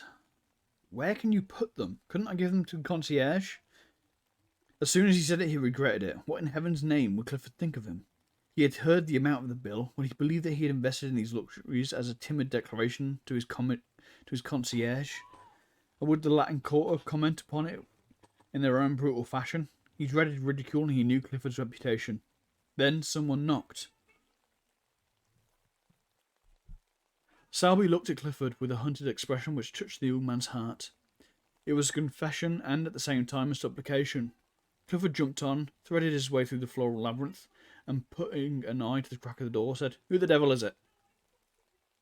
The graceful style of reception is ingenious to this graceful style of reception is indigenous to the quarter. "It's Elliot," he said, looking back, "and Roden too, and their bulldogs." Then he addressed them through the crack. "Sit down on the stairs. Selby and I are coming out directly. Discretion is a virtue. The Latin quarter possesses few, and indiscretion seldom figures on the list." They sat down and began to whistle. Presently Roden called out, "I smell flowers. They feast within." "You ought to know Selby better than that," growled Clifford, behind the door, while the other hurriedly exchanged his torn trousers for new. "We know Selby," said Elliot with emphasis. "Yes," said Roden. "He gives receptions with floral decorations and invites Clifford while we sit on the stairs." "Yes, well, the youth and beauty of the quarter revel," suggested Roden, with sudden misgivings. "Is Odette there?" "See here," demanded Elliot. "Is Colette there?" Then he raised his voice in a plaintive howl. "Are you there, Colette, while I'm kicking my heels on these tiles?" "Clifford is capable of anything," said Roden. "His nature is sauced since Rue Beret sat on him." "His nature is soured since Rue Beret sat on him." Elliot raised his voice. "I say, you fellows, we saw some flowers carried into Rue Beret's house at noon." "Posies and roses," specified Roden. "Probably for her," said Elliot, caressing his bulldog. Clifford turned with sudden suspicion upon Selby. The latter hummed a tune, selected a pair of white gloves, and, choosing a dozen cigarettes, placed them in a case. Then, walking over to the cactus, he deliberately detached a blossom, drew it through his buttonhole, and picked up his hat and stick, smiled upon Clifford, at which the latter was mightily troubled. Soothing. "Ah, thank you." Monday morning at Julian's, students fought for places. Students with prior claims drove away others who had been anxiously squatting on coveted taburets, since the door was open in hopes of appropriating them at roll call. Students squabbled over pallets, brushes, portfolios, or rent the air with demands for accessory and bread. The former, a dirty ex-model, who had in palmier days posed as Judas, now dispensed stale bread at one sol and made enough to keep himself in cigarette. Monsieur Julien walked in, smiling a fatherly smile, and walked about. His disappearance was followed by the apparition of the clerk, a foxy creature who smiled through the battling halls in search of prey. 3 men who had not paid dues were caught and summoned. A 4th was scented, followed, outflanked, his retreat towards the door cut off, and finally captured behind the stove. About that time, the revolution assuming an acute form, Howes rose for Jules. Jules came, umpired 2 fights with a sad resignation in his big brown eyes, shook hands with everybody, and mounted away in the throng, leaving an atmosphere of peace and goodwill. The lions sat down with the lambs, the massiers marked the best places for themselves and friends, and, mounting the model stands, opened the roll calls.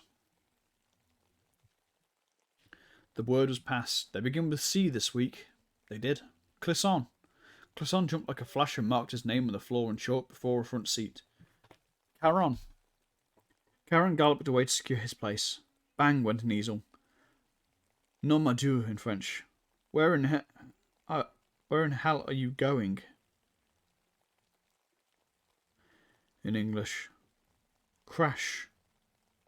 A paintbox fell, with brushes and all on board. Do dit spat.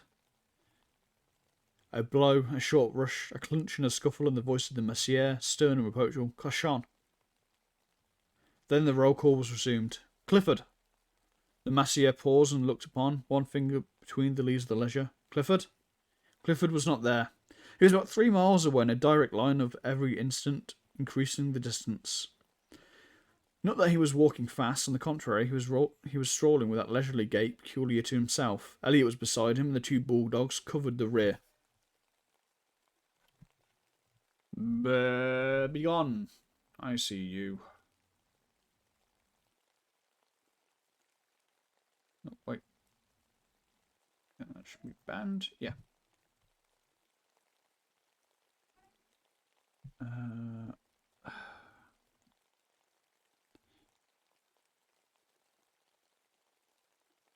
Elliot was beside him, and the two bulldogs covered the rear. Elliot was wielding the Gil Blas, from which he seemed to extract amusement, but deeming boisterous mirth unsuitable to Clifford's state of mind, so reduced his amusements to a series of discreet smiles. The latter, moodily aware of this, said nothing, but leading the way to the Luxembourg Gardens, installed himself upon a bench by the northern terrace and surveyed the landscape with disfavour. Elliot, according to the Luxembourg regulations, tied the two dogs and then, with an interrogative glance towards his friend, resumed the Gil Blas and the discreet smiles. The day was perfect. The sun hung over the Notre Dame, setting the city in a glimmer. The tender foliage of the chestnuts cast a shadow over the terrace and flecked the paths and walks with tracery so blue that Clifford might have found encouragement for his violent impressions had he but looked. But as usual in his period of his career, his thoughts were out anywhere except in his profession. Around and about, the sparrows quarrelled and chattered their courtship songs. The big rosy pigeons sailed from tree to tree. The flies whirled in the sunbeams, and the flowers exhaled a thousand perfumes which stirred Clifford with languorous wistfulness. Under his influence, he spoke. "Elliot, you are a true friend." "You make me ill," replied the latter, folding his paper. "It's just as I thought. You were tagging after some new petticoat again." "And," he continued wrathfully, "if this is what you've kept me from Julian's for, well, it's to fill me up with the perfections of some little idiot." "Not idiot," remonstrated Clifford gently. "See here," cried Elliot. "Have you the nerve to tell me that you are in love again?" "Again?" "Yes, again and again and again. And by George, have you." "This," observed Clifford sadly, "is serious." For a moment Elliot would have laid hands on him. Then he laughed with sheer helplessness. "Oh, go on then. Let's see. There's Clemence and Marie Telec and Cosette and Fifine, Colette, Marie Verdier. All of them charming, most charming, but I never was serious. So help me Moses," said Elliot solemnly. "Each and every one of those named have separately and in turn torn your heart with anguish, and have also made me lose my place at Julian's in the same manner. Each and every one, separately and in turn. Do you deny it? What you say may be founded in facts, in a way, but give me the credit of being faithful to one at a time, until the next comes along. But this is really very different, Elliot. Believe me, I am all broken up." Then, there being nothing else to do, Elliot gnashed his teeth and listened. It's Rue Barré." "Well," observed Elliot with scorn, "if you are moping and moaning over that girl who has given you and myself every reason to wish the ground would open and engulf us, well, go on." "I'm going on. I don't care. Timidity has fled." "Yes, your native timidity." "I'm desperate, Elliot. Am I in love? Never, never did I feel so damn miserable. I can't sleep. Honestly, I'm incapable of eating properly." Some symptoms noticed in the case of Colette. "Just listen, will you? Hold on a moment. I know the rest by heart. And let me ask you something. Is it your belief that Rue Barré is a pure girl?" "Yes," said Clifford, turning red. "Do you love her? Not as a dangle and tiptoe for every pretty inanity. I mean, do you honestly love her?" "Yes," said the other doggedly. "I would." Hold on a moment. "Would you marry her?" Clifford turned scarlet. "Yes," he muttered. "Pleasant news for your family," growled Elliot, in suppressed fury. "Dear father, I have just married a charming grisette, whom I'm sure you'll welcome with open arms, in company with her mother, a most estimable and cleanly washed lady. Good heavens. This seems to have gone a little further than the rest. Thank your stars, young man, that my head is level enough for the both of us. Still, in this case, I have no fear. Rue Barré set on your aspirations in a manner unmistakably final." "Rue Barré," began Clifford, drawing himself up, but he suddenly ceased, for there was the dappled sunlight glowing in pots of gold. Along the sun-flecked path tripped Rue Barré. Her gown was spotless, and her big straw hat, tipped a little bit with a white forehead, threw a shadow across her eyes. "What are you sorry for, Manor?"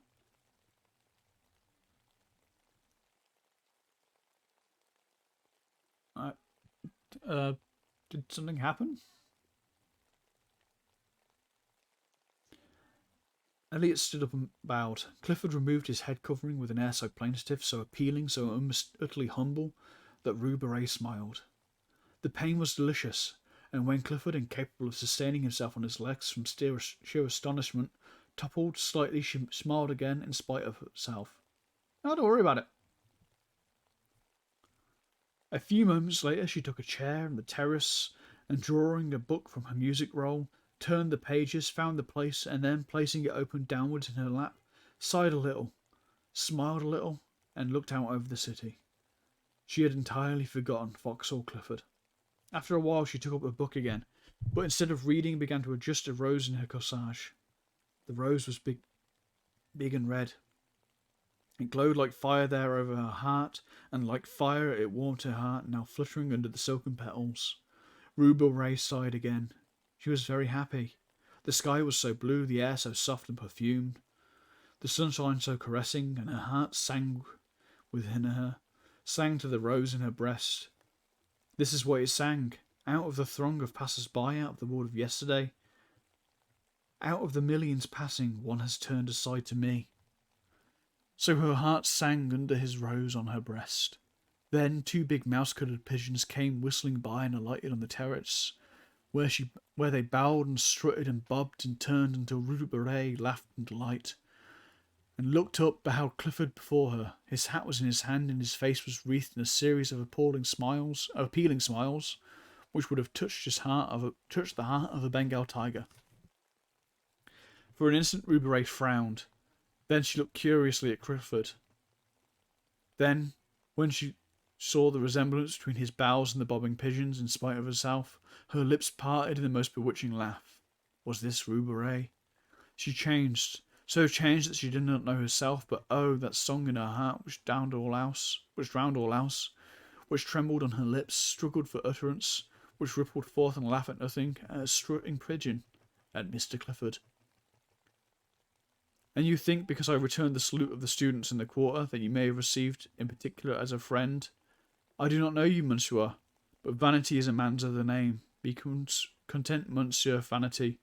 I shall be punctilious, oh, most punctilious in returning your salute. But I beg, I implore you to let me render you that homage which had so long. Oh dear, I don't care for homage. Let me only be permitted to speak to you now and then, occasionally, very occasionally. And if you, why not another? Not at all. I will discretion myself. I will be discretion itself. Discretion? Why? Her eyes were very clear, and Clifford winced for a moment, but only for a moment. Then the devil of recklessness seized him. He sat down and offered himself, soul and body, goods and chattels. And all the time he knew he was a fool, and that infatuation is not love, and that each word he uttered bound him in honour from which there was no escape. And all that time Elliot was scowling down on the Fountain Plaza, and savagely checking both bulldogs from their desire to rush to Clifford's rescue. For even they felt there was something wrong, as Elliot stormed within himself and growled maledictions. When Clifford finished, he finished in a glow of excitement, but Rue Beret's response was long in coming, and his ardour cooled, while the situation slowly assumed its just proportions. Then regret began to seep in, but he had put that aside and broke out again in protestations. And at the first word, Rue Beret checked him. I thank you, she said, speaking very gravely. No man has ever before offered me marriage. She turned and looked out over the sea. After a while she spoke again. You offer me a great deal. I am alone, I have nothing. I am nothing. She turned again and looked at Paris, brilliant, fair, in the sunshine of a perfect day. He followed her eyes. Oh, she murmured, it is hard to work always, hard alone with never a friend you can have in honour. And that love that is offered means the streets, the boulevard, when passion is dead. And I know it, we others who have nothing, have no one, who give ourselves in questioning when we love, yes, in questioning, heart and soul, knowing the end. She touched the rose at her breast. For a moment she seemed to forget him, and quietly, I thank you, I am very grateful. She opened the book, plucked a petal from the rose, dropped it between the leaves. Then, looking up, she said gently, I cannot accept.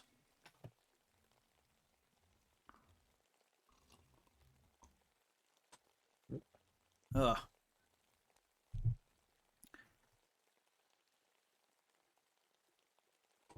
Yeah, I just hydrated. It took Clifford a month to entirely recover, although at the end of the first week he was pronounced convalescent by Elliot, who was an authority, and his convalescence was aided by the cordiality with which Rue Beret acknowledged his solemn salutes. 40 times a day he blessed Rue Beret for her refusal, and thanked his lucky stars, and at the same time, O wondrous heart of ours, he suffered the tortures of the blighted. Elliot was annoyed, partly by Clifford's reticence, partly by the unexplainable thought and the frigidity of Rue Beret. At their frequent encounters, when she, tripping along the Rue de Seine, with music roll and big straw hat, would pass Clifford as familiars, steering an easterly course to the Café Vachette, and at the respectful uncovering of the band would colour and smile at Clifford. Elliot's slumbering suspicions woke, but he never found out anything, and finally gave it up as beyond his comprehension, merely qualifying Clifford as an idiot and reserving his opinion of Rue Beret. All this time Selby was jealous. At first he refused to acknowledge it to himself, and cut the studio for a day in the country, but the woods and fields of course aggravated his case, and the brooks babbled of Rue Beret, and the mowers calling to each other across the meadow ended in a quivering Rue Beret. That day spent in the country made him angry for a week, and he worked sulkily at Julian's, all the time tormented by a desire to know where Clifford was and what he might be doing. This culminated in an erratic stroll on Sunday, which ended at the flower market on the Pont au Change, began again, was gloomily extended to the Morgue, and again ended at the Marble Bridge. It would never do, and Selby felt it. So he went to see Clifford, who was convalescing on mint juleps in his garden. They sat down together and discussed morals and human happiness, and each found the other most entertaining.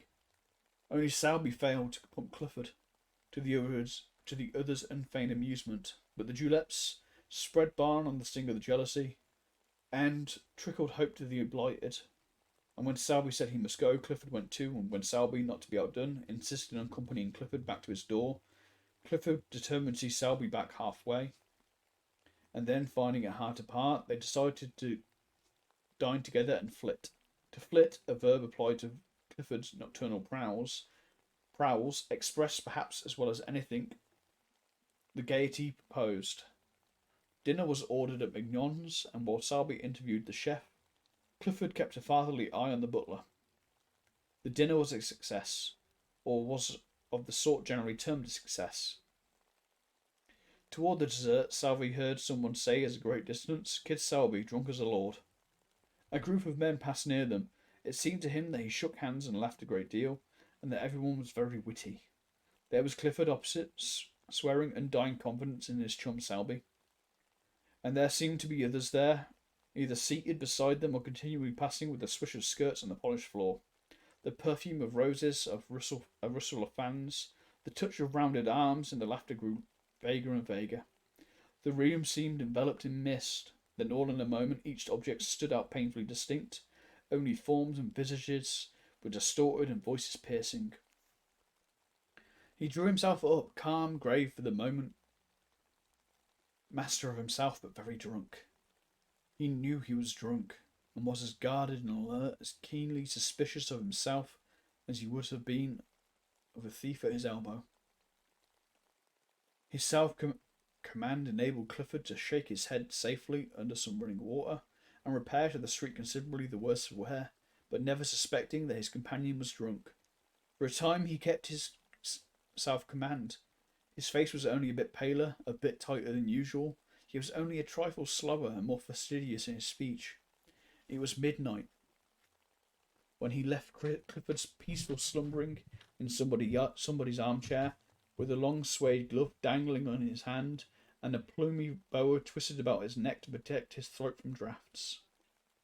He walked through the hall and down the stairs and found himself on the sidewalk in a quartet he did not know. Mechanically he looked up at the name of the street. The name was not familiar.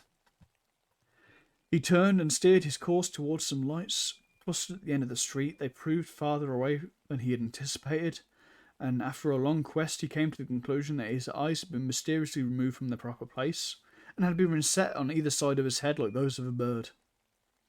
It grieved to him to think of the inconvenience this transformation might occasion him, and he attempted to cock up his head hen-like to test the mobility of his neck. Then immense despair stole over him. Tears gathered in the tear ducts, his heart melted, and he collided with the tree. Is it... This reads like a shitpost. This is from like the late 19th century. And he was so drunk he cried because he wasn't a bird. Or he thought he was a bird, but it wasn't working. Jesus. This shocked him into comprehension. He stifled the violent tenderness in his breast, picked up his hat and moved on more briskly. His mouth was white and drawn, his teeth tightly clenched. He held his course pretty well and strayed but little, and after an apparently interminable length of time found himself passing a line of cabs. The brilliant lamps, red, yellow and green, annoyed him, and he felt it might be pleasant to demolish them with his cane, but mastering this impulse he passed on. Later an idea struck him that he would save fatigue to take a cab, and he started back with that intention, but the cabs seemed already so far away and the lanterns were so bright and confusing that he gave it up and pulling himself together, looked around. A shadow, a mass huge and defined, rose to his right. He recognised the Arc de Triomphe and gravely shook his cane at it. Its size annoyed him. He felt it was too big. Then he heard something fall clattering to the pavement and thought probably it was his cane, but it didn't much matter. When he mastered himself and regained control of his right leg, which betrayed symptoms of insubordination, he found himself traversing the Place de la Concorde at a pace which threatened to land him at the Madeleine. This would never do. He turned sharply to the right and crossed the bridge towards the Palais Bourbon at a trot and wheeled into the Boulevard Saint-Germain. He got on well enough, although the size of the War Office struck him as a personal insult, and he missed his cane, which it would have been pleasant to drag along the iron railings as he passed. It occurred to him, however, to substitute his hat, but then he found he had forgotten it when he went for it. But when he found it, he forgot what he wanted it for and replaced it upon his head with gravity. Then he was obliged to battle with a violent inclination to sit down and weep. This lasted until he came to the Rue de Renée, but there he became absorbed in contemplating the dragon on the balcony overhanging the Cour du Dragon, and time slipped away until he remembered vaguely that he had no business here. He marched off again. It was slow work, the inclination to sit down and weep had given place to a desire for solitary and deep reflection. Here his right leg forgot its obedience and attacked the left, outflanking it and brought him up against a wooden board which seemed to bar his path. He tried to walk around it, but found the streets closed. He tried to push it over, and found he couldn't. Then he noticed a red lantern standing on a pile of paving stones inside the barrier. This was pleasant. How was he to get home if the boulevard was blocked? But he was not on the boulevard. His treacherous right leg had beguiled him into a detour, for there, behind him, lay the boulevard with its endless line of lamps, and here, with his narrow dilapidated street, piled up with earth and mortar and heaps of stone, he looked up. Written in staring black letters on the barrier was Rue Barré. He sat down. Two policemen who he knew came by and advised him to get up, but he argued the question from a standpoint of personal taste, and they passed on laughing. For he was at that moment absorbed in a problem. It was how to see Rue Barré. She was somewhere or other in that big house with the iron balconies, and the door was locked, but what of it? The simple idea struck him to shout until she came. The idea was replaced by another equally lucid, to hammer on the door until she came. But finally, rejecting both of these as too uncertain, he decided to climb into the balcony and open a window, politely inquire for Rue Barré. There was but one lighted window in the house that he could see. It was on the second floor, and towards that he cast his eyes. Then, mounting the wooden barrier and clambering over piles of stone, he reached the sidewalk and looked up the facade for a foothold. It seemed impossible. But a sudden fury seized him, a blind, drunken obstinacy, and the blood rushed into his head, leaping, beating in his ears like a dull thunder of an ocean. He set his teeth, and, springing at the windowsill, dragged himself up, and hung to the iron bars. Then reason fled.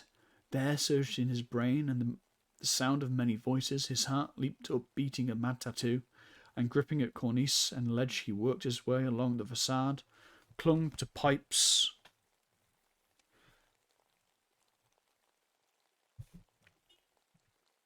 and dragged himself up, over into the balcony by the lighted window. His hat fell off and rolled against the pane. For a moment, he leaned breathless against the railing, then the window was slowly opened from within. They stared at each other for some time. Presently the girl took 2 unsteady steps back into the room.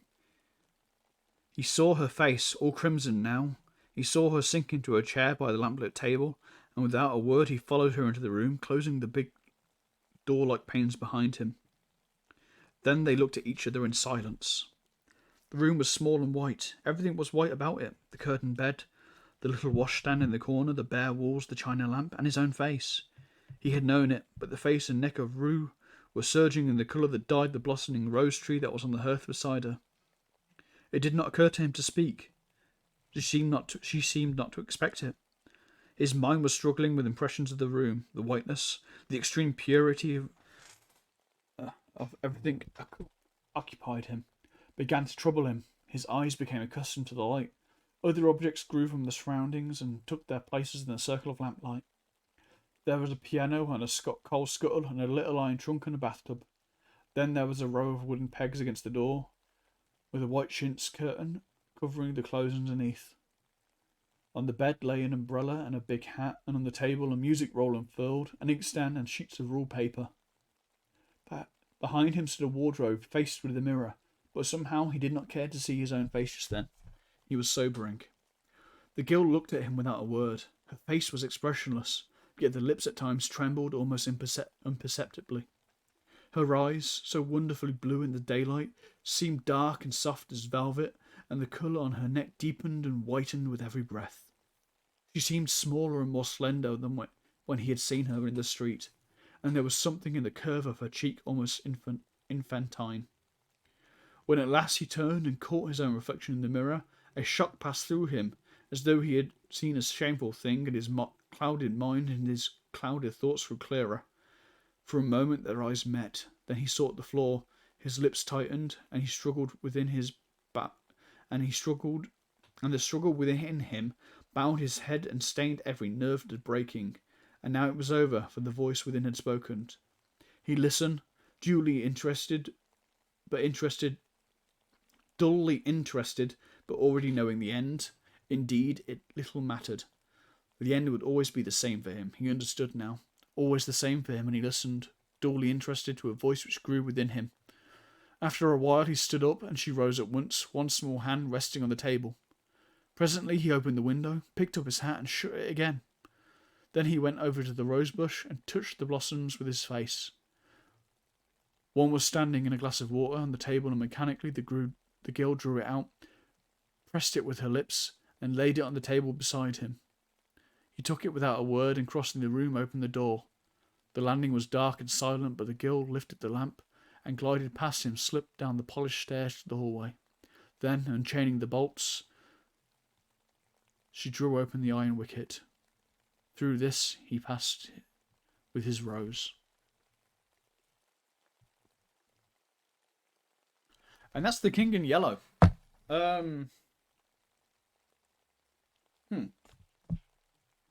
Be real, like, that's my first time actually reading the book. So I'm not really sure what to make of it. Oh, Chio, oh no, I just finished reading. Oh no, I'm so sorry. There's no more stream, Chio. You're too late. The stream's gone. Oh no. Welcome in, raiders. Hi, I'm sorry. We're gonna raid someone else though. I'm gonna bounce you around a bit.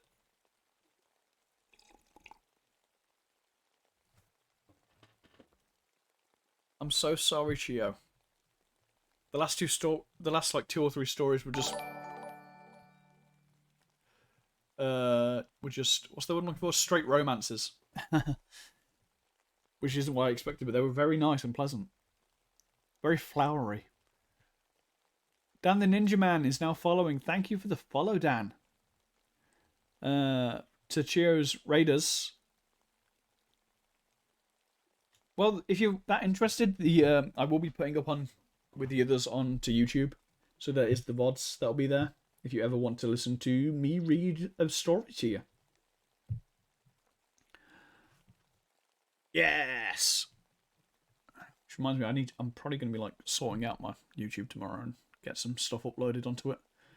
Because I've been lacking on actually uploading things. Oops. Headpats, yay! But thank you for dropping in. Thank you for the raid. I am confusion. Same. What? Why are we confused? I don't understand. No, you're fine. Apparently I've been reading for nearly 5 hours, and it's like nearly 12 o'clock, and I haven't actually eaten anything, so I'm going to be getting some cereal as soon as I raid someone. Because I'm very hungry. But I don't want to cook, because it's too late. Raid. Who are we going to raid? Let's go say hello to Lasso. The story, what does it mean? I have no idea.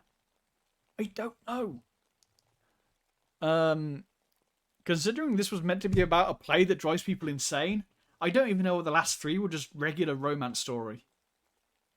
I have no idea. Your guess is as good as mine, Plantia. Oh.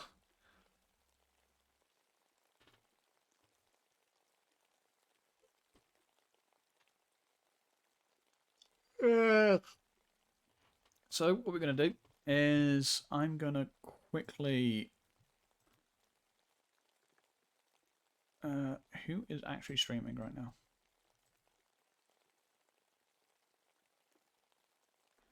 Nope, not the one I want. Where's the tab that I want? Where's the tab that I want? Oh, D's playing Fortnite. You know what? Yeah, let's go raid D. Oh, D's playing Fortnite. You know what? Yeah, let's go raid D.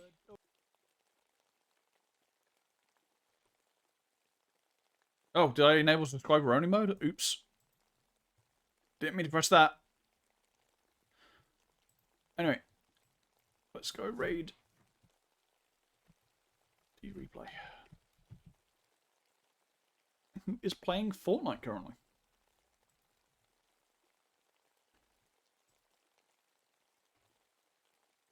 Can't wait to see more Sucker for Love. Neither can I. Especially because now I'm very confused as to what has to do with Cthulhu. Given that book. Oof. I'm going to go eat some cereal to get food in me, and then I will maybe sleep. But for now, let's go say hello to D, who is a wonderful person and deserves all the love. Thank you for dropping in, and thank you for enjoying the story. But I must go say bye-bye now.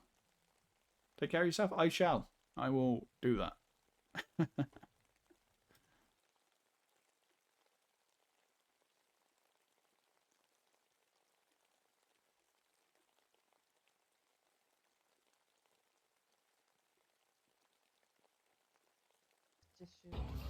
Oh shit! Goddamn! Bad.